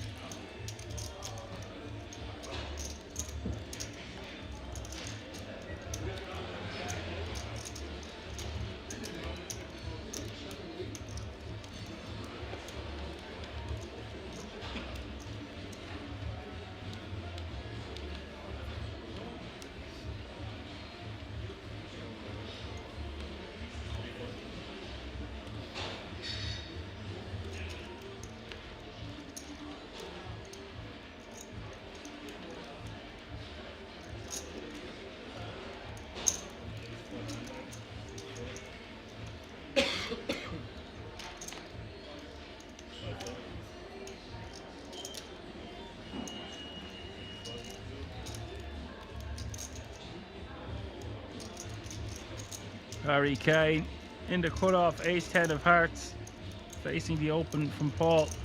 Sub 10 bigs, could easily see him shove it in here. Decides to let it go.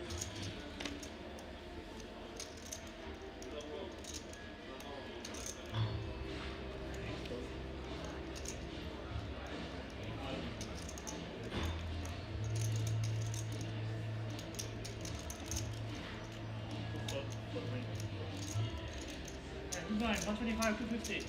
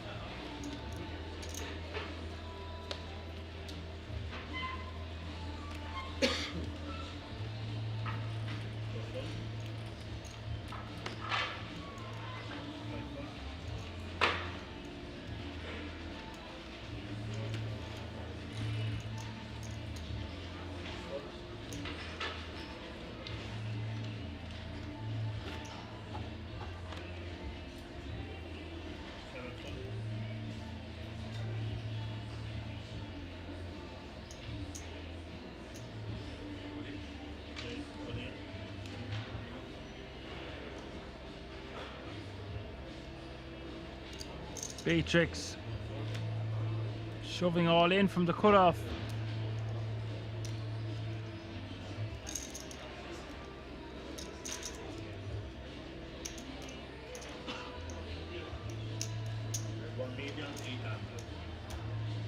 Jan asking for a count in the small with Queen Jack of Hearts. Going to be calling this a considerable portion of the time.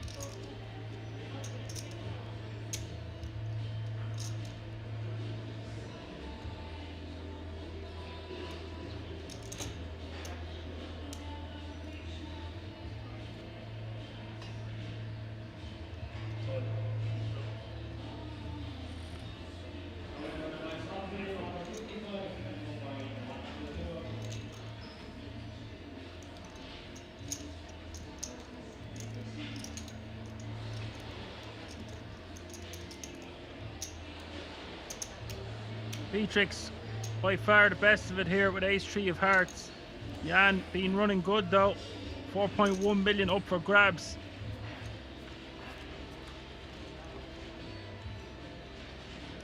Jack 3 deuce is the flop piece for both players, but top pair for Jan. Beatrix suddenly in trouble.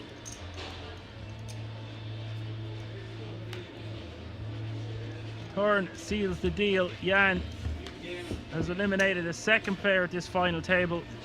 No Beatrix, who's been great to watch the last day or two, has had a lot of bad situations come his way. Seen him battle hard on the feature table felt, and he will take home €5,100 for his efforts. That means 7 players remain. One step closer to that title, one step closer to that 10 grand ticket. All players now guaranteed €7,150. Slim Donkey in the chat. I love your comments, buddy. What else would you be doing on a Monday?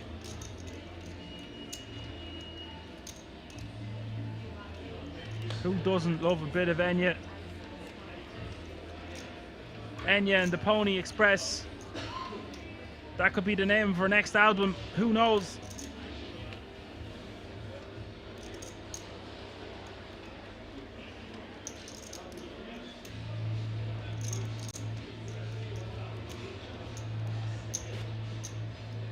Hello, Ivan. And Valint says, year of Romania. It certainly has been so far. Esabu Jalba with 2 titles, an EPT champion. Paul Kovasu storming EPTs and the King's Resort over the last 6 months or so. So maybe it's the decade of Romania.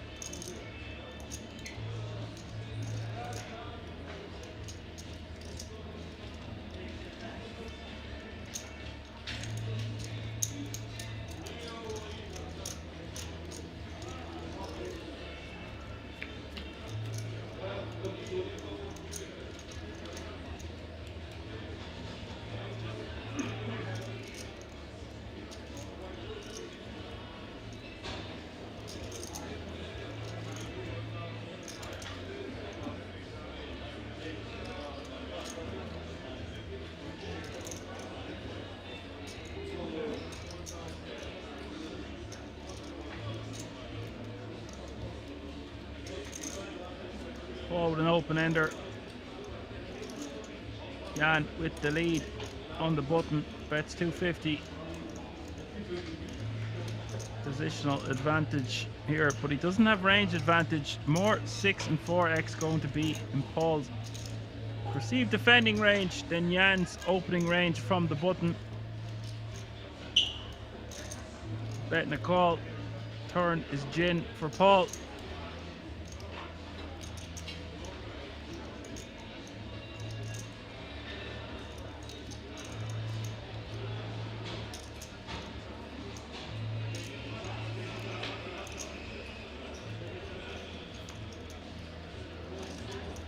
Turn goes check, check. The river is the 9 of hearts.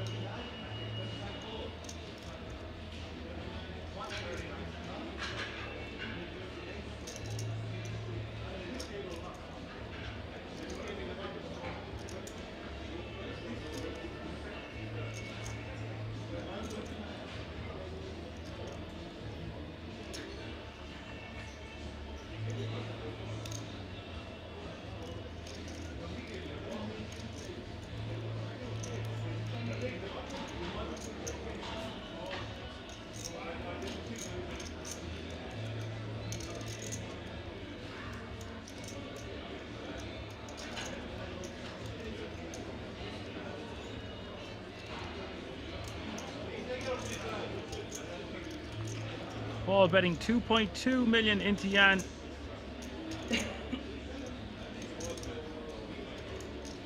On the river here.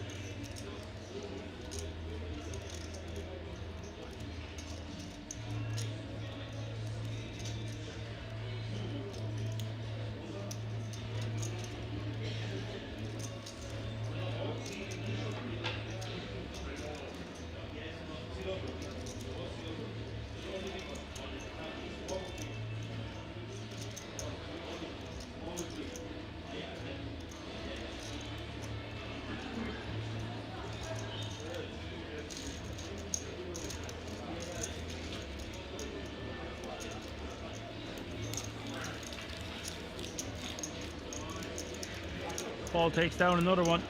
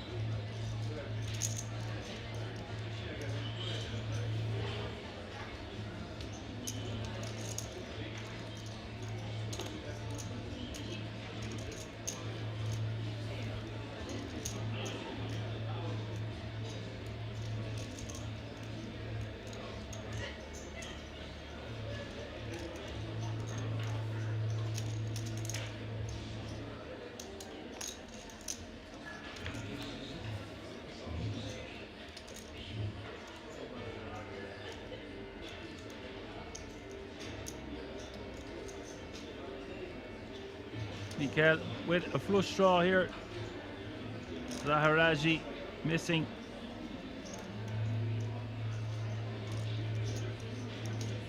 The flop with his queen 9.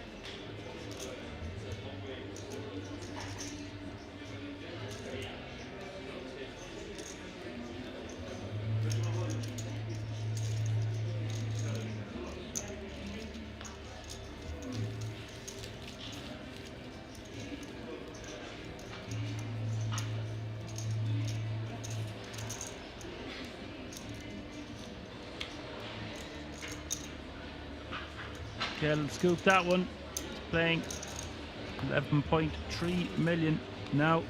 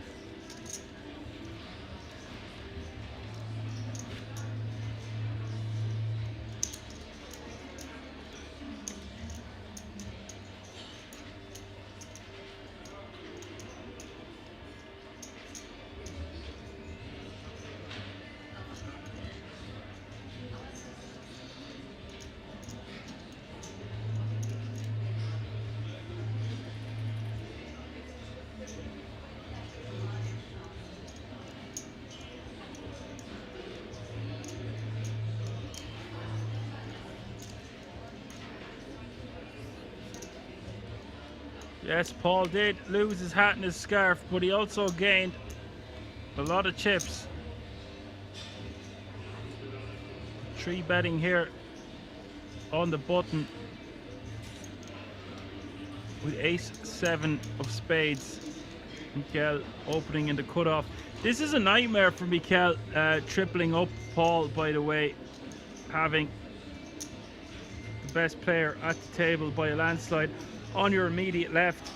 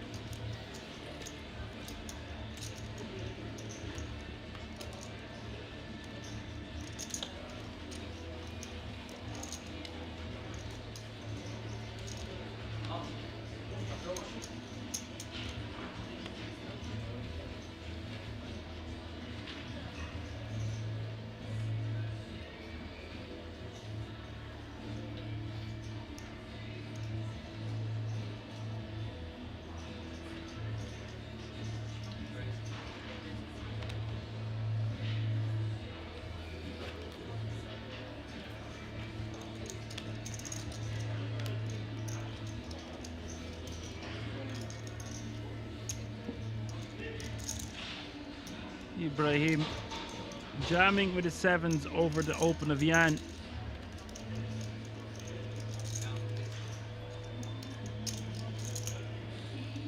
Asking for a count.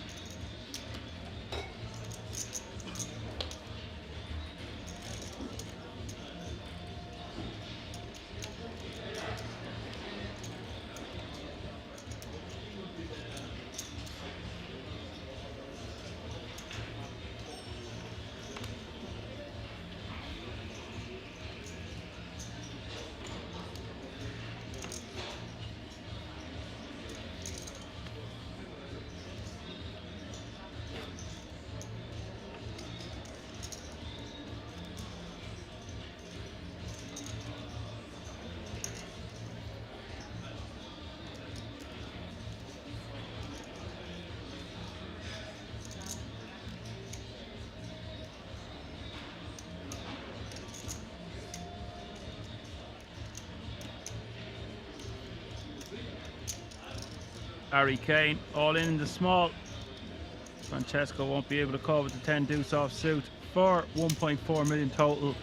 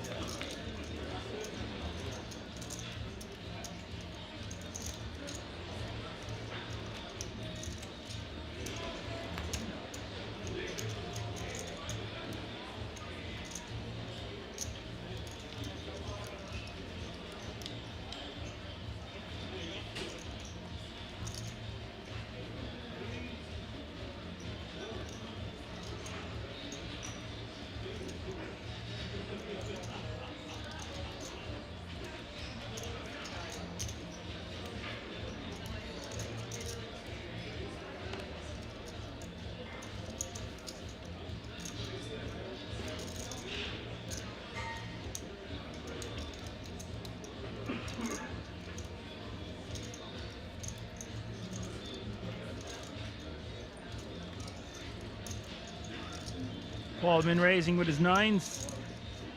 Francesco in the small with 6s.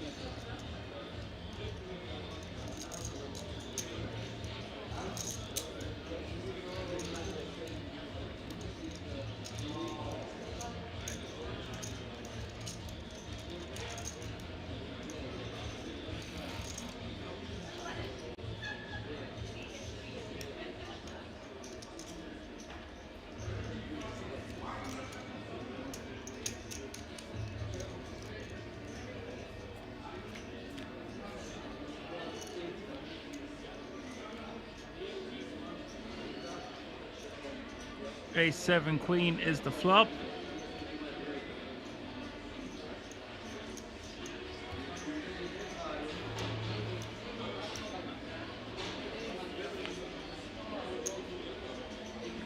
Where is the 7 of hearts?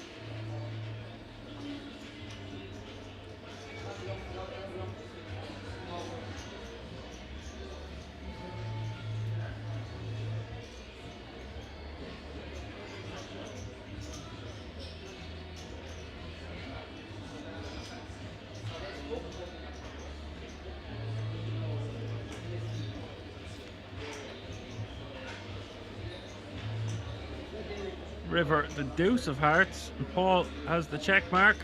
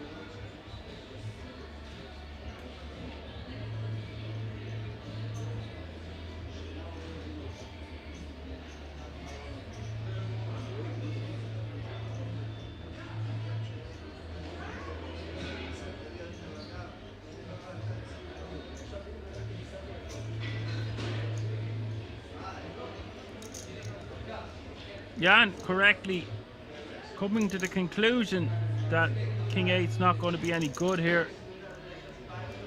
Gets 9s to fold. This will be a really nice pickup if he can get through Francesco.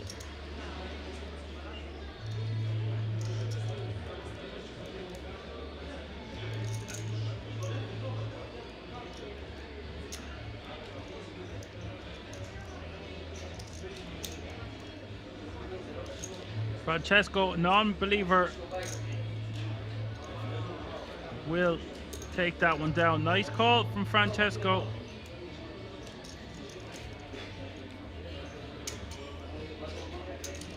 A bit delayed in turning over his cards there, it was Francesco, but will scoop that pot nonetheless. We'll now be playing 51 big blinds, 12.9 million.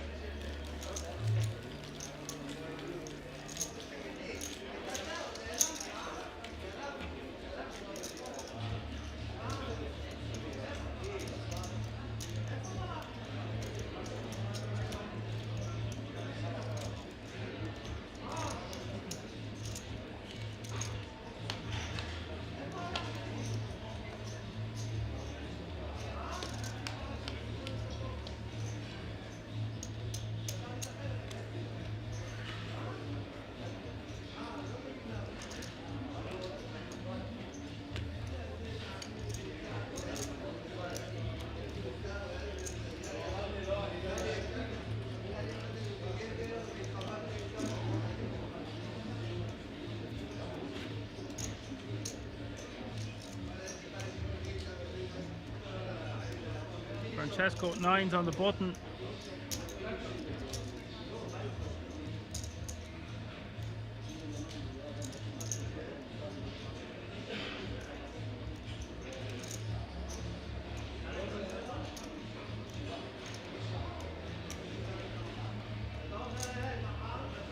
Jan, the king queen, the small.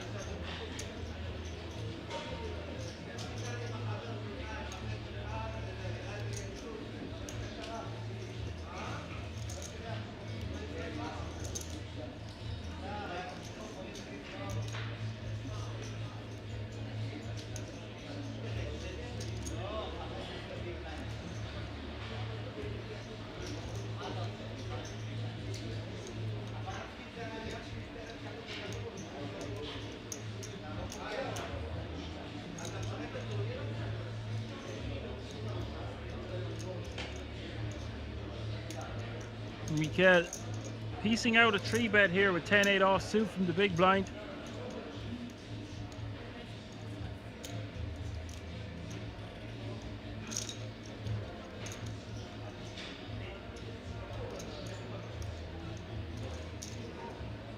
Three betting to about a quarter of the stack.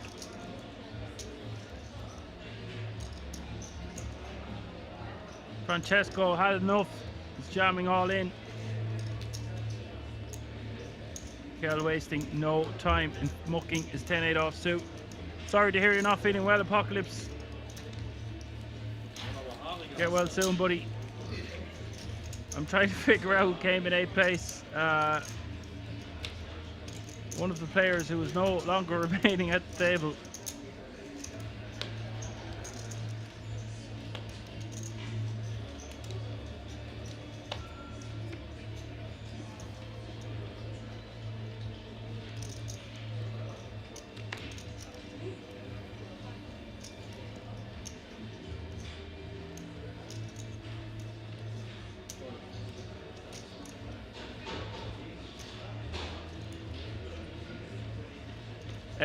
Beatrix in 8th place. Of course.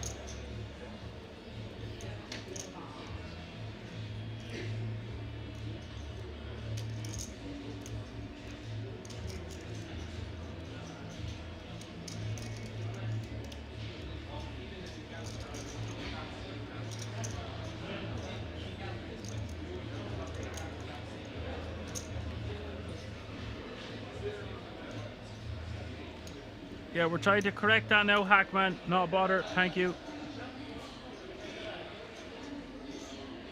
Mikhail facing the opening from Jan. Just calling this time, perhaps a bit gun shy after the last hand. Paul is invited to join the party for 300k more in the big blind with 8-5 of hearts.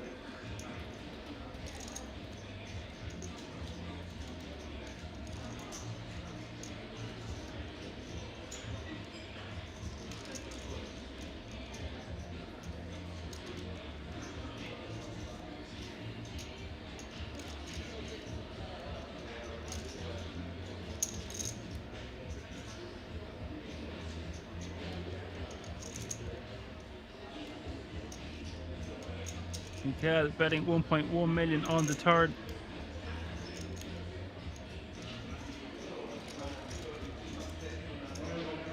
Jan now with the decision.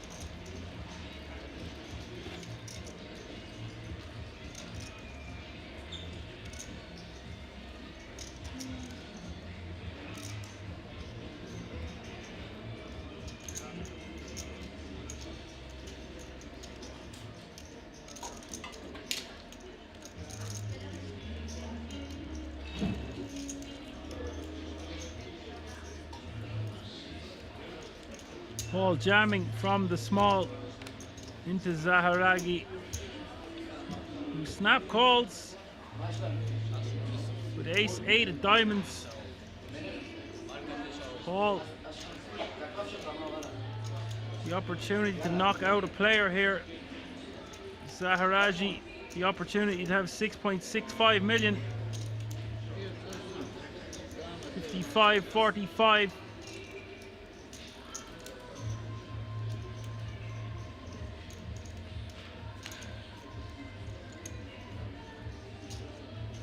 Queen in the window, queen 10-7.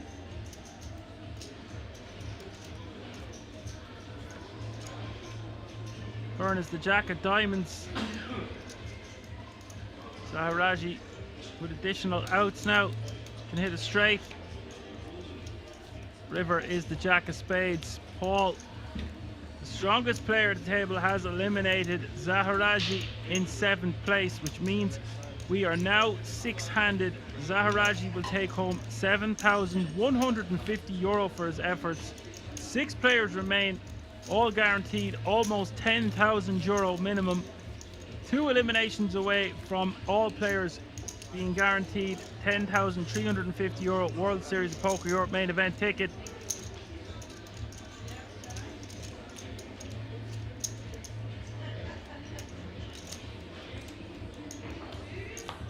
That is a dangerous man with a lot of pink chips now.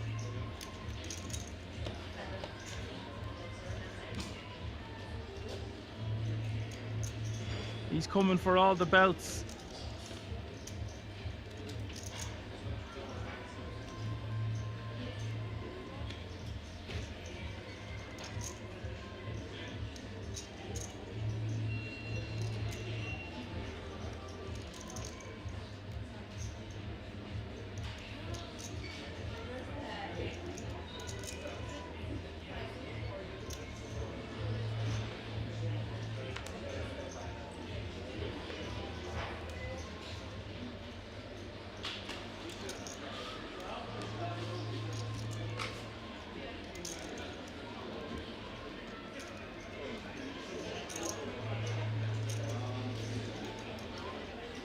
Elevated Steam says, hey, hope everyone is doing well out there today.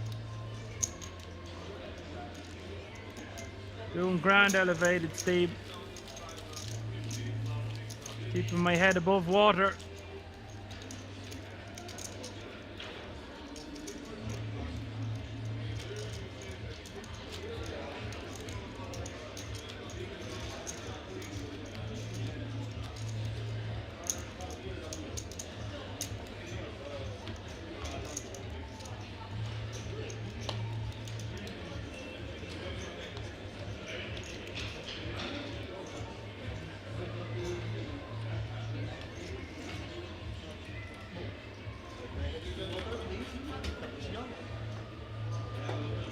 Elevated Steam says, glad to hear it, my friend. Try for TY for casting. Keep up the great work. Much love to y'all as always.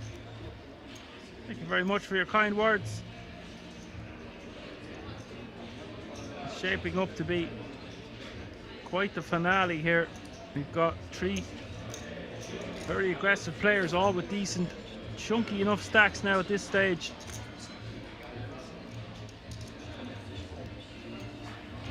Be a hell of a fight for the last piece of pudding.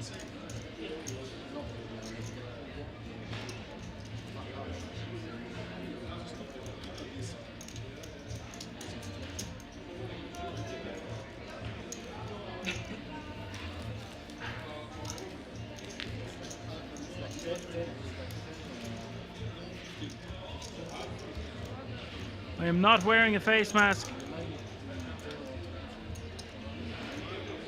If anything, my face is stuck to the mic. I couldn't really be trying to sound any clearer if I tried, unless I started eating the microphone.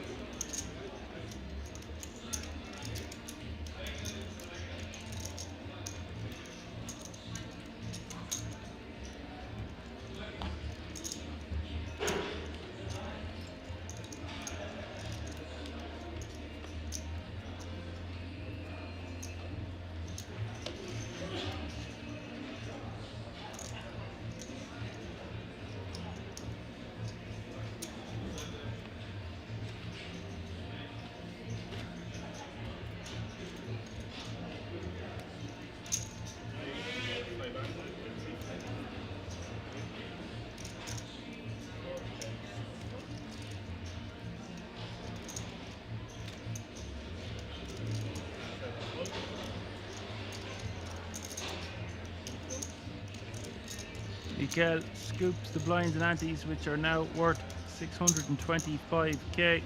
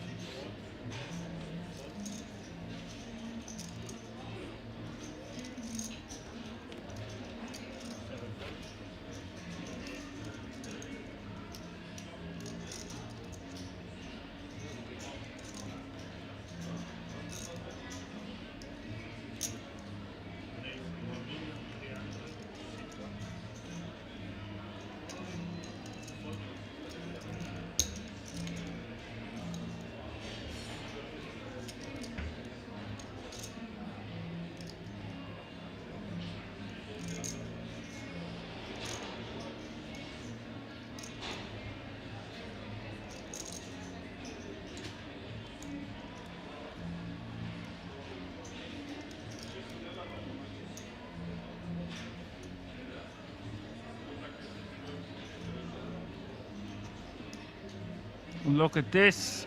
Mikhail waking up with ace king. Big slickens in the big blind.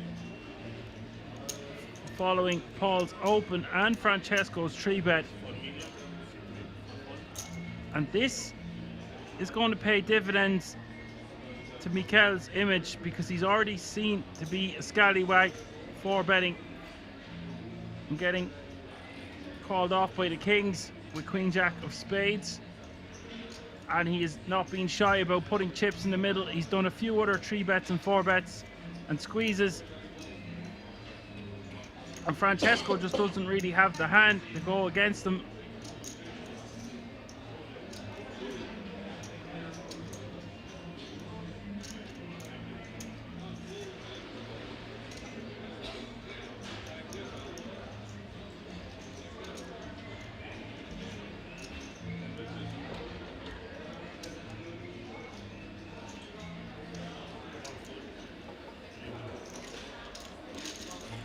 He's forced to let it go, and Francesco will win.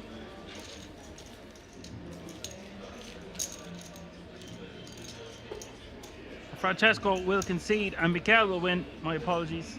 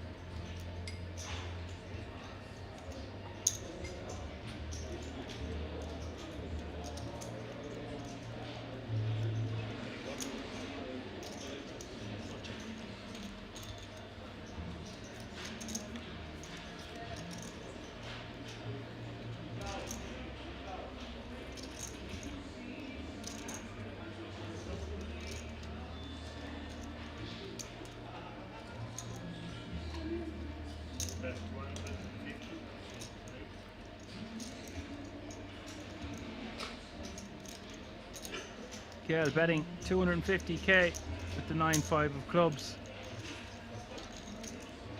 Paul going to float with 6 high. Blind v blind battle is getting interesting.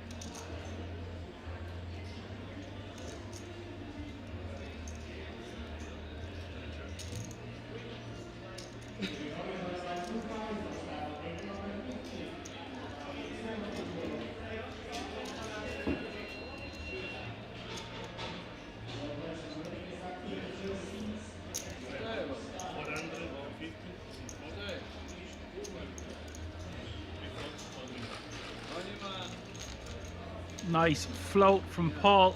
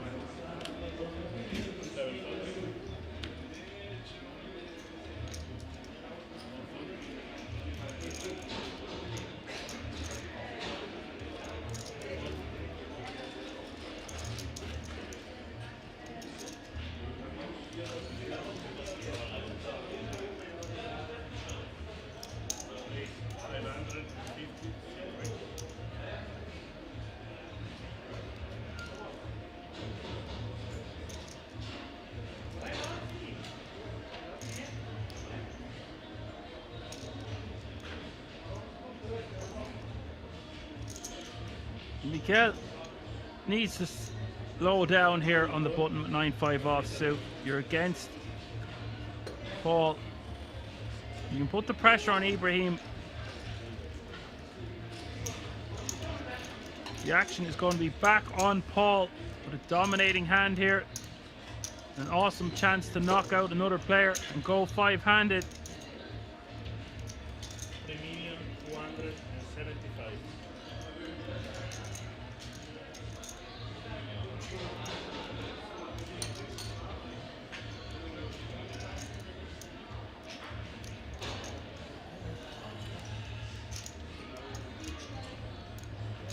I predict we will see a side call. Little does he know, he is way ahead.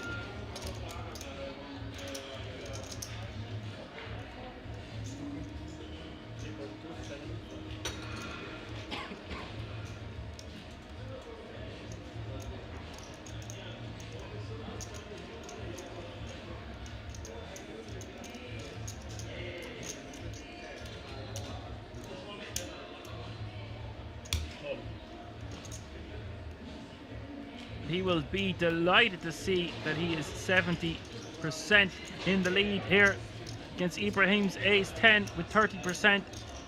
7.5 million in the middle up for grabs. Big moment here. Paul is going to have a massive stack, or Ibrahim is going to double up.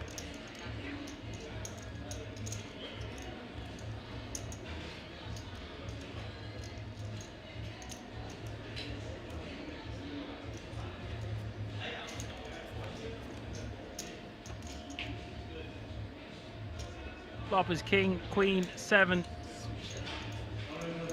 Not much has changed. Ibrahim needing a jack now.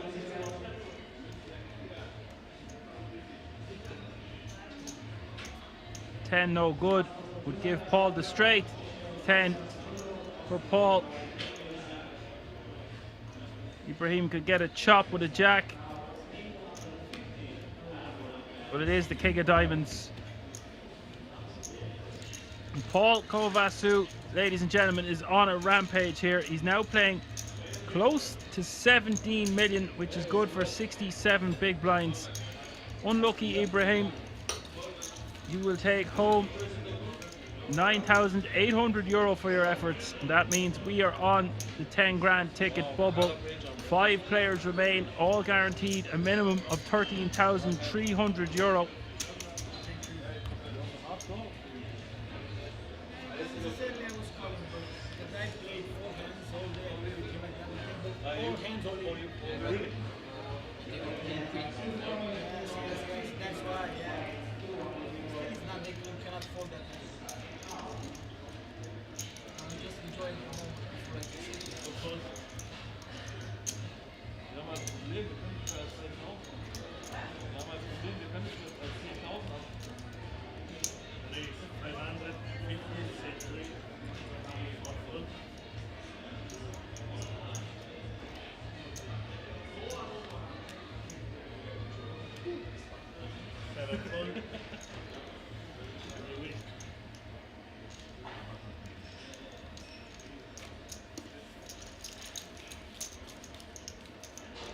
And now we're looking at a very short 10 grand ticket bubble here because Harry Kane is running on fumes, and if he doesn't get something going, he's going to get blinded out. You really got to feel for Harry in this situation, but there's nothing he can do. He's got to get his chips in soon, or he is going to literally be blinded out of the final table.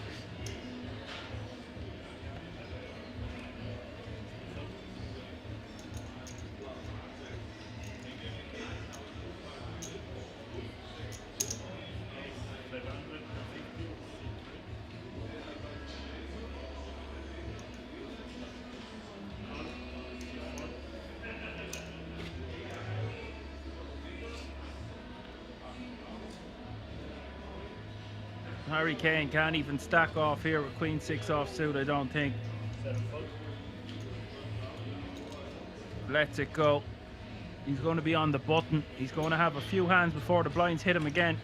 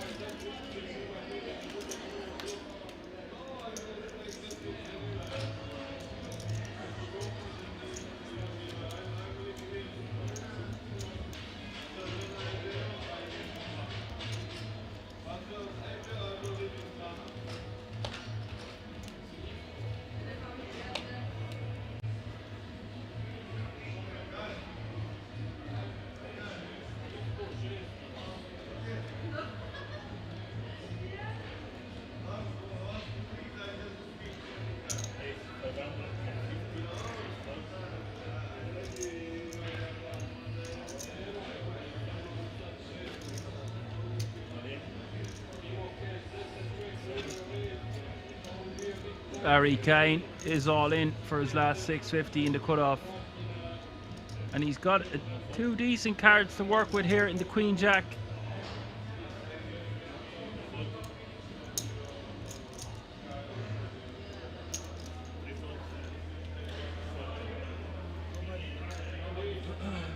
Paul calls.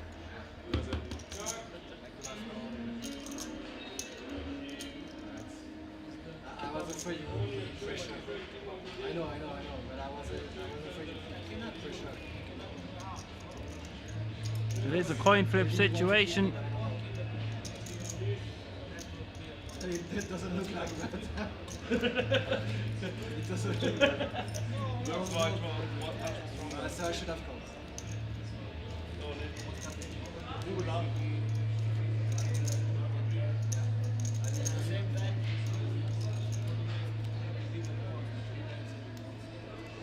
And the flop is king 7-8. Paul's pocket threes are still in the lead. Still has a lot of cards to dodge. And queen, a jack, some running straight cards. Turn is a 5, and now Harry Kane really gonna need a queen or a jack on this river. But it doesn't come, it's the 5 of diamonds. Harry Kane has been eliminated. That means 4 players remain, all guaranteed that 10 grand ticket. Congratulations to all the players remaining. Commiserations to 5th place finisher Harry Kane, who will take home €13,300 for his efforts. All players now guaranteed €17,200, all chasing that first place title of €54,000. That was a mouthful and a half. And now it's a really interesting dynamic. All players have secured that ticket for themselves. They're all going to be chasing that title, first prize. They're all competent, the 4 that are left. And they all have chunky enough stacks. They all have different attributes and ego that they bring to this table.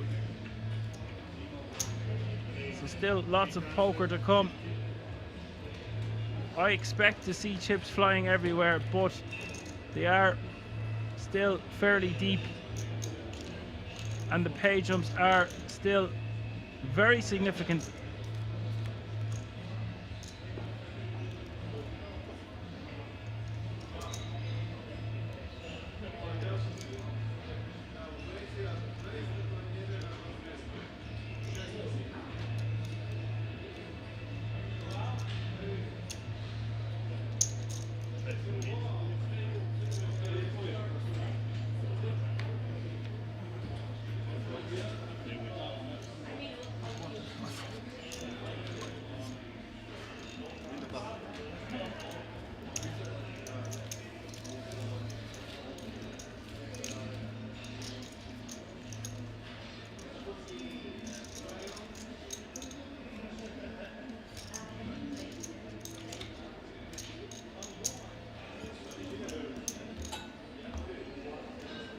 Apocalypse says, well, that was 4 out in quick succession. Yes, but that can often mean then they're very deep. Still a lot of play here, 4-handed.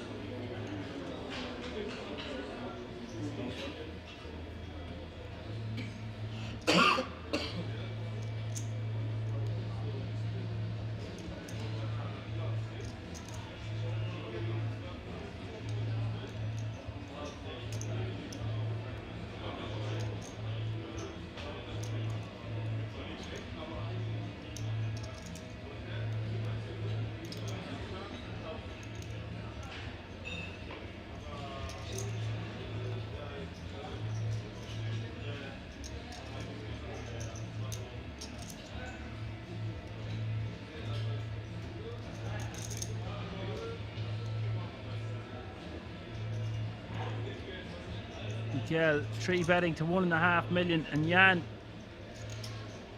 looks like he's coming over the top with a click back.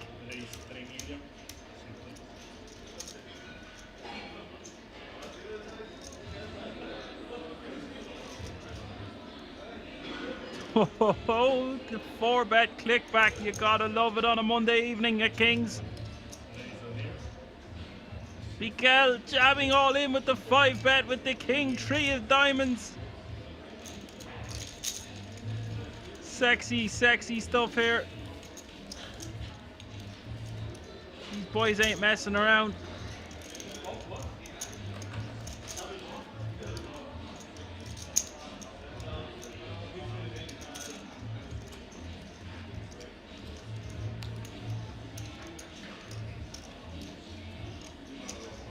Put that in your highlight hands.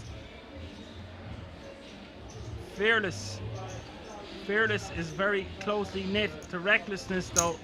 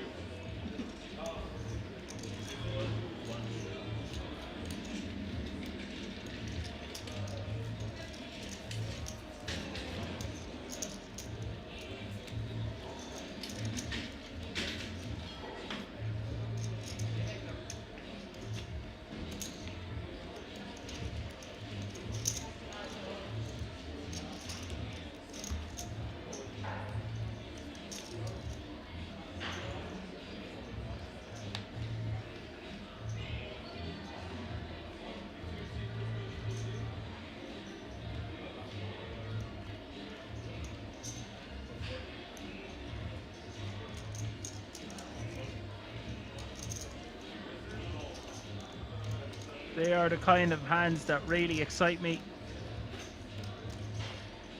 As Apocalypse says, put that in your GTO and smoke it. Yeah, I love it. I love it.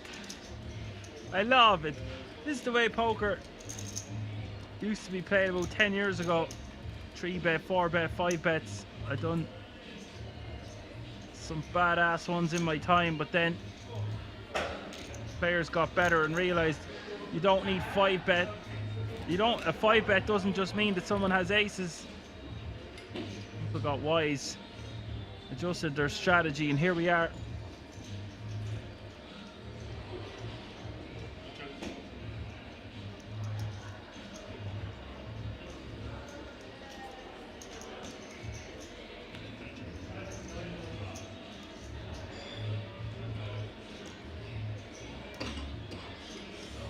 It almost felt like when I seen the cards and seen the 3-bet to 1.5 million, the second he 4-bet to 3 million, I was like, this is too perfect. He's just going to jam.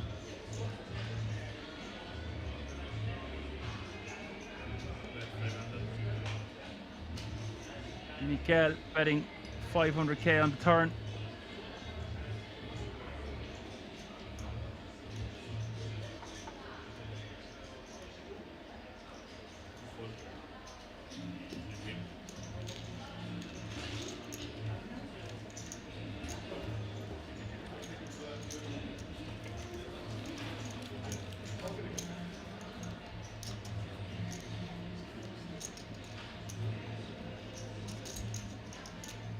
Mikhail getting the job done there.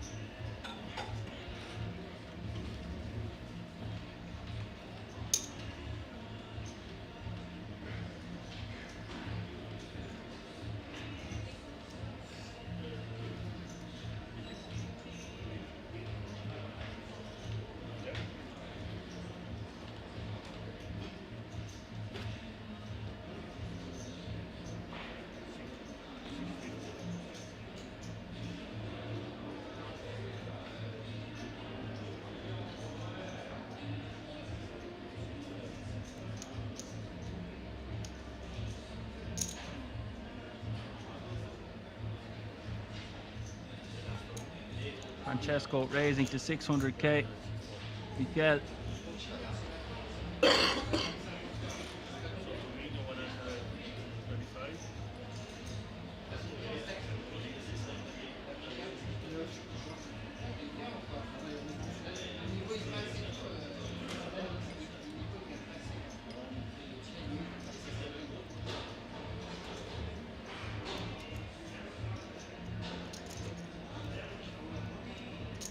Tree betting to 2.125 million.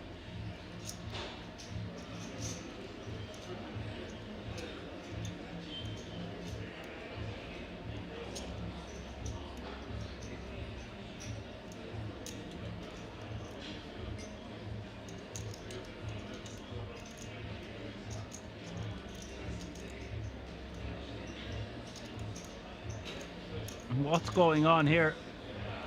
This 3 betting, 4 betting, 5 betting will be quite contagious.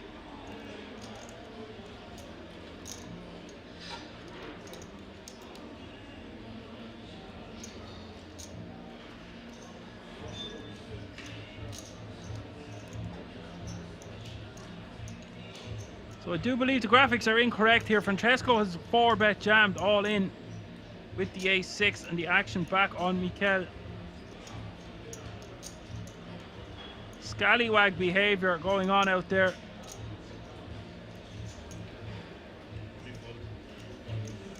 Mikhail folding the king-queen.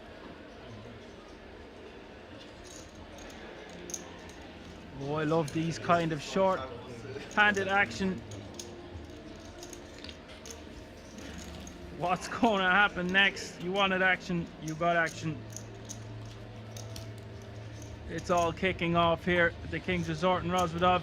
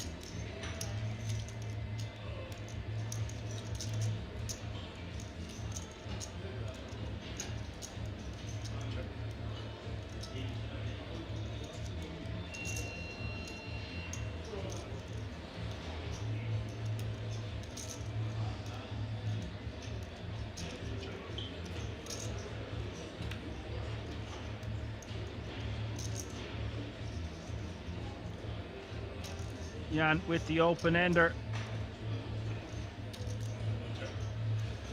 This board favoring Francesco. He's going to have more 4x in his range.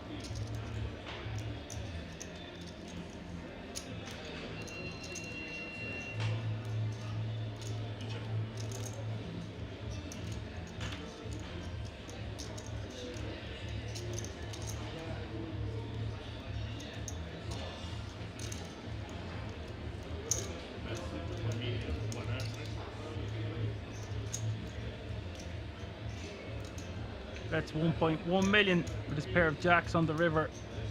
Jan gone into the tank.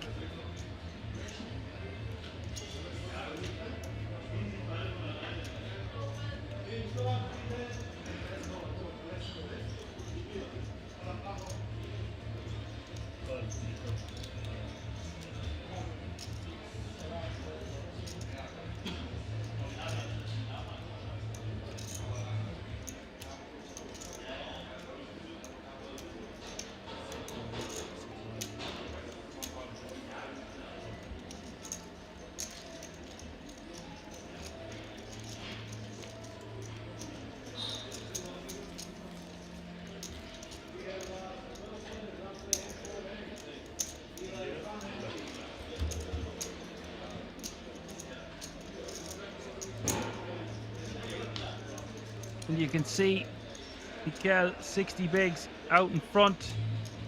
Paul 52 bigs, Francesco 50 and Jan 24.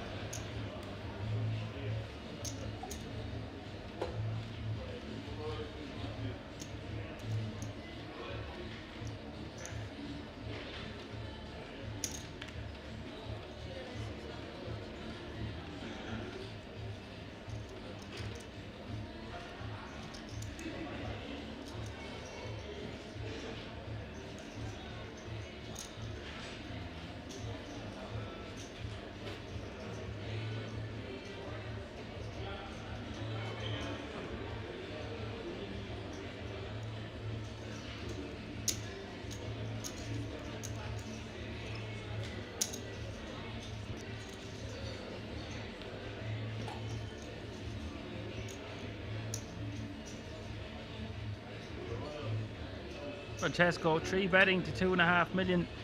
Paul on the button.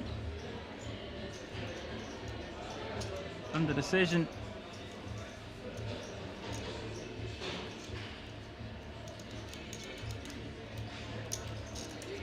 Just folding the sixes. Interesting. I expected we would see Paul at least continue there.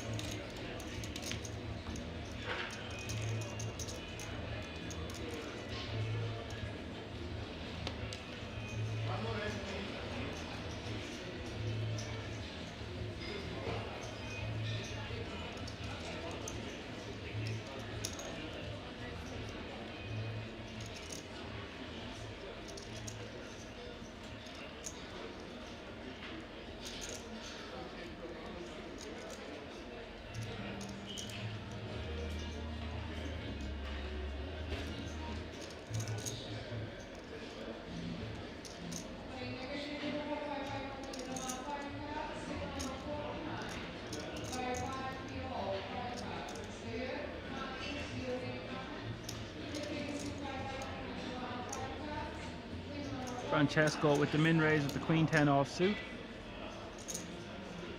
Yeah, and on the button, by far the shortest stack.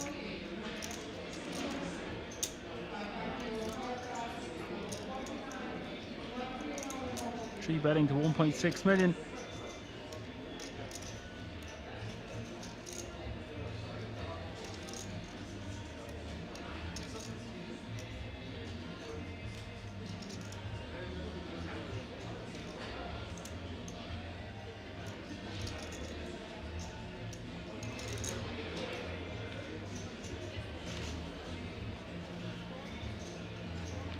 Mikhail with the 4-bet jam with ace-8 of clubs.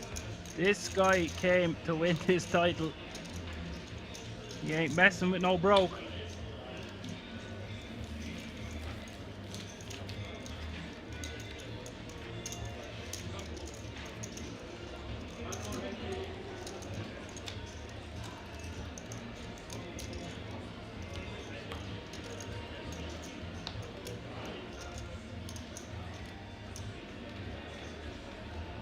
What a pickup each time one of these 4-bet jams gets through as well for any one of the stacks. Really is truly super exciting stuff to watch.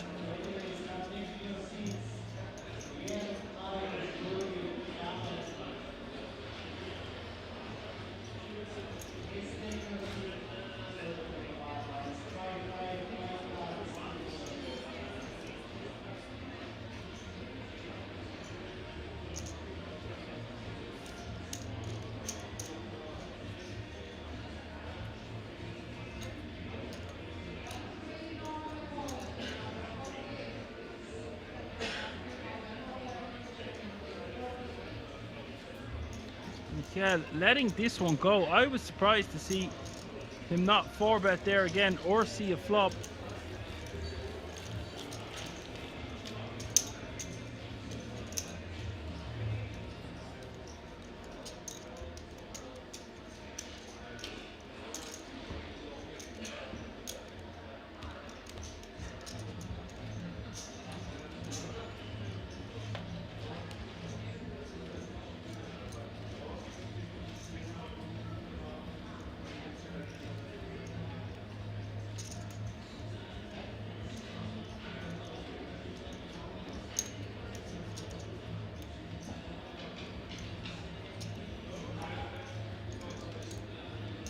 Jan in the big blind with 14 bigs and ace king off suit.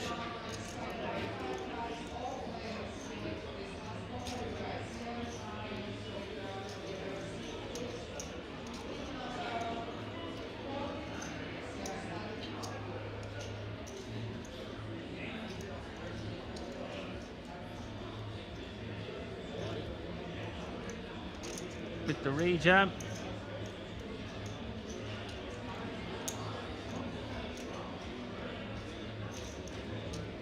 Small blind now, 160k, big blind 300k with a 300k running big blind ante.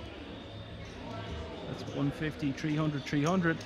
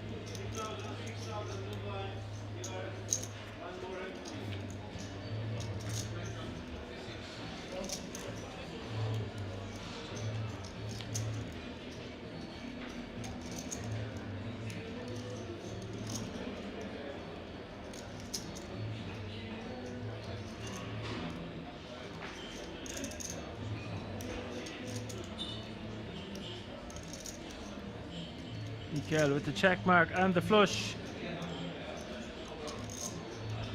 Deciding on a bet size.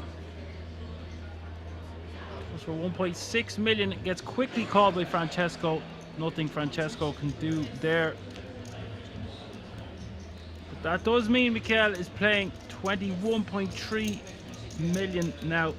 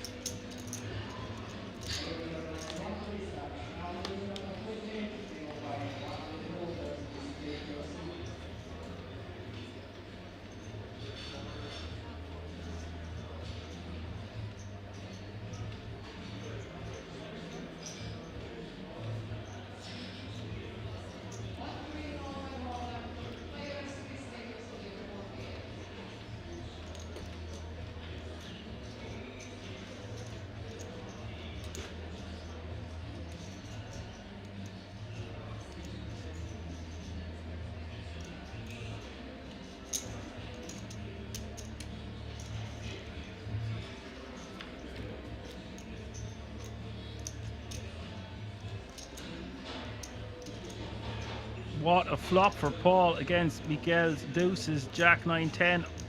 2 diamonds. Paul with the Queen 6 of diamonds. Can't get a nibble on this occasion. Deuce is not going to be able to continue on that board.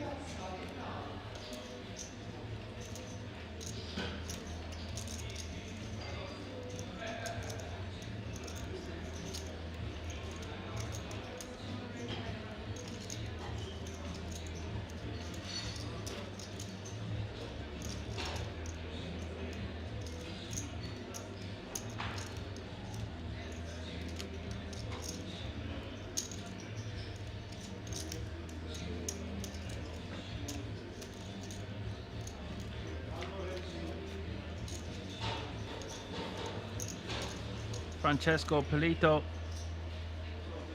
with the ace-4 clubs. Paul with the pair of queens. Queen 9 deuce is the flop.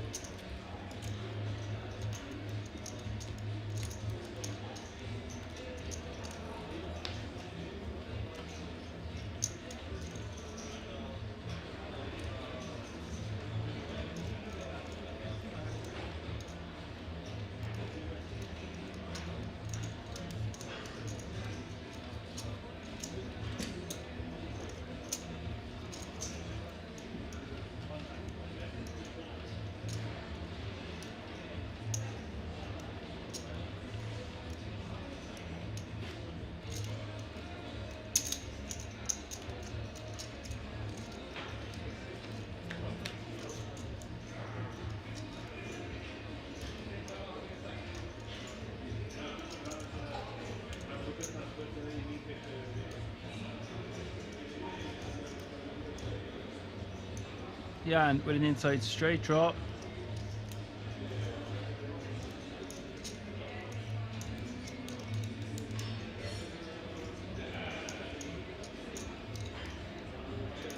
Paul, backdoor heart draw and positional advantage.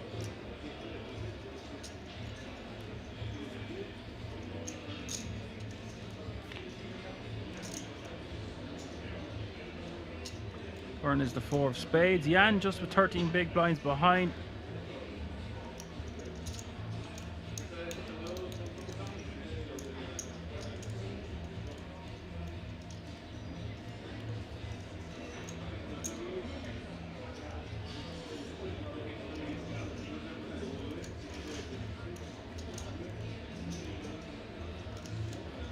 Paul going for a second barrel of 950k.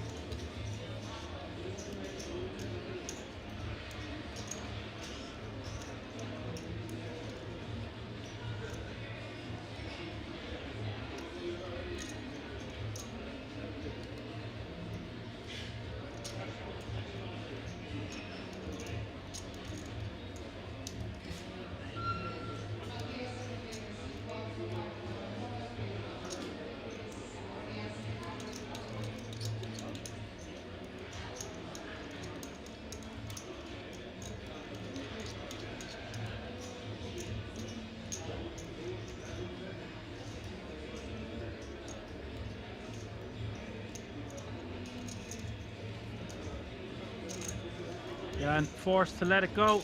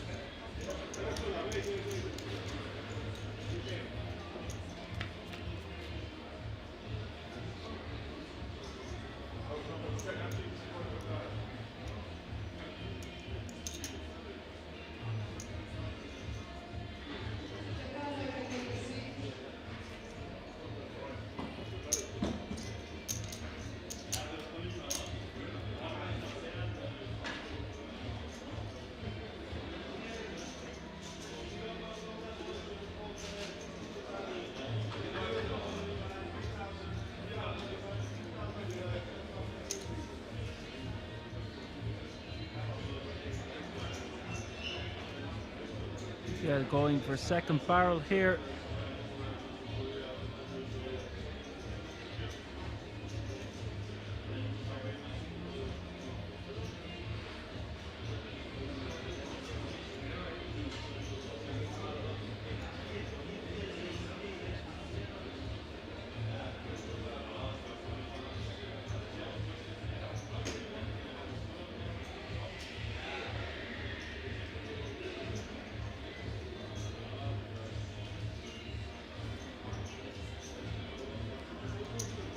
Paul is interested in seeing a river, understandable.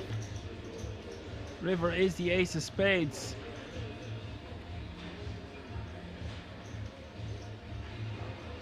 Cello 69, hello. You see he's poised to keep a keen eye on him there now. Oh sure, it's all going down. All going down at the King's Resort this evening.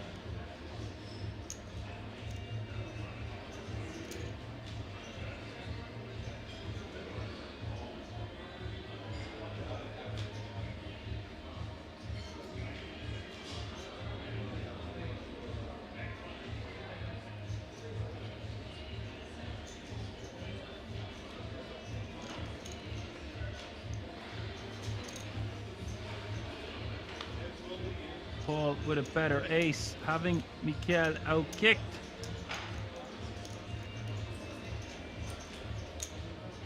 Casello says it's going to be deep heads up. It is indeed. Casello says deals allowed. Officially, no deals allowed at Kings. Officially.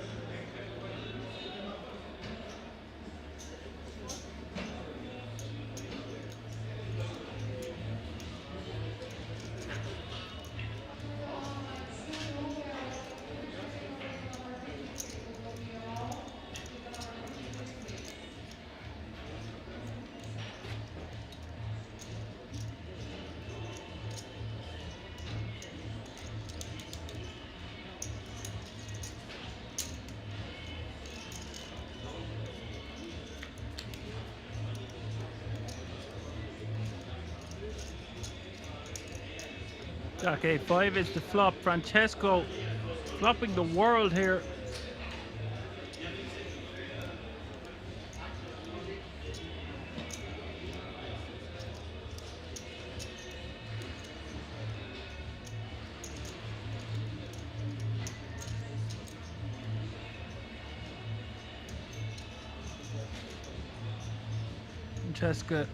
Francesco raising to 2.2 million. Paul forced to fold. Must be getting frustrating for Paul. He's had to fold a few now. Won't be phased, of course. It's not his first rodeo, to say the least.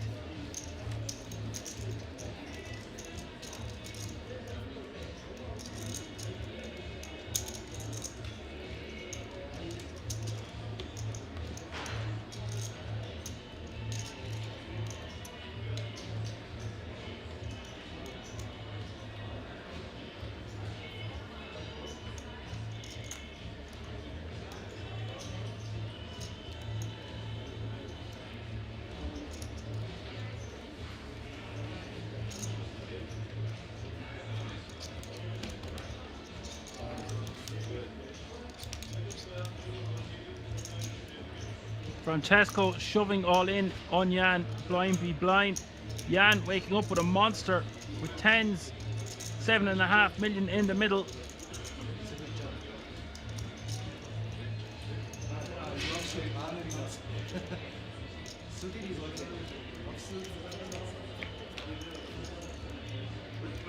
The flop, King, Ace, 8. Bad start for Francesco.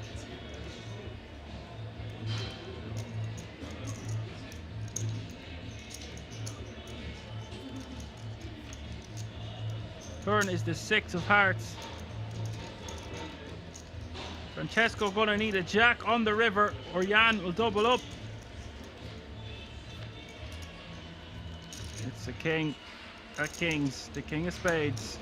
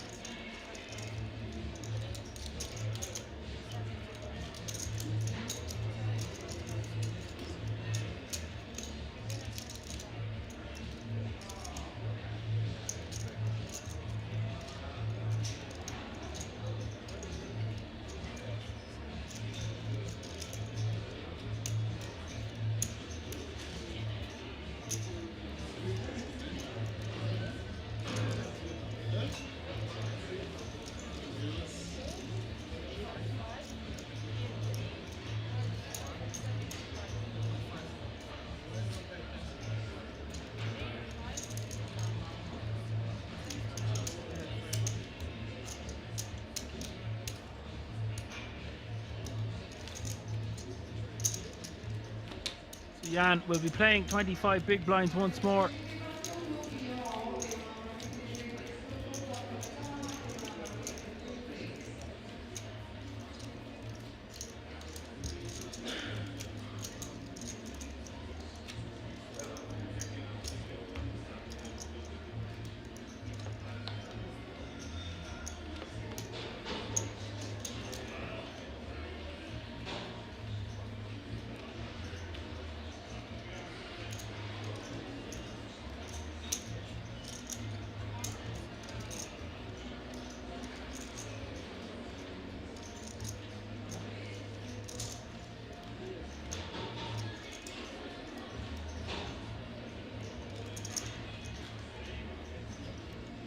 Francesco raising to 700k, and the two ladies here for Jan in the small of 24 big blinds.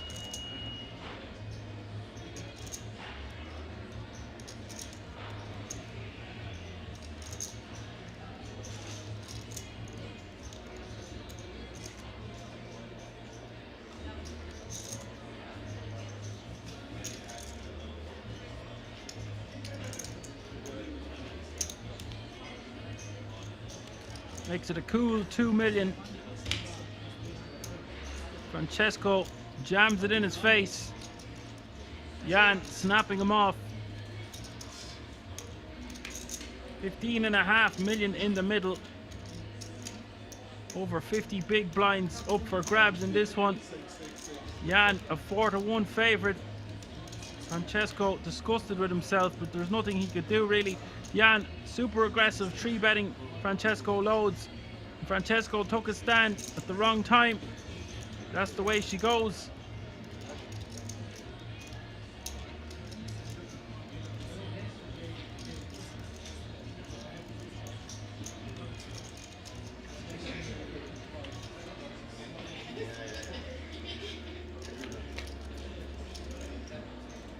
The flop. Oh my god, there's a 6. King 9-6. Disgusting. Jan now going to need a lady or some running help in the form of a straight.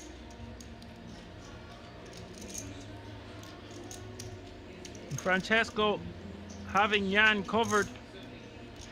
Turn is the deuce of spades. Jan going to need a lady on the river, or his run will end in 4th place. It's an 8 of diamonds. Sickness. Nothing Jan can do in the end. Really enjoyed commentating on his play. I'm sure we'll see him on the feature table felt again soon. He will take home the ticket and 17,200 euro for his efforts. That means 3 players remain, ladies and gentlemen, all guaranteed a minimum of 23,000 euro, excluding the ticket.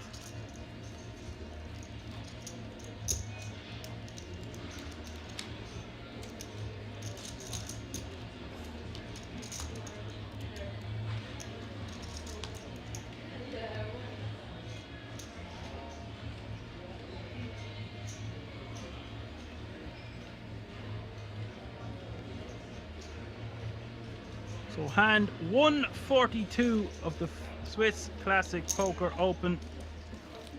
Three-handed at the final table now. And what a moment there for Francesco up against these two super aggro players. I wouldn't say Paul is super aggro, but certainly Mikhail.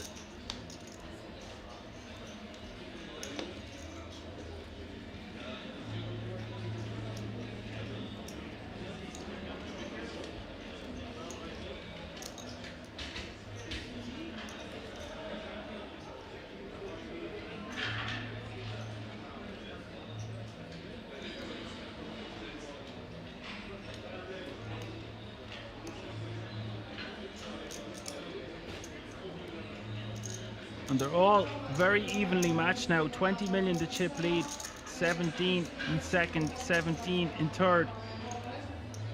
Very even Stevens.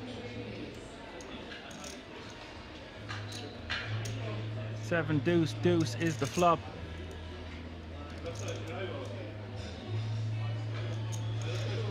Paul smacking this one with top pair. It is Mikhail betting 600k into both of his opponents.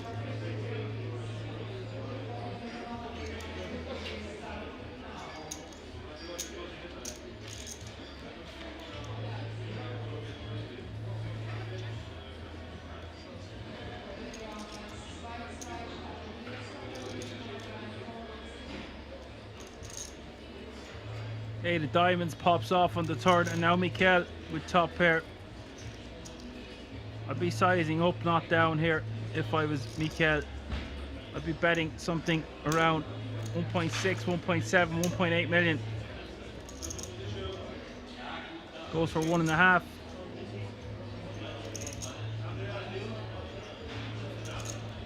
Unlikely your opponent is going to have a deuce, and you will get paid when your opponent has a 7.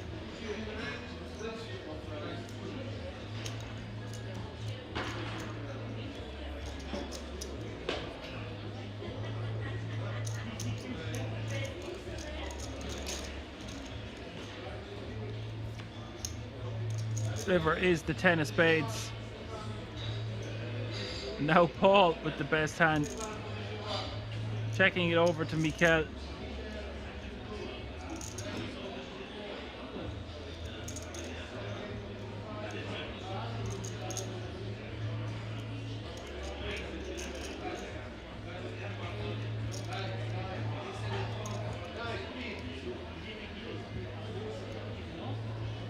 Mikhail going for some value.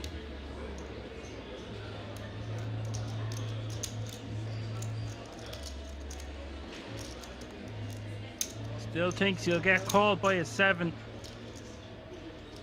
I wouldn't want him to bet anything more than about 2.5 million. He goes for 3.5.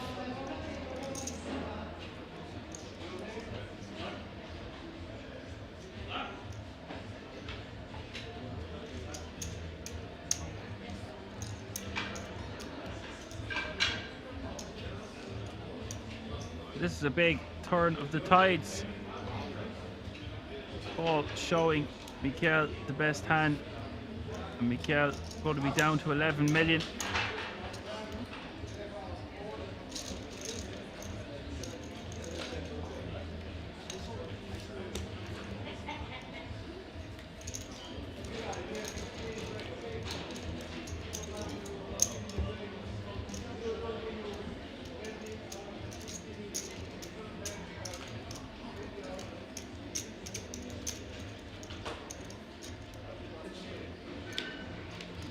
Paul out in front now with almost 100 big blinds. Francesco playing 56 and Mikhail 37.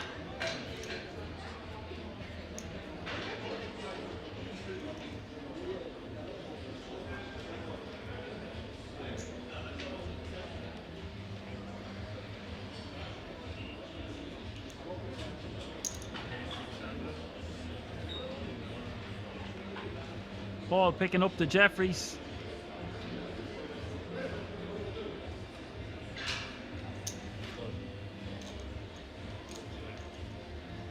Mikhail calling with 9-3 of clubs.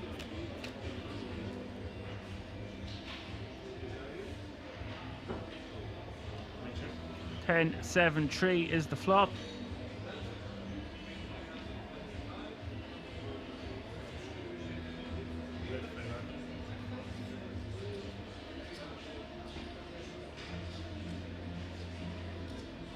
Got a 500k from Paul. And a call.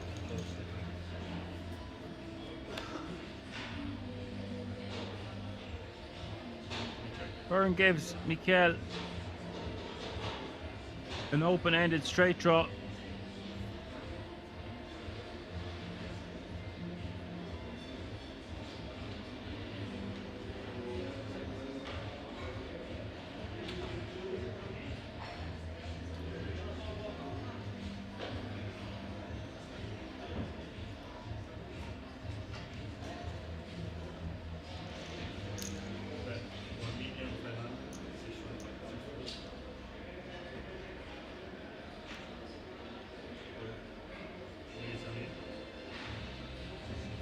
Mikhail going for the all-in here.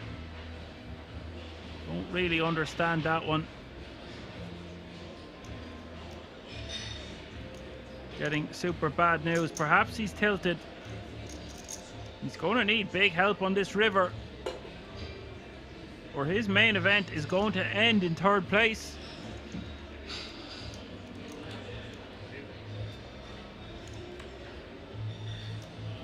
River is the 8 of hearts. A good game to Mikhail.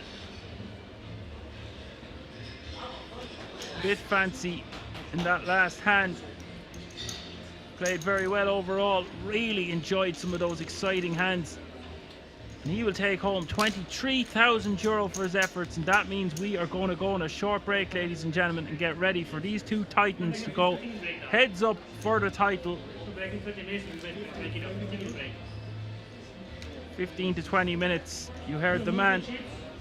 Join us then for lots more action live from the King's Resort in Rozvadov. Back in a few. 15 minutes left. 15.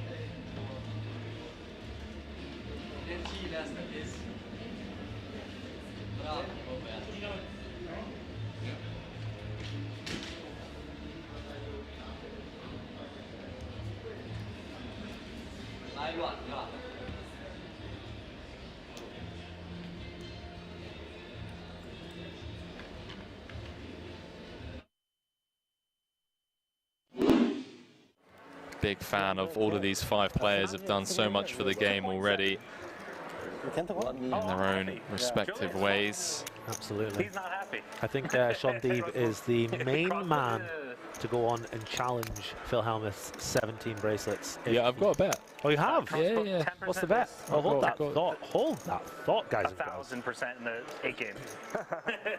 Daniel comes with call. Okay. Yeah, actually, let me think about it. 2.3 in the middle. Oh, shoot, boy. Ace in the window. Ace 7-4. Couple of diamonds. Saying with the jack of diamonds in hand. Kane with the 3.3x pre.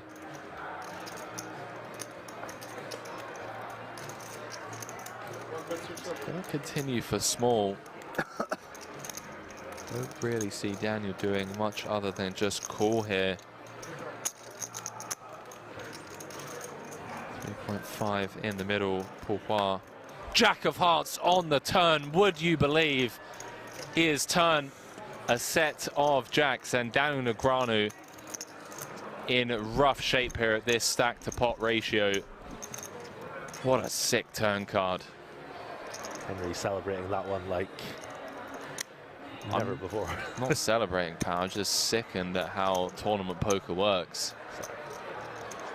Check on the turn.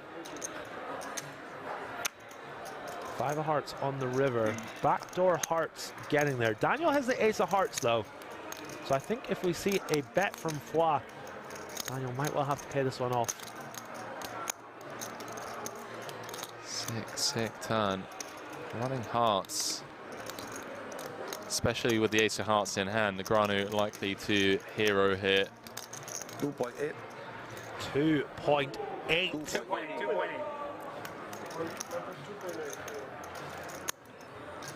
Just hoping that Paul's turning a hand like King Queen, King 10 with the King of Hearts, Queen of Hearts into a bluff. Does make the call. Chip lead pot.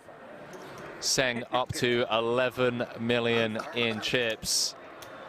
D-Negs down to 15 bigs. Nothing he can do. Blind v blind with that run out. Look at it. We like that turn just a little bit, right? I was like, going to give up. Yeah. I tell you who loved that turn. Sean Deep, ladies and gentlemen. Sean Deep loved that turn. Do apologise. Pourquoi up to second in chips. 36 bigs. 32% of all the chips in play.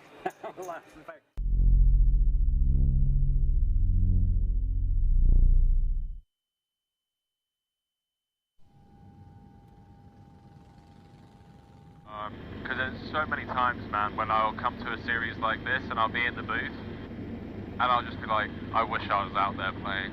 Like, I wish I was out there playing. The Triton events here, anytime I miss them and I watch them on TV, I'm like, fuck, I want to get on a plane now, and it's too late. I get such FOMO from watching them. No, I can imagine. I can imagine someone like yourself as well that like plays those higher buy and stuff. Yeah. I'm talking more about like the 2Ks and the 5Ks. I'm like, damn, you know. Yeah.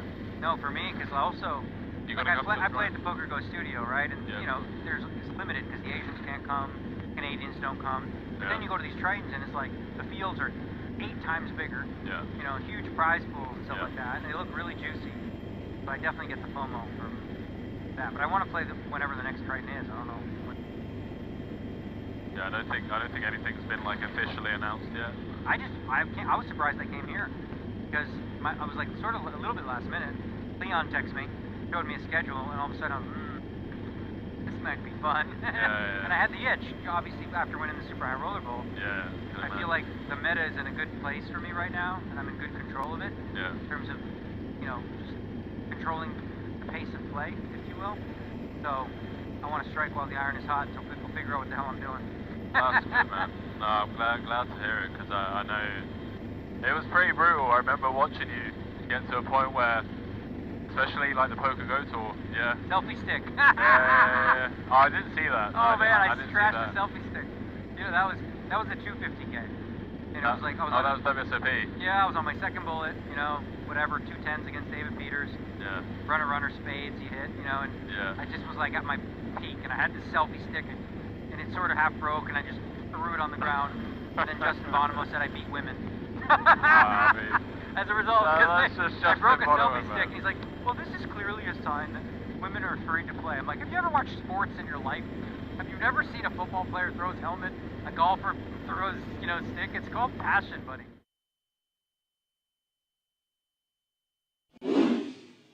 And you stumble across cobras and all sorts of creepy crawlies when you're out in the dark. It's too hot to wear trainers. That little layer of protection.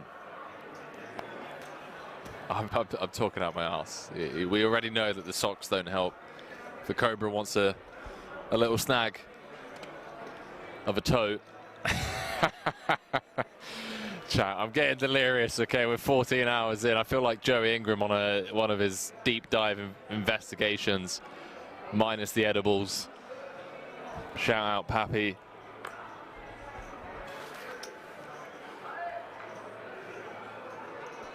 I'm saying Henry currently 3-bet jamming every life situation at the moment and winning. Yeah, dodging bullets, baby. I'm going to run into it eventually. BNK saying, what's the start time tomorrow? Way too early for me. I'm going to be kicking off at 1 p.m. Central European time.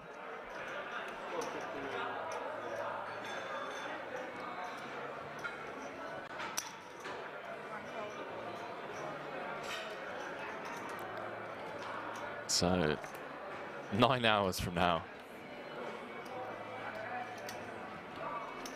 Oh, hang on a minute. Hang on a minute. We got a bit of a cooler here. Oh boy. Danny gonna have to pull an old Rose Stucco on Riyadh, who sucked out with the 10s against Queens for the chip lead pot. against Punat Punsri earlier on. And well, 110 dead. Not helping the young Dane.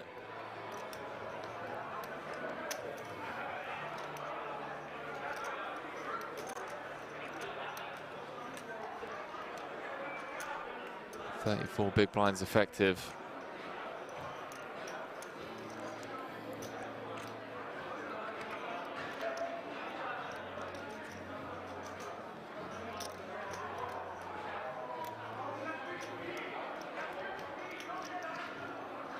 Lift off time, chat.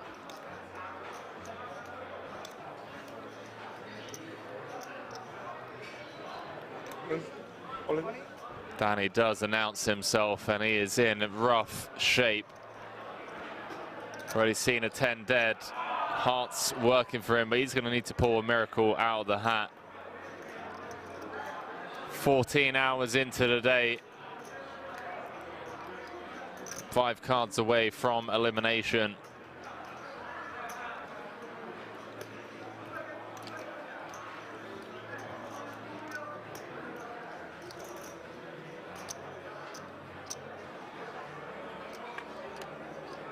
Could have been that 10 spot earlier. Riyadh just gets to click, call, cards on their backs. 2.9 million chip pot. 43 left in the record-breaking World Series of Poker Europe main event. If the Frenchman can hold, it's going to be up to over 5.4 million. 9-5 deuce. Berkmos drawing to 1 out twice for his tournament life. 8 of diamonds changes nothing other than the tease of it being 4 across. 10 of spades and a 10 of spades only. No dice. Gonna lose Danny Berkmos in 43rd.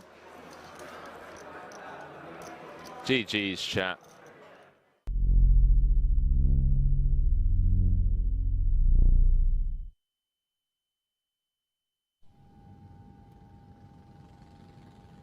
Well, I'm a vegan, right? I've been a vegan for 20 years, and then I started adding muscle and like learning how to, do that on a vegan diet. And I have like a very regimented like structure for when I'm home and I'm like working out. Wake up 10:30, breakfast in the gym at noon, 4 meals a day. I count my macros. I measure everything. That's when I'm like not playing World Series of Poker. During World Series of Poker, whether it's Vegas or Razvedov, I do whatever the hell I want. I eat candy, I eat chocolate, I work out if I feel like it, maybe not. I just all like devote myself to poker. But the idea typically is to be in shape before I start. So that way, I'm not like complete mess. What is your favorite candy then? My favorite candy? Man, jeez. Well, chocolate, right? Chocolate's not a candy. I guess it's, yeah, but chocolate.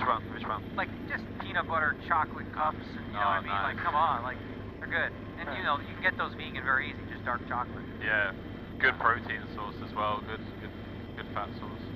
Well, chocolate has protein? The peanut butter.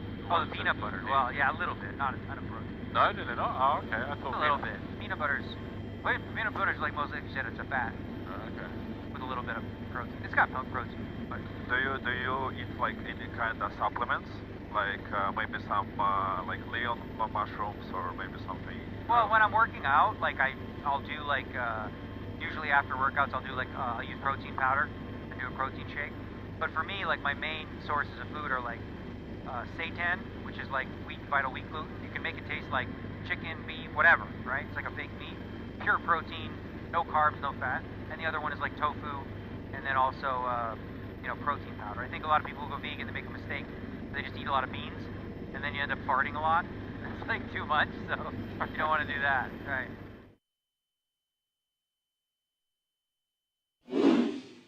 Max Hansen was his real name. One like an EPT. Oh yeah. Like oversold in another one, and scammed people a bunch. And now he's dead. Let's move it along. I'm sorry I brought it up. He goes in now. He just goes in now. He's dead. Hey, you suck out of me, you eventually die. That's the rules.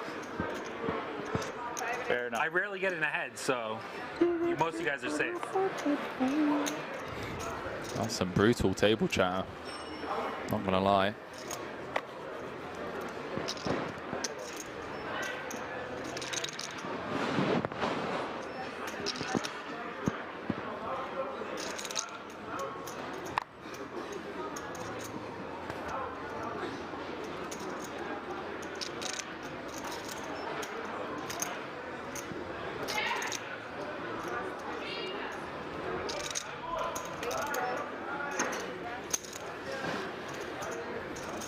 Anyway, moving on.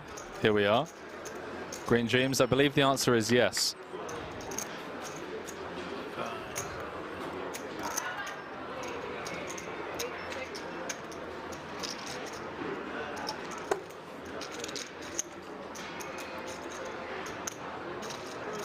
Over 5,000 of you tuning in across the board as we jump back into this.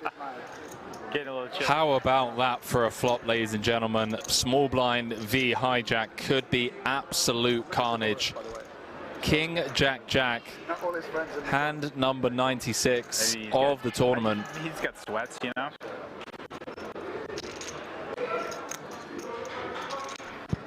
Adams with trip jacks, queen kicker, Pidden with trip jacks, 10 kicker, ace or a king would chop it.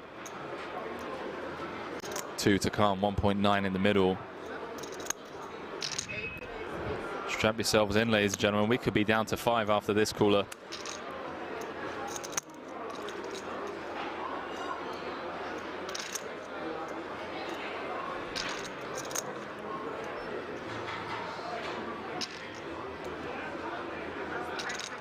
We could be down to 5 after this cooler.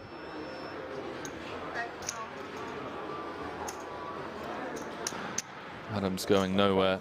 12. Understandably so. 9-5 to be Deuce of spades on the turn, changes nothing. No.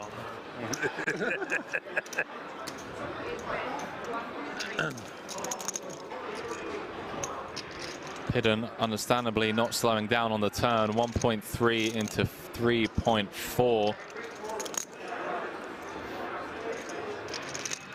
You fully retired now, or what? Pretty much. Pretty much. You know that spot where you folded 7? No. I opened into Tim's big No active businesses. Yeah. 8. Yeah, super tight spot for me, obviously. What would you 4-bet versus or pass? What would Adams just makes the call. 4 spades. Backdoor spades do get there. 6 million in the middle. Don't think Adams will be folding to a jam if Pidden decides to. Does announce all in. And can I just have a confirm account? he's just going to ask for a quick count before flicking in the call, one would assume. And we're going to be down to the final 5 players unless Timothy Adams folds trips here. Obviously losing to ace jack, king jack. Check. Does make the call. Jack no good for Pidden, outpipped by 1. Good game, man. And ladies and gentlemen, Unlucky. we are down to the final 5 players here Good game, man. in the 50k diamond high roller. GG, man.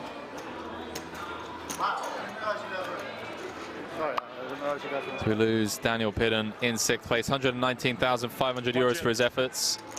What you had, King Jack?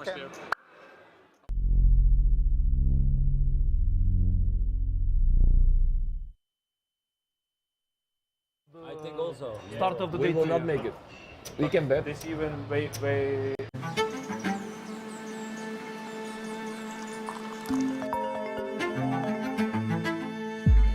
What's up? Good morning. Are you ready for today? Yeah. See you at King's.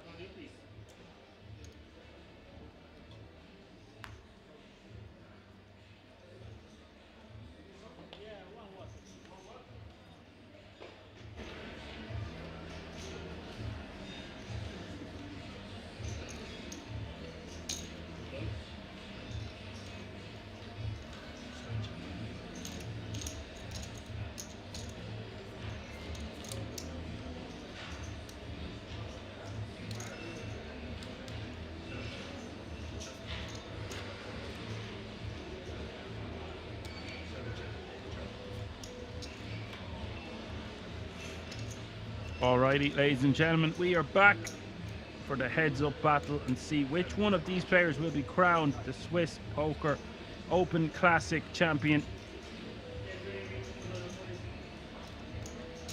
20 million of Francesco playing 35 million of Paul. So nearly a 2-to-1 chip advantage for the more experienced player of the two. They are quite deep for a heads-up battle, so this could take a while. Francesco has his sunglasses off. He looks tired. Championship rounds, buddy. Championship rounds.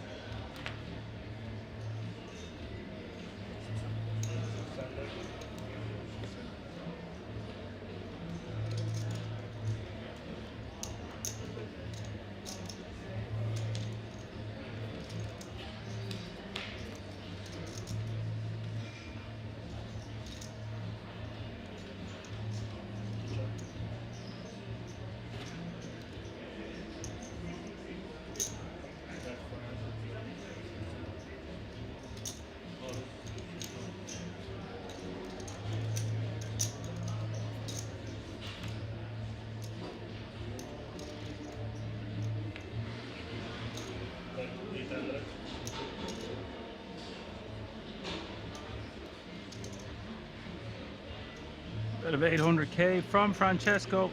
With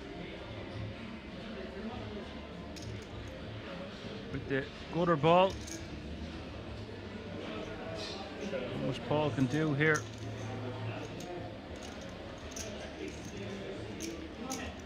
Just 10 high.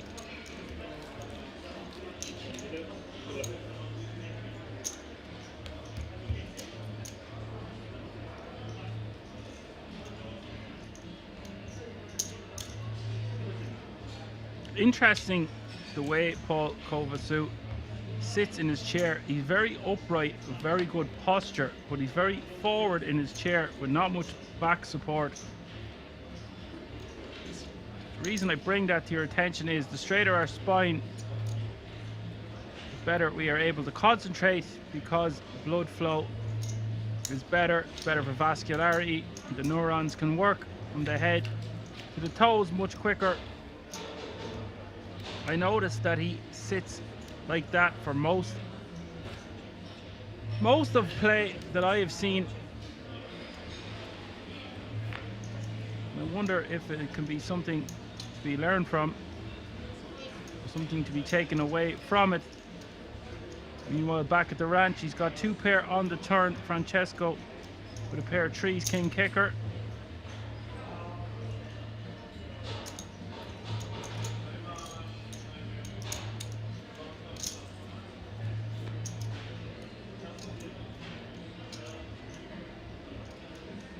River is the 7 of diamonds.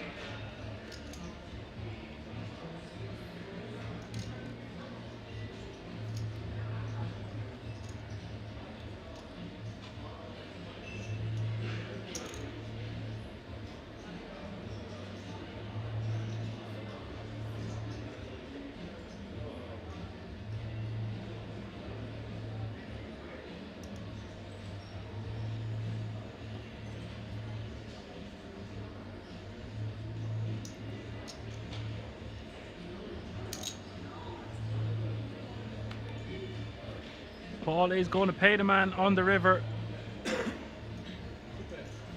Francesco will pay the man.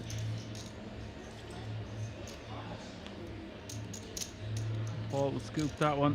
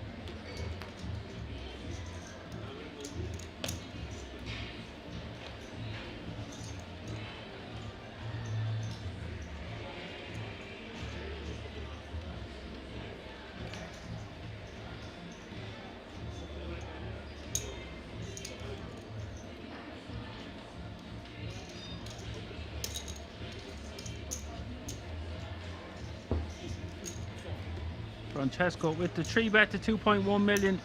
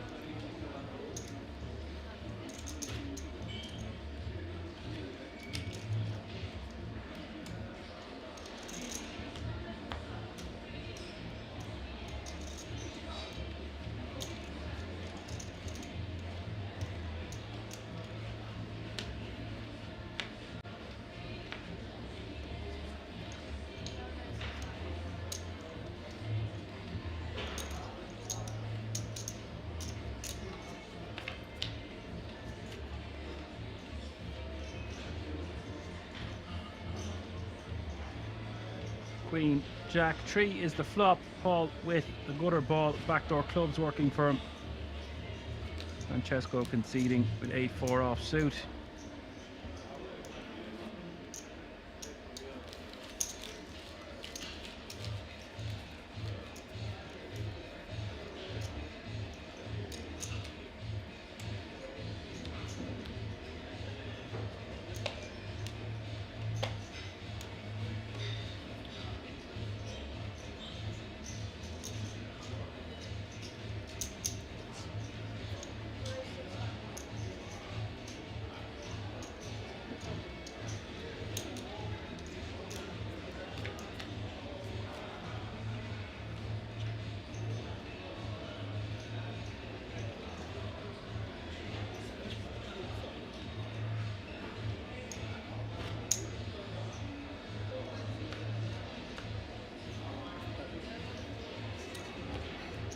And as is tradition, when heads-up battles, you'll see a lot of bet and take it on flops. Very hard to make a hand heads up, and this could go on for a while.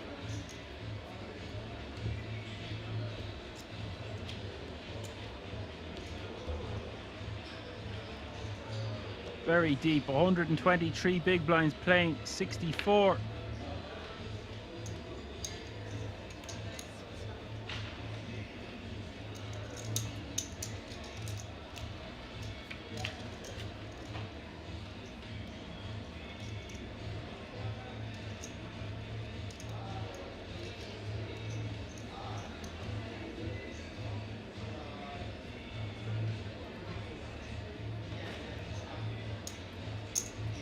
Take care, Apocalypse. Wish you full recovery for next weekend. Whenever you're online next. Rest up, Buttercup.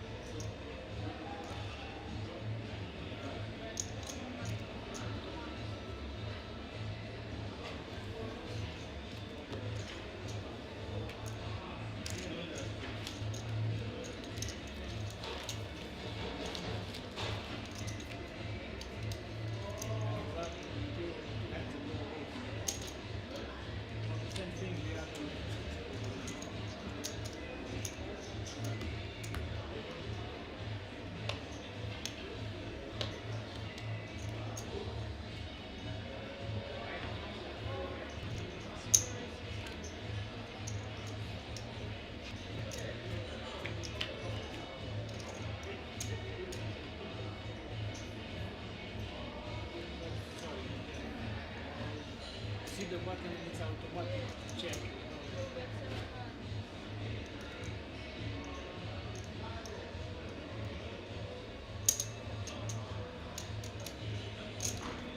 Paul just with a call. We'll see the turn. The turn is the 7 of hearts.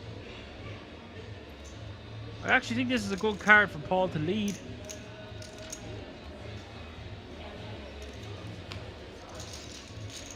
Francesco double barreling.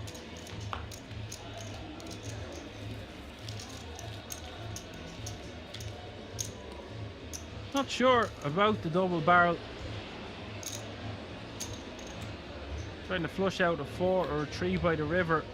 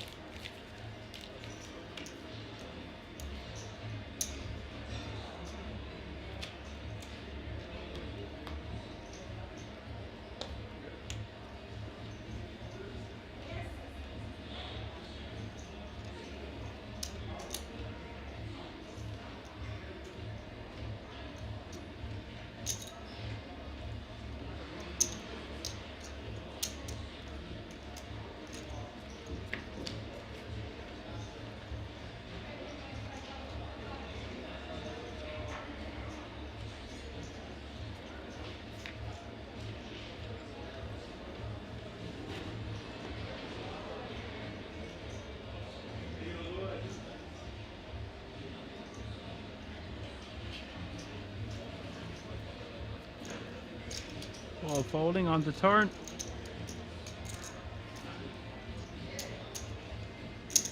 Francesco repping an ace or something to that effect.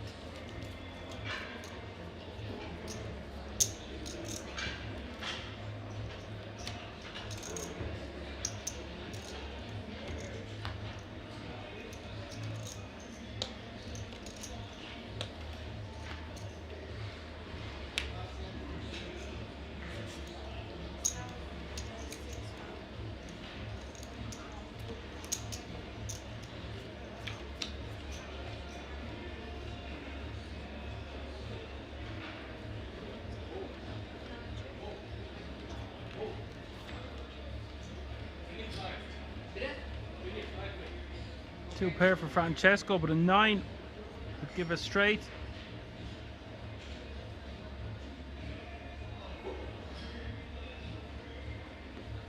Pair of 10s, top kicker for Paul.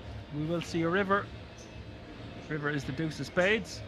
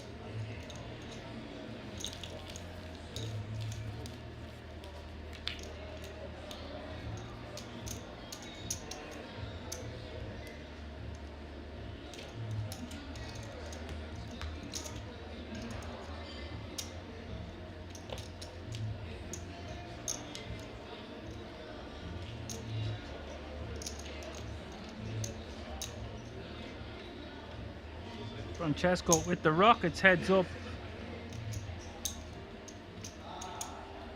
Paul, not much going on for him with 4 high. Flops a piece of it, pair of 4s.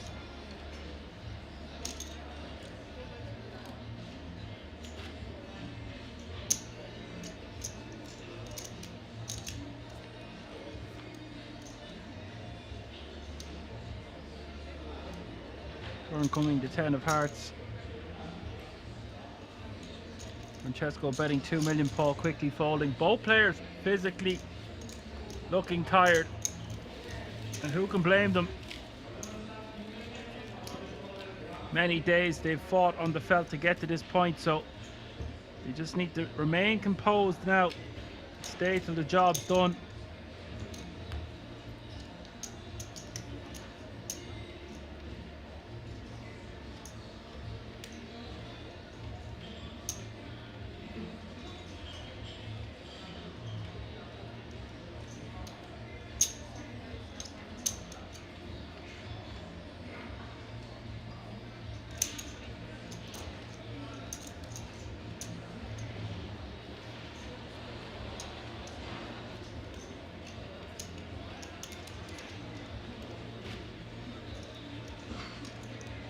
I'm not sure if the graphics were correct there, but it looks like he got aces back to back. And if he did, hard enough to get them heads up once, twice in a row. Crazy.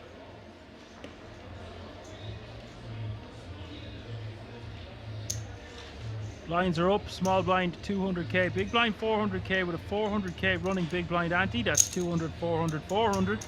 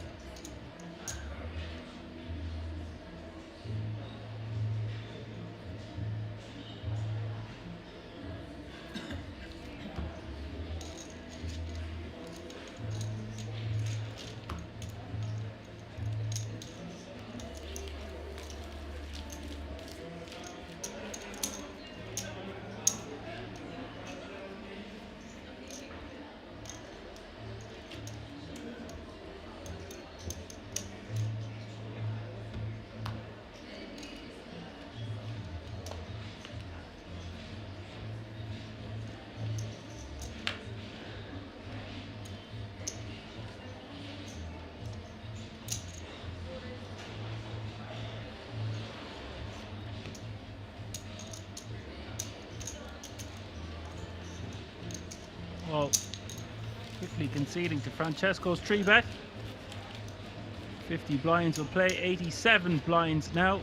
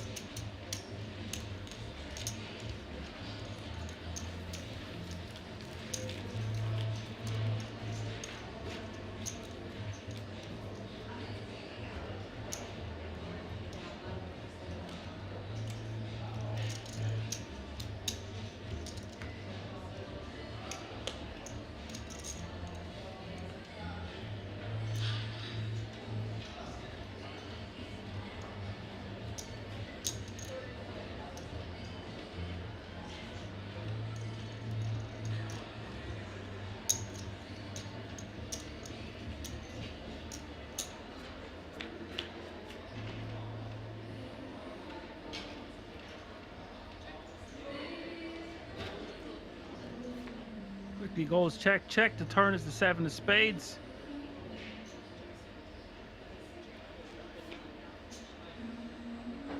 Francesco hitting a straight on the river. Would have expected to see him bet the flop, or if he didn't bet the flop, at least bet the turn.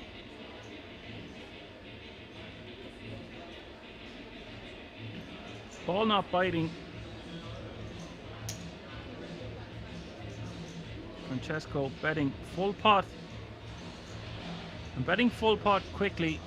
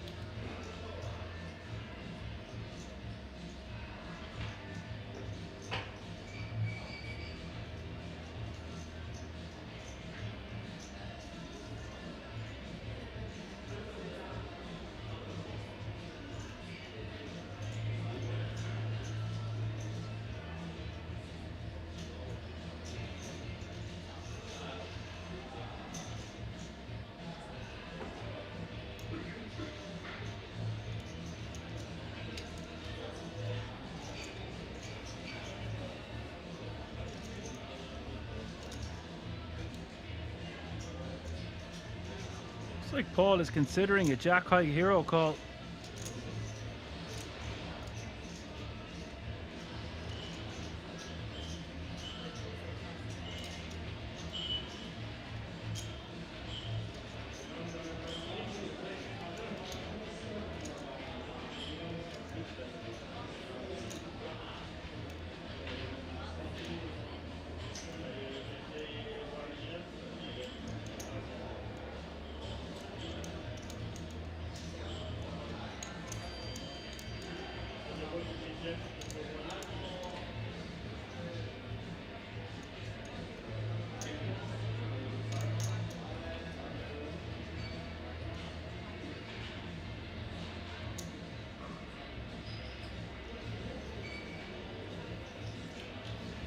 Does eventually let it go. He had the straight blocker. I was wondering for a moment if he was considering a check raise.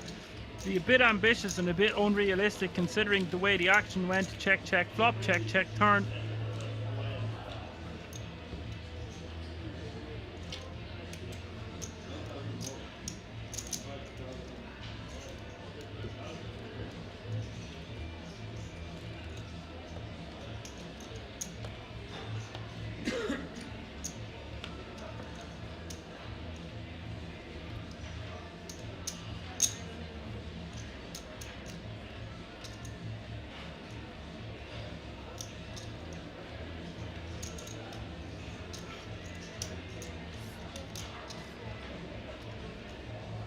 It appears we are experiencing technical difficulties just for a moment.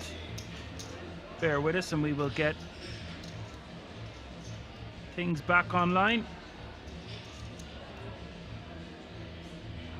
Looks like somebody is check raising in the dark. We'll have to guess which one of the players it is. My money's on Mikhail, but he busted in third, so it can't be Mikhail.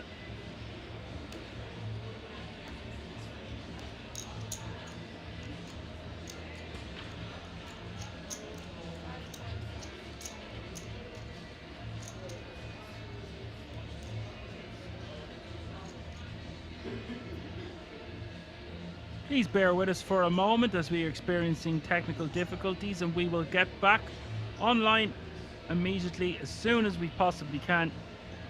Bring you the conclusion of this heads-up battle.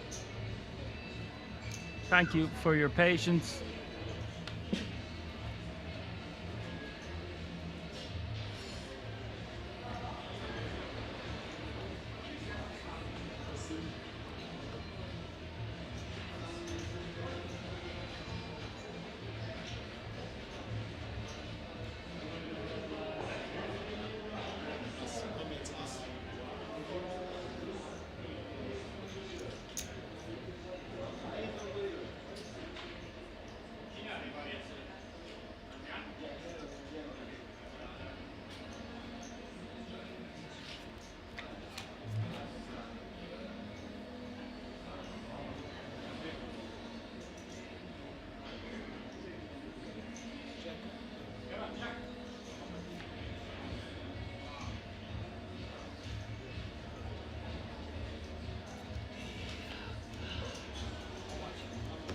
I'll take this opportunity to mention the new merchandise that has just been launched on the King's Resort website. You can find out everything about that merchandise and indeed the resort itself at the website www.kingsresort.com.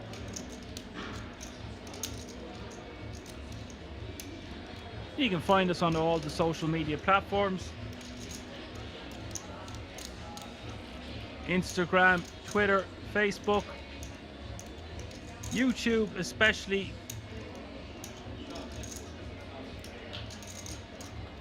Because we've got some really great new content there.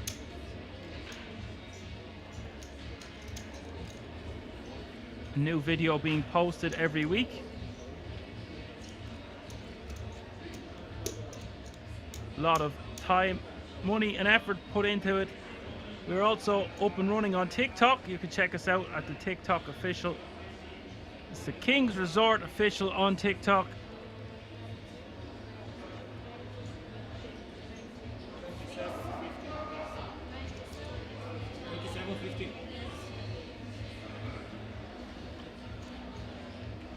We are working on repairing the technical difficulties.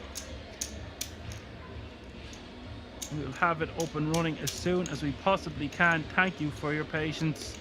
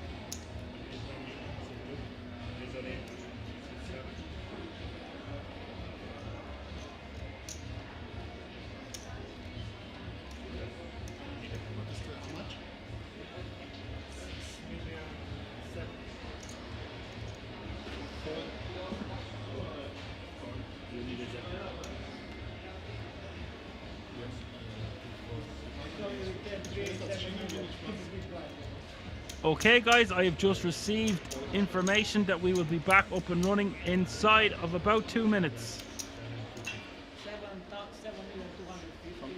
Get out your clocks. Don't have me start telling bedtime stories.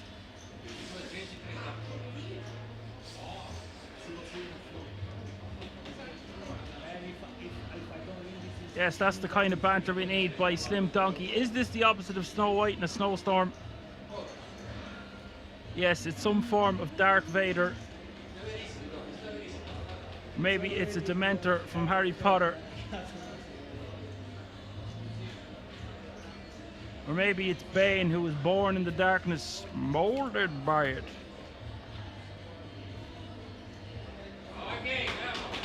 Do you feel in charge?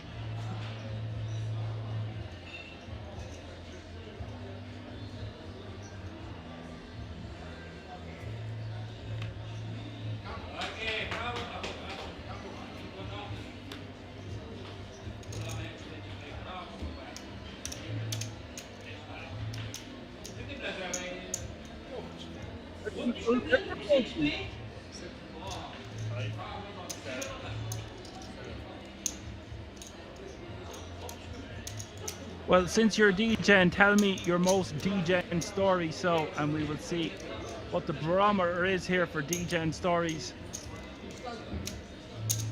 But I'll have to be careful.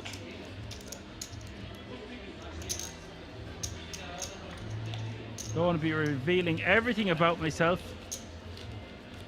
Oh, phew, just in time. We would have had to start telling DJing stories in my road and path over the last 10 to 15 years in poker. Gee golly.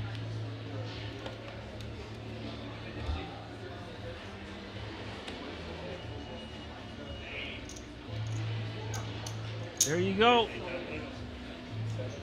Paul has obviously took a huge hit because he's playing 36 big blinds. And Francesco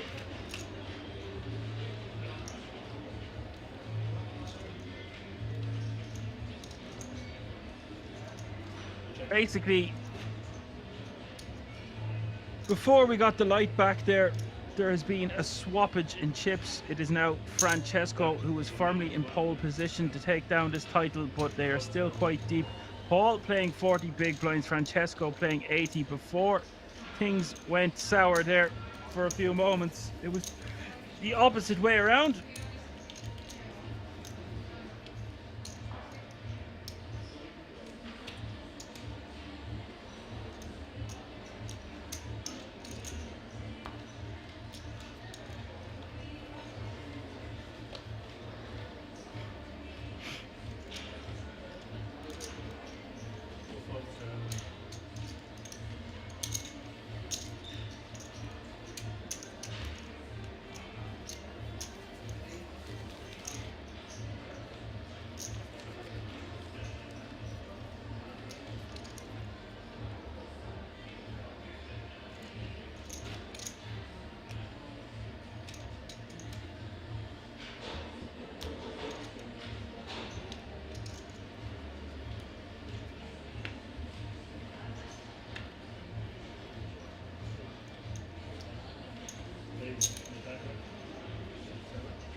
Paul raises to 800k. Francesco going to 3-bet from the big blind with ace-6 of clubs. Expect to see Paul continue with this one. Too good of a combo in position, heads up. And shit could go down if we see clubs out there. Ooh, but it is 7, 8, 9. Juicy, one club. Open ender for both players, but Francesco has the arse end of it.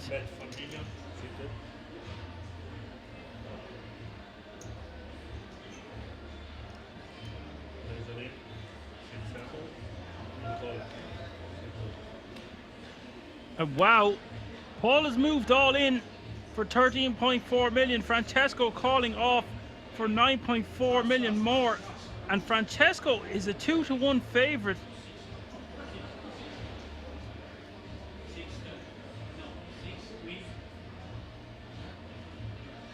Francesco needing to dodge a considerable amount of outs. 33 million in the middle here. Harness the 6 of spades. Oh, that's going to hurt Francesco. The river is the king of spades. What does Francesco have to do, eh? 80 big blinds now. We'll play 40.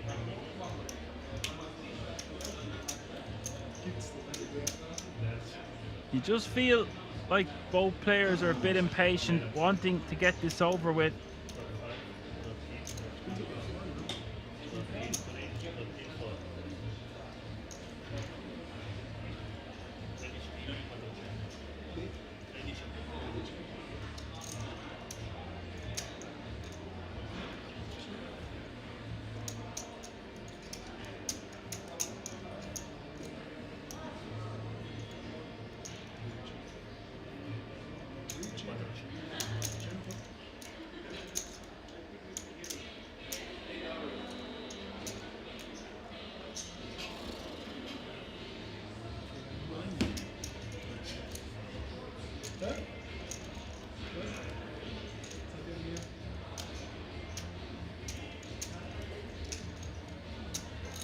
What do you do there, folks, on the flop? Do you think we've enough equity to just jam with the Queen 10, or would you prefer just calling to see a turn card? Let me know in the chat. A Slim Donkey says most DGen story ever was chip leader at Kings with 5 left in a big tournament and went out in 4th. Not sure what Kenta tourney means. I came 5th in a tournament in Kings before myself. We actually done a 5-way chop, but I was hurting a bit there that I didn't get to take down that title. It was a good 5-way chop, so I live to fight another day.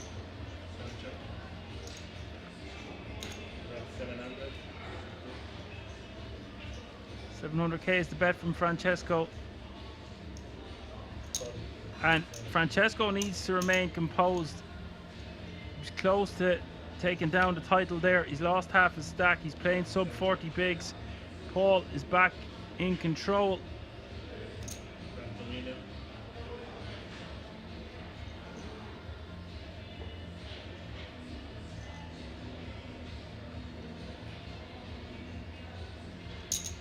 Bit of 2 million from Francesco and a call from Paul. Oh my word. Both check. Straight going. Francesco's so frustrated. But there's nothing he can do. Paul hitting the river.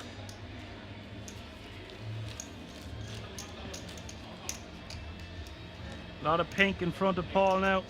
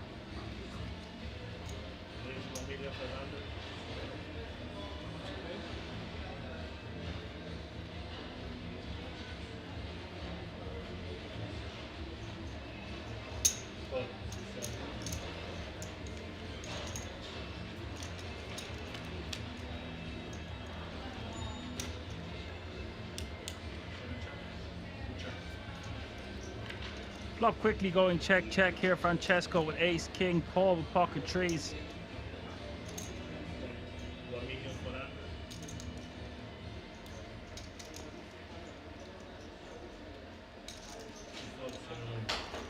Francesco forced to fold a hand as strong as ace, king on that board.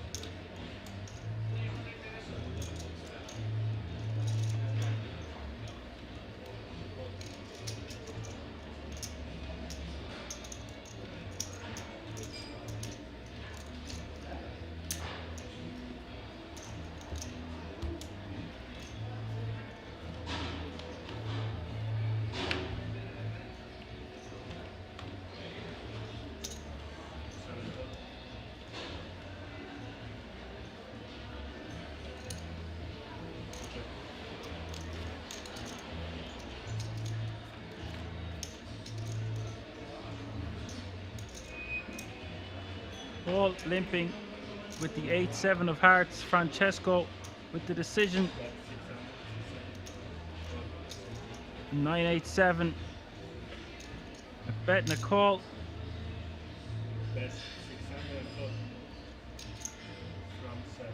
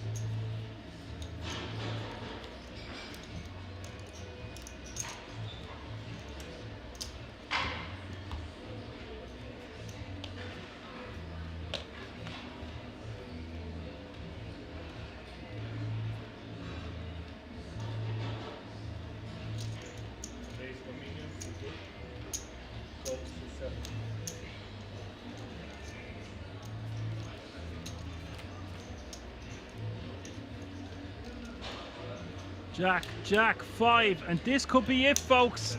Francesco trips, betting 1 million. Paul flopping a house.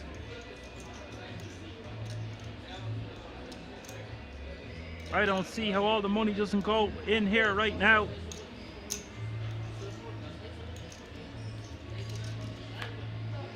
Betting a call. Francesco only with 7.2 million behind.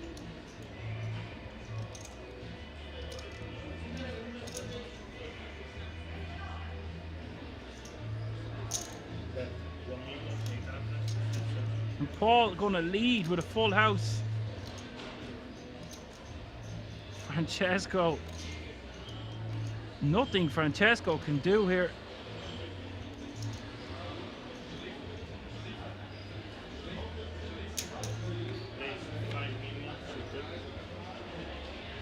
Raises to 5 million.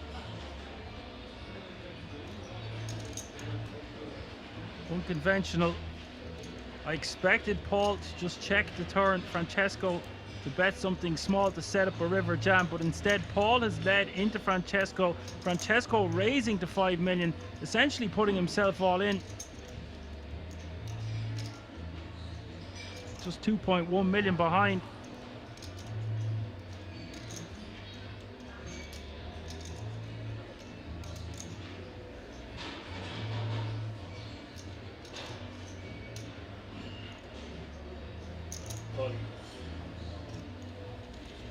Just a call from Paul. 14.4 million in the middle now as we see the river.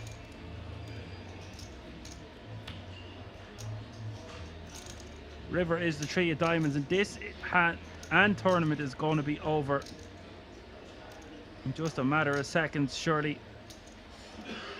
They're just messing around here. He's only got 2 million behind.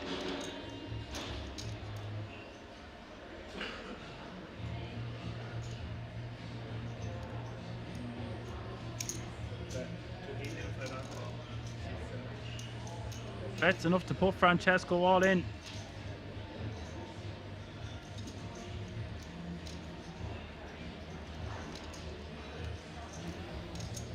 Well, there seems to be an error, a graphical error in this hand. Because as you can see, Francesco clearly has more than that behind.